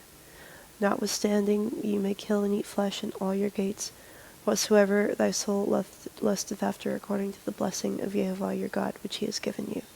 The unclean and the clean may eat thereof, as of the roebuck and as of the hart. Only you shall not eat the blood, you shall pour it upon the earth as water. You may not eat within your gates the tithe of your corn, or of your wine, or of your oil, or the firstlings of your herd, or of your flock, nor any of your vows which you vow, nor your freewill offerings, or heave offerings of your hand. But you must eat them before Jehovah your God in the place which Jehovah your God shall choose, you and your son and your daughter, and your manservant and your maidservant, and the Levite that is within your gates. And you shall rejoice before Jehovah your God in all that you put your hands into. Take heed to yourself that you forsake not the Levite as long as you live upon the earth. When Jehovah your God shall enlarge your border as he has promised you, then you shall say, I will eat flesh, because your soul longs to eat flesh. Then you may eat flesh whatsoever your soul lusts after. If the place which Jehovah your God has chosen to put his name there be too far from you, then then you shall kill of your herd and of your flock which Jehovah has given you, as I have commanded you, and you shall eat in your gates whatsoever your soul lusts after. Even as the roebuck and the hart is eaten, so you shall eat them. The unclean and the clean shall eat of them alike. Only be sure that you eat not the blood, for the blood is the life, and you may not eat the life with the flesh. You shall not eat it, you shall pour it upon the earth as water. You shall not eat it, that it may go well with you and with your children after you, when you shall do that which is right in the eyes of Jehovah. Only your holy things which you have, and your vows that you shall take, and go unto the place which Jehovah shall choose, and you shall offer your burnt offerings, the flesh and the blood, upon the altar of Jehovah your God. And the blood of your sacrifices shall be poured out upon the altar of Jehovah your God, and you shall eat the flesh. Observe and hear all these words which I command you, that it may go well with you and with your children after you forever, when you do that which is good and right in the sight of Jehovah your God. When Jehovah your God shall cut off the nations from before you, where you go to possess them, and you succeedest them and dwell in their land, take heed to yourself that you be not snared by following them, after that they be destroyed from before you, and that you inquire not after their gods, saying, how did these nations serve their gods? Even so I will do likewise. You shall not do so unto Jehovah your God, for every abomination to Jehovah which he hates have they done unto their gods, for even their sons and their daughters they have burnt in the fire to their gods. What things soever I command you, observe to do it. You shall not add thereto, nor diminish from it. Deuteronomy 13. If there arise among you a prophet or a dreamer of dreams, and giveth thee a sign or a wonder, and the sign or the wonder come to pass, whereof he spake unto thee, saying, let us go after other gods which thou hast not known, and let us serve them. Thou shalt not hearken unto the words of that prophet or that dreamer of dreams. For the Lord your God proveth you, to know whether ye love Jehovah your Elohim with all your heart and with all your soul. You shall walk after Jehovah your Elohim, and fear him, and keep his commandments, and obey his voice, and ye shall serve him and cleave unto him. And that prophet or that dreamer of dreams shall be put to death, because he has spoken to turn you away from Jehovah your Elohim, which brought you out of the land of Egypt, and redeemed you out of the house of bondage, to thrust thee out of the way which Jehovah thy Elohim commanded thee to walk in. So shalt thou put the evil away from the midst of thee. If thy brother, the son of thy mother, or thy son, or thy daughter, or the wife of thy bosom, or thy friend, which is as thine own soul, entice thee secretly, saying, let us go and serve other gods which thou hast not known, thou nor thy fathers, namely of the gods of the people which are round about you, nigh unto thee, or far off from thee, from the one end of the earth even unto the other end of the earth. Thou shalt not consent unto him, nor hearken unto him. Neither shall thine eye pity him, neither shalt thou spare, neither shalt thou conceal them. But thou shalt certainly kill him. Thine hand shall be first upon him to put him to death, and afterwards the hand of all the people. And thou shalt stone him with stones that he die, because he has sought to thrust thee away from Jehovah thy Elohim, which brought thee out of the land of Egypt, from the house of bondage. And all Israel shall hear and fear, and shall do no more any such wickedness as this is among you. If thou shalt hear say in one of thy cities, which Jehovah thy Elohim hath given thee to dwell there, saying, certain men, the children of Belial, are gone out from among you, and have withdrawn the inhabitants of their city, saying, let us go and serve other gods which ye have not known. Then shalt thou inquire and make search, and ask diligently. And behold, if it be truth, and a thing certain that such abomination is wrought among you, thou shalt surely smite the inhabitants of that city with the edge of the sword, destroying it utterly, and all that is therein, and the cattle thereof, with the edge of the sword. And thou shalt gather all the spoil of it into the midst of the street thereof, and shalt burn with fire the city, and all the spoil thereof, every whit, for the Jehovah thy Elohim. And it shall be an heap forever, it shall not be built again. And there shall cleave naught of the cursed thing to thine hand, that Jehovah may turn from the fierceness of his anger, and show thee mercy, and have compassion upon thee, and multiply thee, as he hath sworn unto thy fathers, when thou shalt hearken to the voice of Jehovah thy Elohim, to keep all his commandments, which I command thee this day, to do that which is right in the eyes of Jehovah thy Elohim. Ye are the children of Jehovah your Elohim. Ye shall not cut yourselves, nor make any baldness between your eyes for the dead, for thou art an holy people unto Jehovah thy Elohim, and Jehovah hath chosen thee to be a peculiar people unto himself, above all the nations that are upon the earth. Thou shalt not eat any abominable thing. These are the beasts which ye shall eat, the ox, the sheep, and the goat, the hart, and the roebuck, and the fallow deer, and the wild goat, and the pygarg, and the wild ox, and the chamois, and every beast that parteth the hoof, and cleaveth the cleft into two claws, and cheweth the cud among the beasts, that ye shall eat. Nevertheless, these ye shall not eat of them that chew the cud, or of them that divide the cloven hoof, as the camel, and the hare, and the coney, for they chew the cud, but divide not the hoof. Therefore they are unclean unto you. And the swine, because it divideth the hoof, yet cheweth not the cud, it is unclean unto you.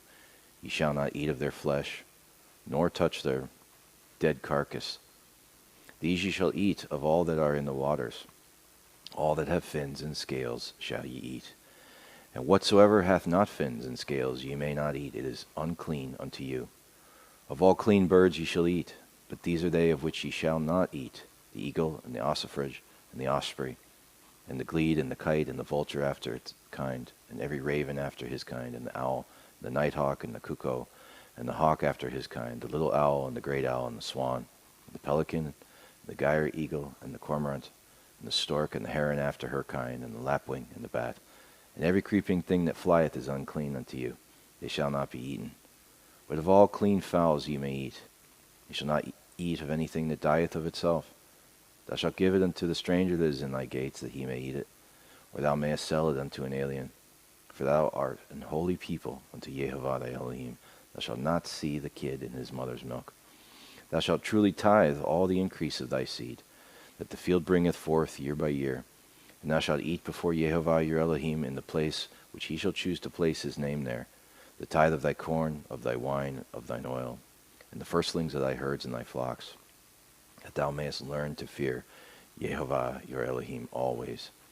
And if the way be too long for thee, so that thou art not able to carry it, or if the place be too far from thee, which Yehovah your Elohim shall choose to set his name there, when Yehovah your Elohim hath blessed thee, then shalt thou turn it into money, and bind up the money in thine hand, and shalt go unto the place which Yehovah your Elohim shall choose. And thou shalt bestow that money for whatever thy soul lusteth after, for oxen, or for sheep, or for wine, for strong drink, for whatever thy soul desires. And thou shalt eat there before Yehovah your Elohim, and thou shalt rejoice, thou and thine household. And the Levite that is within thy gates, thou shalt not forsake him, for he hath no part nor inheritance with you. At the end of 3 years thou shalt bring forth all the tithe of thine increase the same year, and shalt lay it up within thy gates. And the Levite, because he hath no part nor inheritance with thee, and the stranger, and the fatherless, and the widow, which are within thy gates, shall come, and shall eat and be satisfied, that Yehovah your Elohim may bless thee in all the work of thine hand which thou doest. At the end of every 7 years thou shalt make a release. And this is the manner of the release. Every creditor that lendeth aught unto his neighbor shall release it. He shall not exact it of his neighbor or of his brother, because it is called Yehovah's release. Of a foreigner thou mayest exact it again, but that which is thine with thy brother thine hand shall release. Save when there shall be no poor among you, for Yehovah shall greatly bless thee in the land which Yehovah your Elohim gives you, for inheritance to possess it. Only if thou carefully hearken unto the voice of Yehovah your Elohim, to observe to do all these commandments which I command thee this day. For Yehovah your Elohim blesses thee as he promised thee, and thou shalt lend unto many nations, but thou shalt not borrow. And thou shalt reign over many nations, but they shall not reign over you. If there be among you a poor man of one of thy brethren within any of thy gates in the land which Yehovah your Elohim gives you, thou shalt not harden thine heart, nor shut thy hand from thy poor brother, but thou shalt open thine hand wide unto him, and shalt surely lend him sufficient for his need, in that which he wanteth. Beware that there be not a thought in thy wicked heart, saying, the 7th year, the year of release, is at hand, and thy eye be evil against thy poor brother, and thou givest him naught, and he cry unto Yehovah against thee, and it be sin unto you.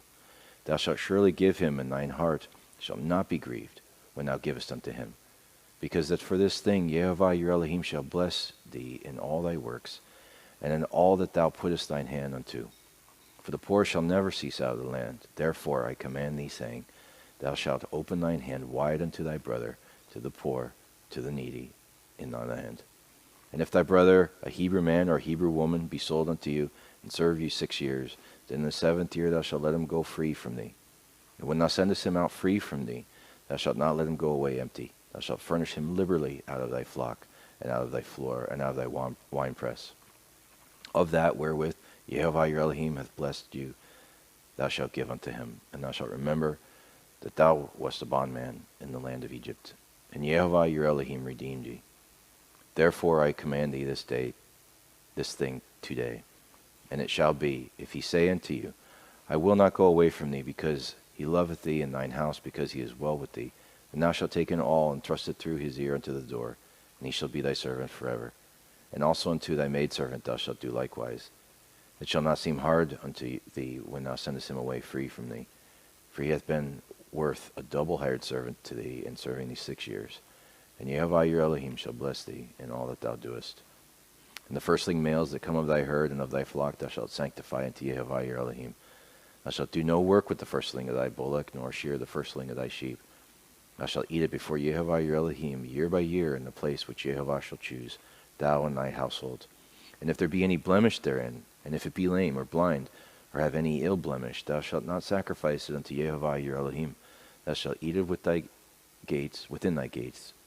The unclean and clean person shall eat it alike, as the roebuck and as the hart. Only thou shalt not eat the blood thereof, thou shalt pour it upon the ground as water. Observe the month of Aviv, and keep the Passover unto Yehovah your Elohim. For in the month of Aviv, Yehovah your Elohim brought thee forth out of Egypt by night.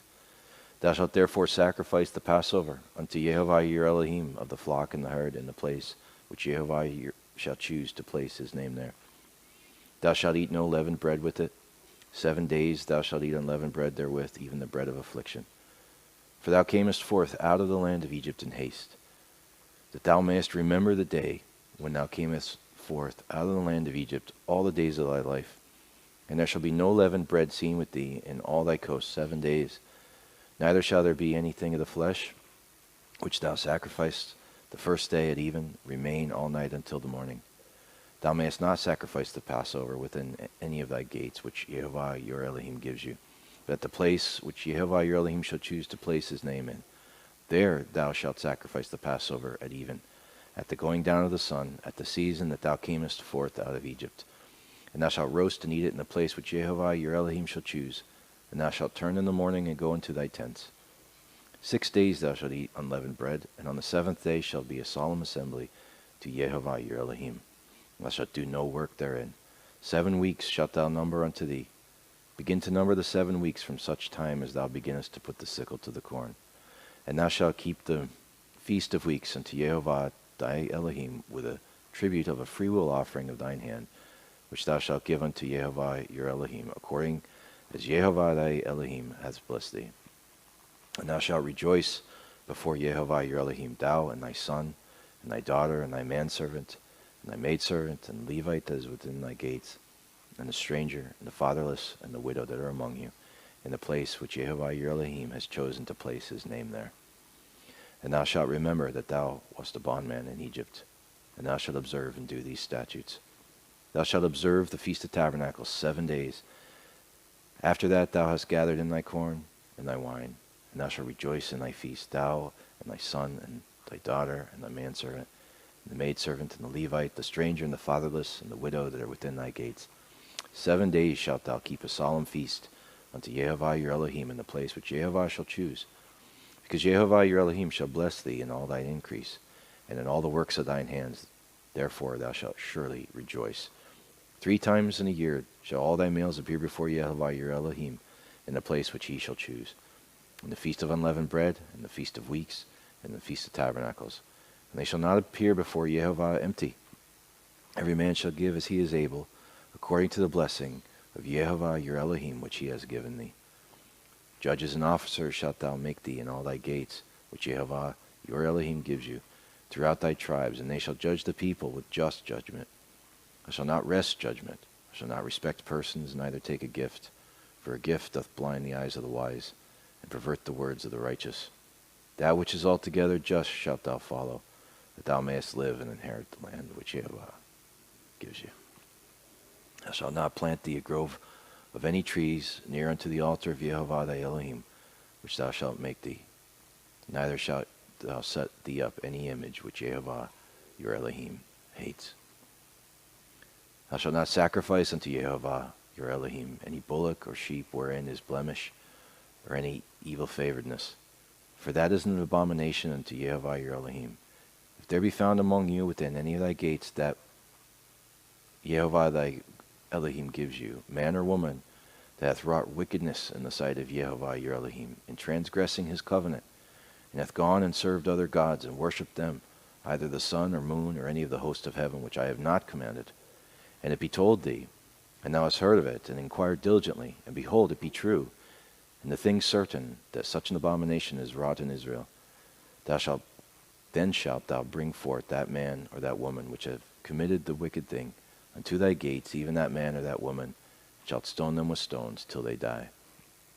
At the mouth of 2 witnesses, or 3 witnesses, shall he that is worthy of death be put to death. But at the mouth of 1 witness he shall not be put to death. The hands of the witnesses shall be first upon him to put him to death, and afterward the hands of all the people. So shalt thou put the evil away from among you.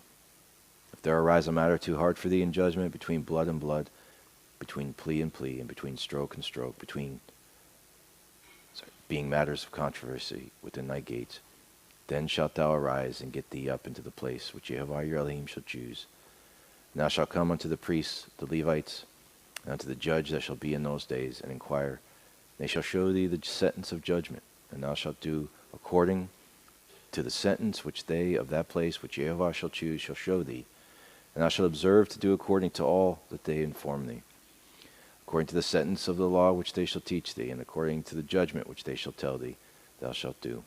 Thou shalt not decline from the sentence which they shall show thee, to the right hand nor to the left. And the man that will do presumptuously, and will not hearken unto the priest that standeth to minister there before Yehovah your Elohim, or unto the judge, even that man shall die, and thou shalt put away the evil from Israel. And all the people shall hear and fear, and do no more presumptuously. When thou art come into the land which Yehovah your Elohim gives you, and shall possess it, and shall dwell therein, and shall say, I will set a king over me, as all the nations that are about me. Thou shalt in any wise set him king over thee, whom Yehovah your Elohim shall choose. One from among thy brethren shalt thou set king over thee. Thou mayest not set a stranger over thee, which is not thy brother. But he shall not multiply horses to himself, nor cause the people to return to Egypt, to the end that he should multiply horses. Forasmuch as Yehovah hath said unto you, he shall henceforth return no more that way. Neither shall he multiply wives to himself, that his heart turn not away. Neither shall he multiply to himself silver and gold. And it shall be, when he sits upon the throne of his kingdom, that he shall write him a copy of this law in a book out of that which is before the priests, the Levites. It shall be with him, and he shall read therein all the days of his life, that he may learn to fear Yehovah his Elohim, to keep all the words of this law and these statutes, to do them, that his heart not be lifted up above his brethren, and that he turn not aside from the commandment to the right hand or to the left, to the end that he may prolong his days in his kingdom, he and his children in the midst of Israel. The priests, the Levites, and all the tribe of Levi shall have no part nor inheritance with Israel.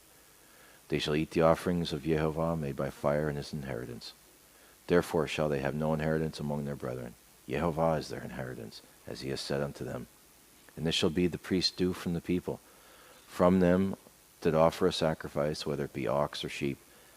And they shall give unto the priest the shoulder and the 2 cheeks and the maw.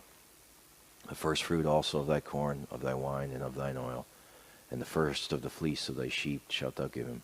For Yehovah your Elohim hath chosen him out of all thy tribes to stand to minister in the name of Yehovah, him and his sons forever.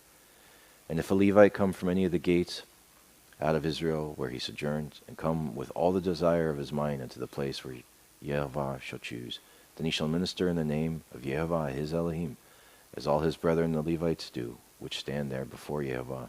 They shall have like portions to eat, beside that which cometh of the sale of his patrimony. When thou art come into the land which Yehovah your Elohim gives you, thou shalt not learn to do after the abominations of those nations.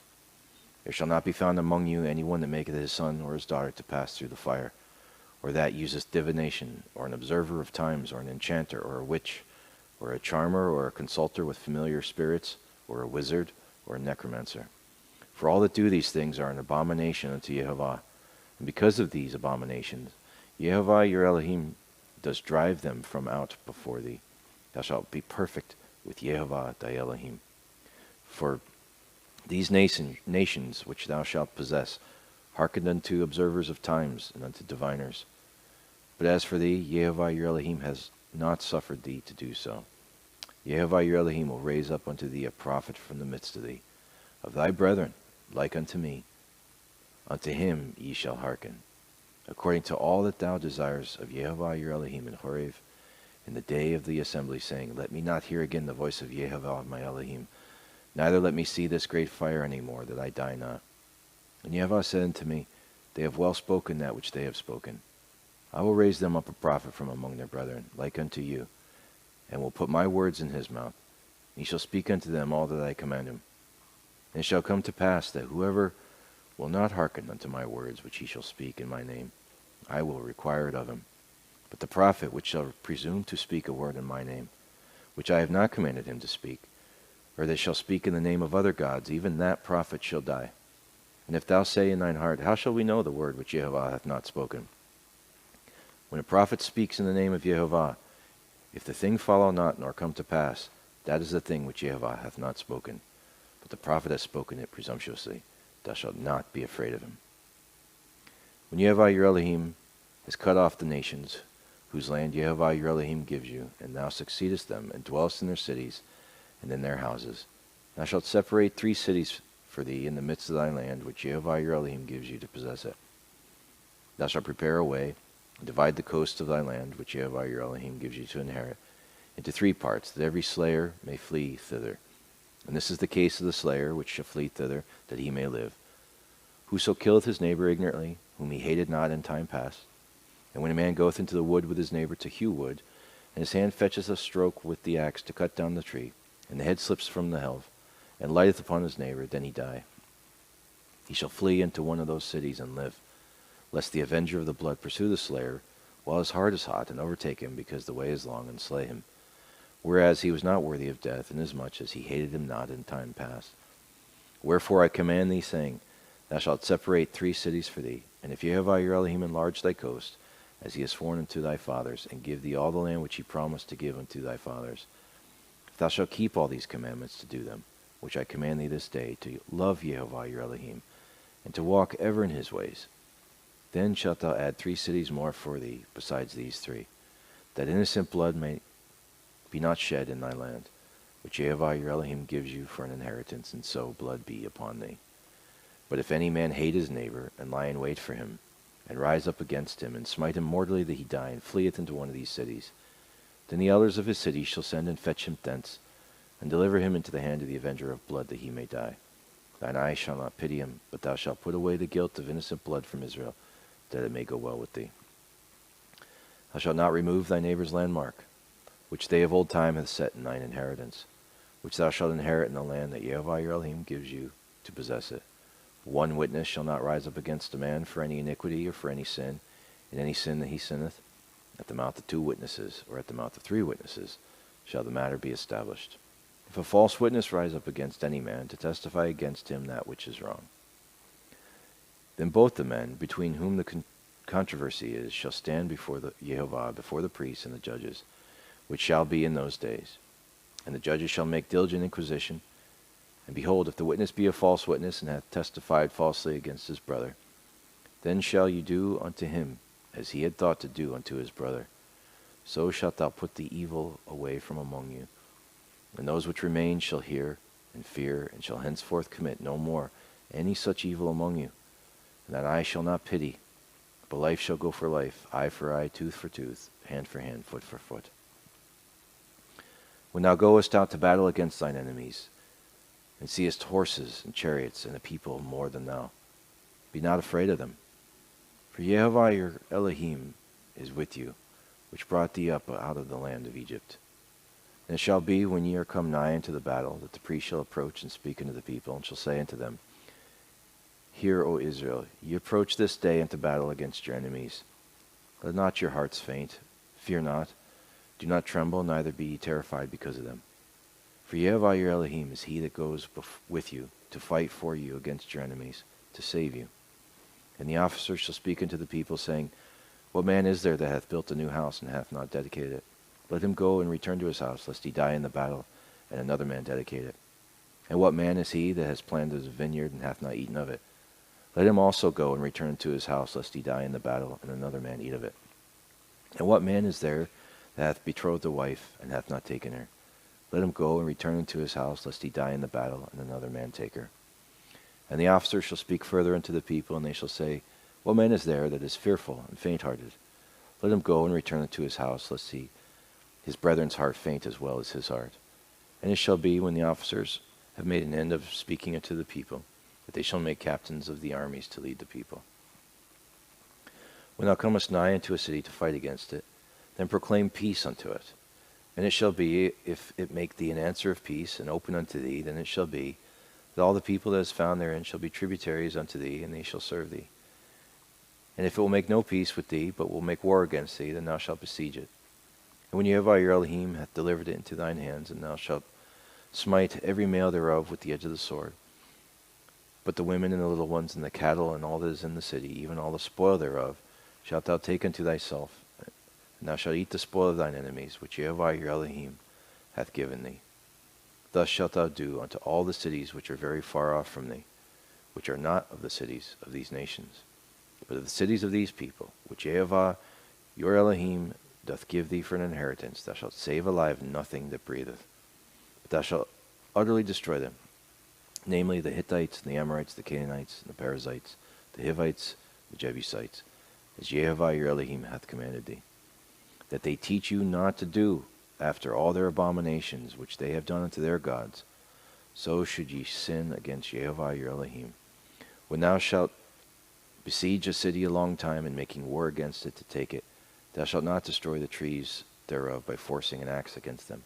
For thou mayest eat of them, and thou shalt not cut them down, for the tree of the field is man's life, to employ them in the siege. Only the trees which thou knowest, that they be not trees for meat, thou shalt destroy, and cut them down, and thou shalt build bulwarks against the city that makes war with thee, until it be subdued. If one be found slain in the land which the Lord thy God giveth you to possess it, lying in the field, and it be not known who has slain him, then thy elders and thy judges shall come forth, and they shall measure unto the cities which are round about him that is slain. And it shall be that the city which is next unto the slain man, even the elders of that city, shall take a heifer which hath not been wrought with, and which hath not drawn in the yoke. And the elders of that city shall bring down the heifer unto a rough valley, which is neither eared nor sown, and shall strike off the heifer's neck there in the valley. And the priests, the sons of Levi, shall come near. For them Yehovah thy God hath chosen to minister unto him, and to bless in the name of Yehovah.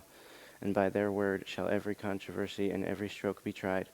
And all the elders of that city that are next unto the slain man shall wash their hands over the heifer that is beheaded in the valley. And they shall answer and say, Our hands have not shed this blood, neither have our eyes seen it. Be merciful, O Yehovah, unto thy people Israel, whom thou hast redeemed, and lay not innocent blood unto thy people of Israel's charge. And the blood shall be forgiven them.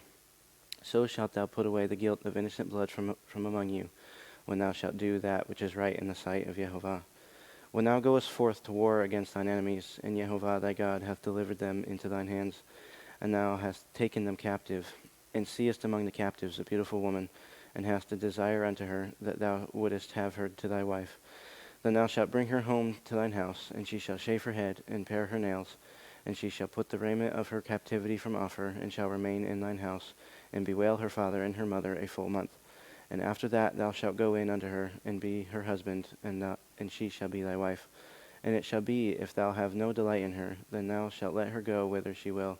But thou shalt not sell her at all for money. Thou shalt not make merchandise of her, neither thou hast humbled her, because thou hast humbled her. If a man have 2 wives, one beloved and another hated, and they have borne him children, both the beloved and the hated, and if the firstborn son be hers that was hated, then shall it be, when he maketh his sons to inherit that which he hath, that he may not make the sons of the beloved firstborn before the son of the hated, which is indeed the firstborn. But he shall acknowledge the son of the hated for the firstborn, by giving him a double portion of all that he hath. For he is the beginning of his strength, the right of the firstborn is his. If a man have a stubborn and rebellious son, which will not obey the voice of his father, or the voice of his mother, and that, when they have chastened him, will not hearken unto them, then shall his father and his mother lay hold on him, and bring him out unto the elders of his city, and unto the gate of his place. And they shall say unto the elders of his city, This our son is stubborn and rebellious. He will not obey our voice. He is a glutton and a drunkard. And all the men of his city shall stone him with stones, that he die. So shalt thou put evil away from among you, and all Israel shall hear and fear. And if a man have committed a sin worthy of death, and he be to be put to death, and thou hang him on a tree, his body shall not remain all night upon the tree, but thou shalt in any wise bury him that day. For he that is hanged is accursed of God, that thy land be not defiled, which the Lord thy God giveth thee for an inheritance. Thou shalt not see thy brother's ox or his sheep go astray, and hide thyself from them. Thou shalt in any case bring them again unto thy brother. And if thy brother be not nigh unto thee, or if thou know him not, then thou shalt bring it unto thine own house, and it shall be with thee until thy brother seek after it, and thou shalt restore it to him again. In like manner shalt thou do with his ass, and so shalt thou do with his raiment, and with all lost thing of thy brother's, which he hath lost, and thou hast found, shalt thou do likewise. Thou mayest not hide thyself. Thou shalt not see thy brother's ass or his ox fall down by the way, and hide thyself from them. Thou shalt surely help him to lift them up again. The woman shall not wear that which pertaineth unto a man, neither shall a man put on a woman's garment. For all that do so are an abomination unto Jehovah thy God. If a bird's nest chance to be before thee in the way in any tree or on the ground, whether they be young ones or eggs, and the dam sitting upon the young or upon the eggs, thou shalt not take the dam with the young, but thou shalt in any wise let the dam go, and take the young to thee, that it may be well with thee, and that thou mayest prolong thy days. When thou buildest a new house, then thou shalt make a battlement for thy roof, that thou bring not blood upon thine house, if any man fall from thence. Thou shalt not sow thy field with diverse seeds, lest the fruit of thy seed which thou hast sown, and the fruit of thy vineyard be defiled. Thou shalt not plow with an ox and an ass together. Thou shalt not wear a garment of diverse sorts, as of woolen and linen together. Thou shalt make the fringes upon the 4 quarters of thy vesture, wherewith thou coverest thyself. If any man take a wife, and go in unto her, and hate her, and give occasions of speech against her, and bring up an evil name upon her, and say, I took this woman, and when I came to her, I found her not a maid, then shall the father of the damsel and her mother take and bring forth the tokens of the damsel's virginity unto the elders of the city in the gate. And the damsel's father shall say unto the elders, I gave my daughter unto this man to wife, and he hateth her. And lo, he hath given occasions of speech against her, saying, I found not thy daughter a maid, and yet these are the tokens of my daughter's virginity. And they shall spread the cloth before the elders of the city. And the elders of that city shall take that man and chastise him, and they shall immerse him in 100 shekels of silver, and give them unto the father of the damsel, because he hath brought up an evil name upon a virgin of Israel. And she shall be his wife, he may not put her away all his days. But if this thing be true, and the tokens of virginity be not found for the damsel, then they shall bring out the damsel to the door of her father's house, and the men of her city shall stone her with stones, that she die, because she hath wrought folly in Israel, to play the whore in her father's house. So shalt thou put evil away from among you. If a man be found lying with a woman married to a husband, then they shall both of them die, both the man that lay with the woman and the woman. So shalt thou put away evil from Israel. If a damsel that is a virgin be betrothed unto an husband, and a man find her in the city, and lie with her, then ye shall bring them both out unto the gate of that city, and ye shall stone them with stones, that they die. The damsel because she cried not, being in the city, and the man because he hath humbled his neighbor's wife. So thou shalt put away evil from among you. But if a man find a betrothed damsel in the field, and the man force her, and lie with her, then the man only that lay with her shall die. But unto the damsel thou shalt do nothing. There is in the damsel no sin worthy of death. For as when a man riseth against his neighbor, and slayeth him, even so is this matter. For he found her in the field, and the betrothed damsel cried, and there was none to save her. If a man find a damsel that is a virgin, which is not betrothed, and lay hold on her, and lie with her, and they be found, then the man that lay with her shall give unto the damsel's father 50 shekels of silver, and she shall be his wife, because he hath humbled her. He may not put her away all his days. A man shall not take his father's wife, nor discover his father's skirt. He that is wounded in the stones, or hath his privy member cut off, shall not enter into the congregation of Jehovah. A bastard shall not enter into the congregation of Jehovah. Even to his 10th generation shall he not enter into the congregation of Jehovah. An Ammonite or Moabite shall not enter into the congregation of Jehovah. Even to their 10th generation shall they not enter into the congregation of Jehovah forever. Because they met you not with bread and with water in the way, when ye came forth out of Egypt. And because they hired against thee Balaam the son of Beor, of Pethor of Mesopotamia, to curse thee. Nevertheless, Jehovah thy God would not hearken unto Balaam, but Jehovah thy God turned the curse into a blessing unto thee, because Jehovah thy God loved thee. Thou shalt not seek their peace, nor their prosperity, all the days forever. Thou shalt not abhor an Edomite, for he is thy brother. Thou shalt not abhor an Egyptian, because thou wast a stranger in his land. The children that are begotten of them shall enter into the congregation of Jehovah in their third generation. When the host goeth forth against thine enemies, then keep thee from every wicked thing.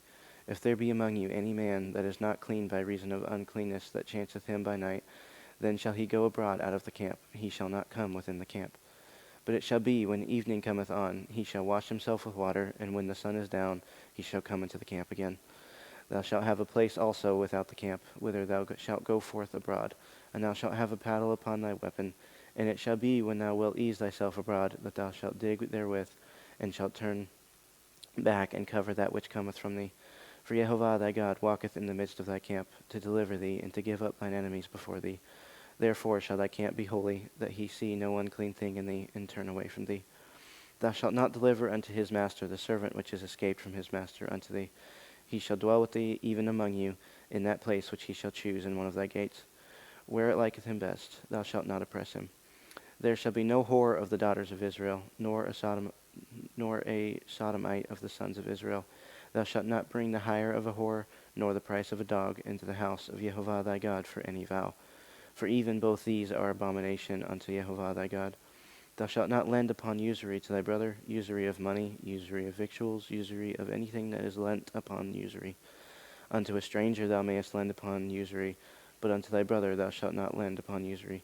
That Jehovah thy God may bless thee in all that thou settest thine hand to in the land whither thou goest to possess it. When thou shalt vow a vow unto Jehovah thy God, thou shalt not slack to pay it, for Jehovah thy God will surely require it of thee, and it would be sin in thee. But if thou shalt forbear to vow, it shall be no sin in thee. That which is gone out of thy lips thou shalt keep and perform, even a freewill offering, according as thou hast vowed unto Jehovah thy God, which thou hast promised with thy mouth. When thou comest into thy neighbor's vineyard, then thou mayest eat grapes thy fill at thine own pleasure, but thou shalt not put any in thy vessel.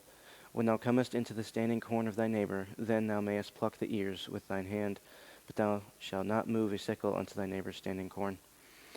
When a man hath taken a wife, and married her, and it come to pass that she find no favor in his eyes, because he hath found some uncleanness in her, then let him write her a bill of divorcement, and give it in her hand, and send her out of his house. And when she is departed out of his house, she may go and be another man's wife.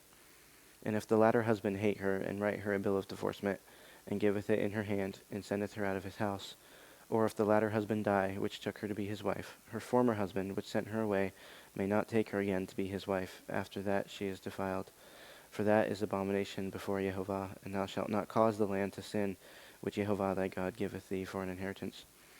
When a man hath taken a new wife, he shall not go out to war, neither shall he be charged with any business, but he shall be free at home 1 year, and shall cheer up his wife which he hath taken. No man shall take the nether or the upper millstone to pledge, for he taketh a man's life to pledge. If a man be found stealing any of his brethren of the children of Israel, and maketh merchandise of him, or selleth him, then that thief shall die, and thou shalt put evil away from among you. Take heed in the plague of leprosy, that thou observe diligently, and do according to all that the priests the Levites shall teach you. As I commanded them, so ye shall observe to do. Remember what Jehovah thy God did unto Miriam by the way, after that ye were come forth out of Egypt. When thou dost lend thy brother anything, thou shalt not go into his house to fetch his pledge. Thou shalt stand abroad, and the man to whom thou dost lend shall bring out the pledge abroad unto thee. And if the man be poor, thou shalt not sleep with his pledge. In any case thou shalt deliver him the pledge again when the sun goeth down, that he may sleep in his own raiment, and bless thee. And it shall be righteousness unto thee before Jehovah thy God. Thou shalt not oppress an hired servant that is poor and needy, whether he be of thy brethren or of thy strangers that are in thy land within thy gates.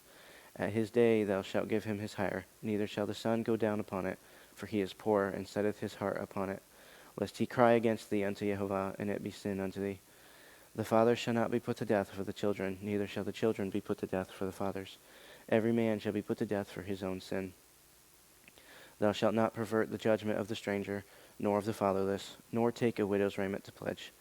But thou shalt remember that thou wast a bondman in Egypt, and Jehovah thy God redeemed thee thence. Therefore I command thee to do this thing. When thou cuttest down thine harvest in thy field, and hast forgot a sheaf in the field, thou shalt not go again to fetch it. It shall be for the stranger, for the fatherless, and for the widow, that Jehovah thy God may bless thee in all the work of thine hands. When thou beatest thine olive tree, thou shalt not go over the boughs again. It shall be for the stranger, for the fatherless, and for the widow. When thou gatherest the grapes of thy vineyard, thou shalt not glean it afterward. It shall be for the stranger, for the fatherless, and for the widow. And thou shalt remember that thou wast a bondman in the land of Egypt. Therefore I command thee to do this thing. If there be a controversy between men, and they come unto judgment, that the judges may judge them, then they shall justify the righteous and condemn the wicked. And it shall be, if the wicked man be worthy to be beaten, that the judge shall cause him to lie down and to be beaten before his face, according to his fault, by a certain number. 40 stripes he may give him, and not exceed, lest, if he should exceed, and beat him above these with many stripes, then thy brother should seem vile unto thee. Thou shalt not muzzle the ox when he treadeth out the corn. If brethren dwell together, and one of them die, and have no child, the wife of the dead shall not marry without unto a stranger. Her husband's brother shall go in unto her, and take her to him to wife, and perform the duty of an husband's brother unto her. And it shall be that the firstborn which she beareth shall succeed in the name of his brother which is dead, that his name be not put out of Israel. And if the man like not to take his brother's wife, then let his brother's wife go up to the gate unto the elders, and say, My husband's brother refuseth to raise up unto his brother a name in Israel. He will not perform the duty of my husband's brother. Then the elders of his city shall call him, and speak unto him. And if he stand to it, and say, I like not to take her, then shall his brother's wife come unto him in the presence of the elders, and loose his shoe from off his foot, and spit in his face, and shall answer and say, So shall it be done unto that man that will not build up his brother's house. And his name shall be called in Israel, the house of him that hath his shoe loosed. And when men strive together one with another, and the wife of the one draweth near for to deliver her husband out of the hand of him that smiteth him, and putteth forth her hand, and taketh him by the secrets, then thou shalt cut off her hand, thine eye shall not pity her. Thou shalt not have in thy bag diverse weights, a great and a small. Thou shalt not have in thine house diverse measures, a great and a small. But thou shalt have a perfect and just weight, a perfect and just measure shalt thou have, that thy days may be lengthened in the land which Jehovah thy God giveth thee. For all that do such things, and all that do unrighteously, are an abomination unto Jehovah thy God. Remember what Amalek did unto thee by the way, when ye were come forth out of Egypt, how he met thee by the way, and smote the hindmost of thee, even all that were feeble behind thee, when thou wast faint and weary, and he feared not Elohim. Therefore it shall be, when Jehovah thy God hath given thee rest from all thine enemies round about, in the land which Jehovah thy God giveth thee for an inheritance to possess it, that thou shalt blot out the remembrance of Amalek from under heaven, thou shalt not forget it. And it shall be, when thou art come in unto the land which Jehovah thy God giveth thee for an inheritance, and possessest it, and dwellest therein, that thou shalt take of the first of all the fruit of the earth, which thou shalt bring of thy land unto Jehovah thy God, which thou shalt bring of thy land that Jehovah thy God giveth thee, and shalt put it in a basket, and shalt go unto the place which Jehovah thy God shall choose to place his name there. And thou shalt go unto the priest that shall be in those days, and shall say unto him, I profess this day unto Jehovah thy God, that I am come unto this country, which Jehovah sware unto our fathers for to give us. And the priest shall take the basket out of thine hand, and set it down before the altar of Jehovah thy God. And thou shalt speak and say before Jehovah thy God, A Syrian ready to perish was my father, and he went down into Egypt, and sojourned there with a few, and became there a nation great, mighty, and populous. And the Egyptians evil entreated us, and inflicted us, and laid upon us hard bondage. And when we cried unto Jehovah, God of our fathers, Jehovah heard our voice, and looked on our affliction, and our labor, and our oppression. And Jehovah brought us forth out of Egypt with a mighty hand, and with an outstretched arm, and with great terribleness, and with signs, and with wonders. And he hath brought us into this place, and hath given us this land, even the land that floweth with milk and honey. And now, behold, I have brought the firstfruits of the land, which thou, O Jehovah, hast given me. And thou shalt set it before Jehovah thy God, and worship before Jehovah thy God. And thou shalt rejoice in every good thing which Jehovah thy God hath given unto thee, and unto thine house, thou and the Levite, and the stranger that is among you. When thou hast made an end of tithing all the tithes of thine increase the 3rd year, which is the year of tithing, and hast given it unto the Levite, the stranger, the fatherless, and the widow, that they may eat within thy gates, and be filled, then thou shalt say before Jehovah thy God, I have brought away the hallowed things out of mine house, and also have given them unto the Levite, and unto the stranger, to the fatherless, and to the widow. according to all thy commandments which thou hast commanded me. I have not transgressed thy commandments, neither have I forgotten them. I have not eaten thereof in my mourning, neither have I taken away aught thereof for any unclean use, nor given aught thereof for the dead. But I have hearkened to the voice of Jehovah my God, and have done according to all that thou hast commanded me. Look down from thy holy habitation, from heaven, and bless thy people Israel, in the land which thou hast given us, as thou swarest unto our fathers, a land that floweth with milk and honey. This day Jehovah thy God hath commanded thee to do these statutes and judgments. Thou shalt therefore keep and do them with all thine heart and with all thy soul. Thou hast avouched Jehovah this day to be thy God, and to walk in his ways, and to keep his statutes and his commandments and his judgments, and to hearken unto his voice. And Jehovah hath avouched thee this day to be his peculiar people, as he hath promised thee, and that thou shouldest keep all his commandments, and to make thee high above all nations which he hath made, in praise and in name and in honor, and that thou mayest be an holy people unto Jehovah thy God, as he hath spoken. And Moshe charged the people the same day, saying, These shall stand upon Mount Gerizim to bless the people, when ye are come over Jordan, Simeon and Levi, and Judah, and Issachar, and Joseph, and Benjamin. And these shall stand upon Mount Ebal to curse, Reuben, Gad, and Asher, and Zebulun, Dan, and Naphtali.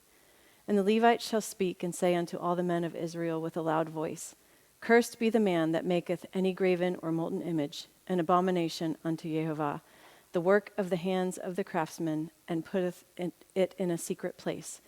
And all the people shall answer and say, Amen. Cursed be he that setteth light by his father or his mother. And all the people shall say, Amen. Cursed be he that removeth his neighbor's landmark. And all the people shall say, Amen. Cursed be he that maketh the blind to wander out of the way. And all the people shall say, Amen. Cursed be he that perverteth the judgment of the stranger, fatherless, and widow. And all the people shall say, Amen. Cursed be he that lieth with his father's wife, because he uncovereth his father's skirt. And all the people shall say, Amen. Cursed be he that lieth with any manner of beast, and all the people shall say, Amen. Cursed be he that lieth with his sister, the daughter of his father, or the daughter of his mother. And all the people shall say, Amen. Cursed be he that lieth with his mother-in-law, and all the people shall say, Amen. Cursed be he that smiteth his neighbor secretly, and all the people shall say, Amen. Cursed be he that taketh reward to slay an innocent person, and all the people shall say, Amen. Cursed be he that confirmeth not all the words of this law to do them, and all the people shall say, Amen. And it shall come to pass, if thou shalt hearken diligently unto the voice of Jehovah thy Elohim, to observe and to do all his commandments, which I command thee this day, that Jehovah thy Elohim will set thee on high above all nations of the earth. And all these blessings shall come on thee and overtake thee, if thou shalt hearken unto the voice of Jehovah thy Elohim. Blessed shalt thou be in the city, and blessed shalt thou be in the field. Blessed shall be the fruit of thy body, and the fruit of thy ground, and the fruit of thy cattle, the increase of thy kine, and the flocks of thy sheep. Blessed shall be thy basket and thy store. Blessed shalt thou be when thou comest in, and blessed shalt thou be when thou goest out. Jehovah shall cause thine enemies that rise up against thee to be smitten before thy face. They shall come out against thee one way, and flee before thee 7 ways. Jehovah shall command the blessing upon thee in thy storehouses, and in all that thou settest thine hand unto. And he shall bless thee in the land which Jehovah thy Elohim giveth thee. Jehovah shall establish thee an holy people unto himself, as he hath sworn unto thee, if thou shalt keep the commandments of Jehovah thy Elohim, and walk in his ways. And all the people of the earth shall see that thou art called by the name of Jehovah, and they shall be afraid of thee. And Jehovah shall make thee plenteous in goods, in the fruit of thy body, and in the fruit of thy cattle, and in the fruit of thy ground, in the land which Jehovah sware unto thy fathers to give thee. Jehovah shall open unto thee his good treasure, the heaven, to give the rain unto thy land in his season, and to bless all the work of thine hand. And thou shalt lend unto many nations, and thou shalt not borrow. And Jehovah shall make thee the head and not the tail, and thou shalt be above only, and thou shalt not be beneath. If that thou hearken unto the commandments of Jehovah thy Elohim, which I command thee this day to observe and to do them. And thou shalt not go aside from any of the words which I command thee this day, to the right hand or to the left, to go after other gods to serve them. But it shall come to pass, if thou wilt not hearken unto the voice of Jehovah thy Elohim, to observe to do all his commandments and his statutes which I command thee this day, that all these curses shall come upon thee and overtake thee. Cursed shalt thou be in the city, and cursed shalt thou be in the field. Cursed shall be thy basket and thy store. Cursed shall be the fruit of thy body and the fruit of thy land, the increase of thy kine and the flocks of thy sheep. Cursed shalt thou be when thou comest in, and cursed shalt thou be when thou goest out. Jehovah shall send upon thee cursing, vexation, and rebuke in all that thou settest thine hand unto for to do, until thou be destroyed, and until thou perish quickly, because of the wickedness of thy doings, whereby thou hast forsaken me. Jehovah shall make the pestilence cleave unto thee, until he have consumed thee from off the land whither thou goest to possess it. Jehovah shall smite thee with a consumption, and with a fever, and with an inflammation, and with an extreme burning, and with the sword, and with blasting, and with mildew, and they shall pursue thee until thou perish. And thy heaven that is over thy head shall be brass, and the earth that is under thee shall be iron. Jehovah shall make the rain of thy land powder and dust. From heaven shall it come down upon thee until thou be destroyed. Jehovah shall cause thee to be smitten before thine enemies. Thou shalt go out one way against them, and flee 7 ways before them, and shalt be removed unto all the kingdoms of the earth. And thy carcass shall be meat unto all fowls of the air, and unto the beasts of the earth, and no man shall fray them away. Jehovah will smite thee with the botch of Egypt, and with the emerods, and with the scab, and with the itch whereof thou canst not be healed. Jehovah shall smite thee with madness, and blindness, and astonishment of heart. And thou shalt grope at noonday as the blind gropeth in darkness. And thou shalt not prosper in thy ways, and thou shalt be only oppressed and spoiled evermore, and no man shall save thee. Thou shalt betroth a wife, and another man shall lie with her. Thou shalt build an house, and thou shalt not dwell therein. Thou shalt plant a vineyard, and shalt not gather the grapes thereof. Thine ox shall be slain before thine eyes, and thou shalt not eat thereof. Thine ass shall be violently taken away from before thy face, and shall not be restored to thee. Thy sheep shall be given unto thine enemies, and thou shalt have none to rescue them. Thy sons and thy daughters shall be given unto another people, and thine eyes shall look and fail with longing for them all the day long. And there shall be no might in thine hand. The fruit of thy land and all thy labors shall a nation which thou knowest not eat up, and thou shalt be only oppressed and crushed alway, so that thou shalt be mad for the sight of thine eyes which thou shalt see. Jehovah shall smite thee in the knees and in the legs with a sore botch that cannot be healed, from the sole of thy foot unto the top of thy head. Jehovah shall bring thee and thy king which thou shalt set over thee unto a nation which neither thou nor thy fathers have known, and there shalt thou serve other gods, wood and stone. And thou shalt become an astonishment, a proverb, and a byword among all nations whither Jehovah shall lead thee. Thou shalt carry much seed out unto the field, and shalt gather but little in, for the locust shall consume it. Thou shalt plant vineyards and dress them, but shalt neither drink of the wine nor gather the grapes, for the worms shall eat them. Thou shalt have olive trees throughout all thy coasts, but thou shalt not anoint thyself with the oil, for thine olive oil shall cast his fruit. For thine olive shall cast his fruit. Thou shalt beget sons and daughters, but thou shalt not enjoy them, for they shall go into captivity. All thy trees and fruit of thy land shall the locust consume. The stranger that is within thee shall get up above thee very high, and thou shalt come down very low. He shall lend to thee, and thou shalt not lend to him. He shall be the head, and thou shalt be the tail. Moreover, all these curses shall come upon thee, and shall pursue thee, and overtake thee, till thou be destroyed, because thou hearkenest not unto the voice of Jehovah thy Elohim, to keep his commandments and his statutes, which he commanded thee. And they shall be upon thee for a sign and for a wonder, and upon thy seed forever, because thou servest not Jehovah thy Elohim with joyfulness and with gladness of heart, for the abundance of all things. Therefore shalt thou serve thine enemies, which Jehovah shall send against thee, in hunger and in thirst and in nakedness and in want of all things. And he shall put a yoke of iron upon thy neck until he have destroyed thee. Jehovah shall bring a nation against thee from far, from the end of the earth, as swift as the eagle flieth, a nation whose tongue thou shalt not understand, a nation of fierce countenance, which shall not regard the person of the old, nor show favor to the young. And he shall eat the fruit of thy cattle and the fruit of thy land until thou be destroyed, which also shall not leave thee either corn, wine, or oil, or the increase of thy kine, or flocks of thy sheep, until he have destroyed thee. And he shall besiege thee in all thy gates, until thy high and fenced walls come down, wherein thou trustest, throughout all thy land. And he shall besiege thee in all thy gates throughout all thy land, which Jehovah thy Elohim hath given thee. And thou shalt eat the fruit of thine own body, the flesh of thy sons and of thy daughters, which Jehovah thy Elohim hath given thee, in the siege and in the straitness, wherewith thine enemies shall distress thee.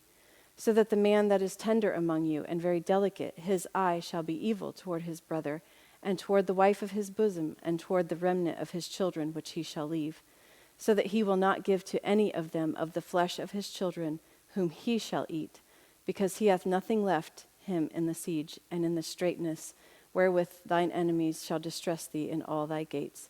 The tender and delicate woman among you, which would not adventure to set the sole of her foot upon the ground for delicateness and tenderness, her eye shall be evil toward the husband of her bosom, and toward her son, and toward her daughter, and toward her young one that cometh out from between her feet, and toward her children which she shall bear, for she shall eat them for want of all things, secretly in the siege and straitness, wherewith thine enemy shall distress thee in thy gates. If thou wilt not observe to do all the words of this law that are written in this book, that thou mayest fear this glorious and fearful name, Jehovah thy Elohim. Then Jehovah will make thy plagues wonderful, and the plagues of thy seed, even great plagues, and of long continuance, and sore sicknesses, and of long continuance. Moreover, he will bring upon thee all the diseases of Egypt, which thou wast afraid of, and they shall cleave unto thee. Also every sickness and every plague which is not written in the book of this law, them will Jehovah bring upon thee, until thou be destroyed. And ye shall be left few in number, whereas ye were as the stars of heaven for multitude, because thou wouldest not obey the voice of Jehovah thy Elohim. And it shall come to pass, that as Jehovah rejoiced over you to do you good, and to multiply you, so Jehovah will rejoice over you to destroy you, and to bring you to naught. And ye shall be plucked from off the land whither thou goest to possess it. And Jehovah shall scatter thee among all people, from the one end of the earth even unto the other. And there shalt thou serve other gods, which neither thou nor thy fathers have known, even wood and stone. And among these nations shalt thou find no ease, neither shall the sole of thy foot have rest. But Jehovah shall give thee there a trembling heart, and failing of eyes, and sorrow of mind. And thy life shall hang in doubt before thee, and thou shalt fear day and night, and shalt have none assurance of thy life. In the morning thou shalt say, Would God it were even, and at even thou shalt say, Would God it were morning. For the fear of thine heart wherewith thou shalt fear, and for the sight of thine eyes which thou shalt see. And Jehovah shall bring thee into Egypt again with ships, by the way whereof I spake again unto thee. Thou shalt see it no more again, and there ye shall be sold unto your enemies for bondmen and bondwomen, and no man shall buy you.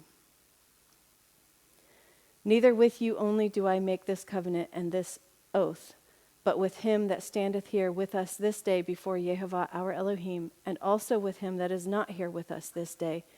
For ye know how we have dwelt in the land of Egypt, and how we came through the nations which ye passed by. And ye have seen their abominations, and their idols, wood and stone, silver and gold, which were among them. Lest there should be among you man or woman or family or tribe, whose heart turneth away this day from Jehovah our Elohim, to go and serve the gods of these nations. Lest there should be among you a root that beareth gall and wormwood. And it come to pass, when he heareth the words of this curse, that he bless himself in his heart, saying, I shall have peace. Though I walk in the imagination of mine heart, to add drunkenness to thirst. Yehovah will not spare him, but then the anger of Yehovah and his jealousy shall smoke against that man, and all the curses that are written in this book shall lie upon him, and Yehovah shall blot out his name from under heaven. And Yehovah shall separate him unto evil out of all the tribes of Israel, according to all the curses of the covenant that are written in this book of the law, so that the generation to come of your children that shall rise up after you, and the stranger that shall come from a far land shall say, when they see the plagues of that land, and the sicknesses which Yehovah hath laid upon it, and that the whole land thereof is brimstone and salt and burning, that it is not sown, nor beareth, nor any grass groweth therein, like the overthrow of Sodom and Gomorrah, Admah and Zeboim, which Yehovah overthrew in his anger and in his wrath. Even all nations shall say, wherefore hath Yehovah done this unto this land? What meaneth the heat of this great anger? Then men shall say, because they have forsaken the covenant of Yehovah, Elohim of their fathers, which he made with them when he brought them forth out of the land of Egypt. For they went and served other gods and worshipped them, gods whom they knew not, and whom he had not given unto them. And the anger of Yehovah was kindled against this land, to bring upon it all the curses that are written in this book. And Yehovah rooted them out of their land in anger and in wrath and in great indignation, and cast them into another land, as it is this day. The secret things belong unto Yehovah our Elohim, but those things which are revealed belong unto us, and to our children forever, that we may do all the words of this law. And it shall come to pass, when all these things are come upon thee, the blessing and the curse which I have set before thee, and thou shalt call them to mind among all the nations, whither Yehovah thy Elohim hath driven thee, and shalt return unto Yehovah thy Elohim, and shalt obey his voice according to all that I command thee this day, thou and thy children, with all thine heart and with all thy soul, that then Yehovah thy Elohim will turn thy captivity and have compassion upon thee, and will return and gather thee from all the nations whither Yehovah thy Elohim hath scattered thee. If any of thine be driven out unto the outmost parts of heaven, from thence will Yehovah thy Elohim gather thee, and from thence will he fetch thee. And Yehovah thy Elohim will bring thee into the land which thy fathers possessed, and thou shalt possess it, and he will do thee good, and multiply thee above thy fathers.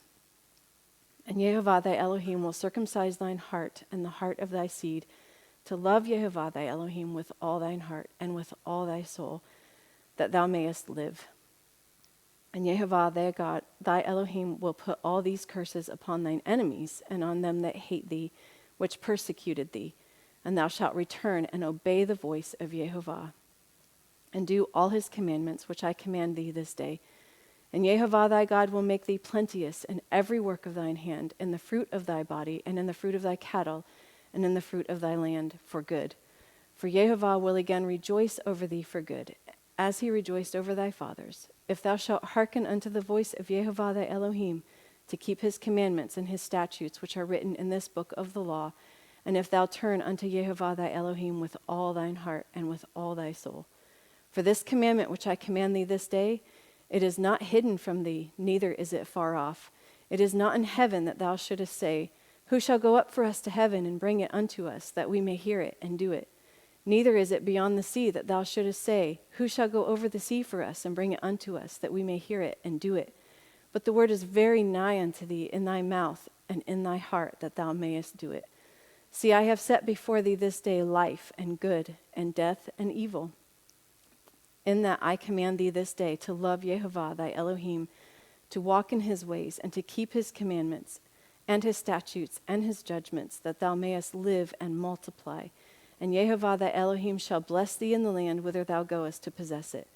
But if thine heart turn away, so that thou wilt not hear, but shalt be drawn away, and worship other gods, and serve them, I denounce unto you this day that ye shall surely perish, and that ye shall not prolong your days upon the land whither thou passest over Jordan to go to possess it. I call heaven and earth to record this day against you, that I have set before you life and death, blessing and cursing. Therefore choose life, that both thou and thy seed may live, that thou mayest love Yehovah thy Elohim, and that thou mayest obey his voice, and that thou mayest cleave unto him, for he is thy life, and the length of thy days, that thou mayest dwell in the land which Jehovah sware unto thy fathers, to Abraham, to Isaac, and to Jacob, to give them. And Moshe wrote this law and delivered it unto the priests, the sons of Levi, which bear the ark of the covenant of Jehovah, and unto all the elders of Israel. And Moses commanded them, saying, at the end of every 7 years, in the solemnity of the year of release, in the feast of tabernacles, when all Israel is come to appear before Jehovah thy Elohim, in the place which he shall choose, thou shalt read this law before all Israel in their hearing. Gather the people together, men and women and children, and thy stranger that is within thy gates, that they may hear, and that they may learn and fear Jehovah your Elohim, and observe to do all the words of this law, and that their children, which have not known anything, may hear and learn to fear Jehovah your Elohim, as long as ye live in the land whither ye go over Jordan to possess it. Give ear, O ye heavens, and I will speak, and hear, O earth, the words of my mouth. My doctrine shall drop as the rain, my speech shall distill as the dew, as the small rain upon the tender herb, and as the showers upon the grass. Because I will publish the name of Jehovah. Ascribe ye greatness unto our Elohim. He is the rock. His work is perfect, for all his ways are judgment. God of truth and without iniquity, just and right is he. They have corrupted themselves. Their spot is not the spot of his children. They are a perverse and crooked generation. Do ye thus requite Jehovah, O foolish people and unwise? Is not he thy father that hath bought thee? Hath he not made thee and established thee? Remember the days of old, consider the years of many generations. Ask thy father, and he will show thee, thy elders, and they will tell thee. When the Most High divided to the nations their inheritance, when he separated the sons of Adam, he set the bounds of the people according to the number of the children of Israel. For Jehovah's portion is his people. Yaakov is the lot of his inheritance. He found him in a desert land and in the waste, howling wilderness. He led him about, he instructed him, he kept him as the apple of his eye. As an eagle stirreth up her nest, fluttereth over her young, spreadeth abroad her wings, taketh them, beareth them on her wings. So Jehovah alone did lead him. And there was no strange God with him. He made him ride on the high places of the earth, that he might eat the increase of the fields. And he made him to suck honey out of the rock, and oil out of the flinty rock, butter of kine and milk of sheep with fat of lambs and rams of the breed of Bashan, and goats with the fat of kidneys of wheat, and thou didst drink the pure blood of the grape. But Jeshurun waxed fat and kicked. Thou art waxen fat, thou art grown thick, thou art covered with fatness. Then he forsook God which made him, and lightly esteemed the rock of his salvation. They provoked him to jealousy with strange gods. With abominations provoked they him to anger. They sacrificed unto devils, not to Elohim, to gods whom they knew not, to new gods that came newly up, whom your fathers feared not. Of the rock that begat thee thou art unmindful, and hast forgotten Elohim that formed thee. And when Jehovah saw it, he abhorred them, because of the provoking of his sons and of his daughters. And he said, I will hide my face from them. I will see what their end shall be. For they are a very froward generation, children in whom is no faith. They have moved me to jealousy with that which is not Elohim. They have provoked me to anger with their vanities. And I will move them to jealousy with those which are not a people. I will provoke them to anger with a foolish nation. For a fire is kindled in mine anger, and shall burn unto the lowest hell, and shall consume the earth with her increase, and set on fire the foundations of the mountains. I will heap mischiefs upon them. I will spend mine arrows upon them. They shall be burnt with hunger and devoured with burning heat and with bitter destruction. I will also send the teeth of beasts upon them, with the poison of serpents of the dust. The sword without, the terror within, shall destroy both the young man and the virgin, the suckling also with the man of gray hairs. I said I would scatter them into corners. I would make the remembrance of them to cease from among men. Were it not that I feared the wrath of the enemy, lest their adversaries should behave themselves strangely, and lest they should say, Our hand is high, and Jehovah hath not done all this. For they are a nation void of counsel, neither is there any understanding in them. Oh, that they were wise, that they understood this, that they would consider their latter end. How should one chase 1,000 and two put 10,000 to flight, except their rock had sold them, and Jehovah had shut them up? For their rock is not as our rock, even our enemies themselves being judges. For their vine is of the vine of Sodom, and of the fields of Gomorrah. Their grapes are grapes of gall, their clusters are bitter. Their wine is the poison of dragons, and the cruel venom of asps. Is not this laid up in store with me, and sealed up among my treasures? To me belongeth vengeance and recompense. Their foot shall slide in due time, for the day of their calamity is at hand, and the things that shall come upon them make haste. For Jehovah shall judge his people, and repent himself for his servants, when he seeth that their power is gone, and there is none shut up or left. And he shall say, Where are their gods, their rock, in whom they trusted? Which did eat the fat of their sacrifices and drank the wine of their drink offerings. Let them rise up and help you and be your protection. See now that I, even I, am he, and there is no Elohim with me. I kill and I make alive. I wound and I heal. Neither is there any that can deliver out of my hand. For I lift up my hand to heaven and say, I live forever. If I whet my glittering sword and my hand take hold on judgment, I will render vengeance to mine enemies and will reward them that hate me.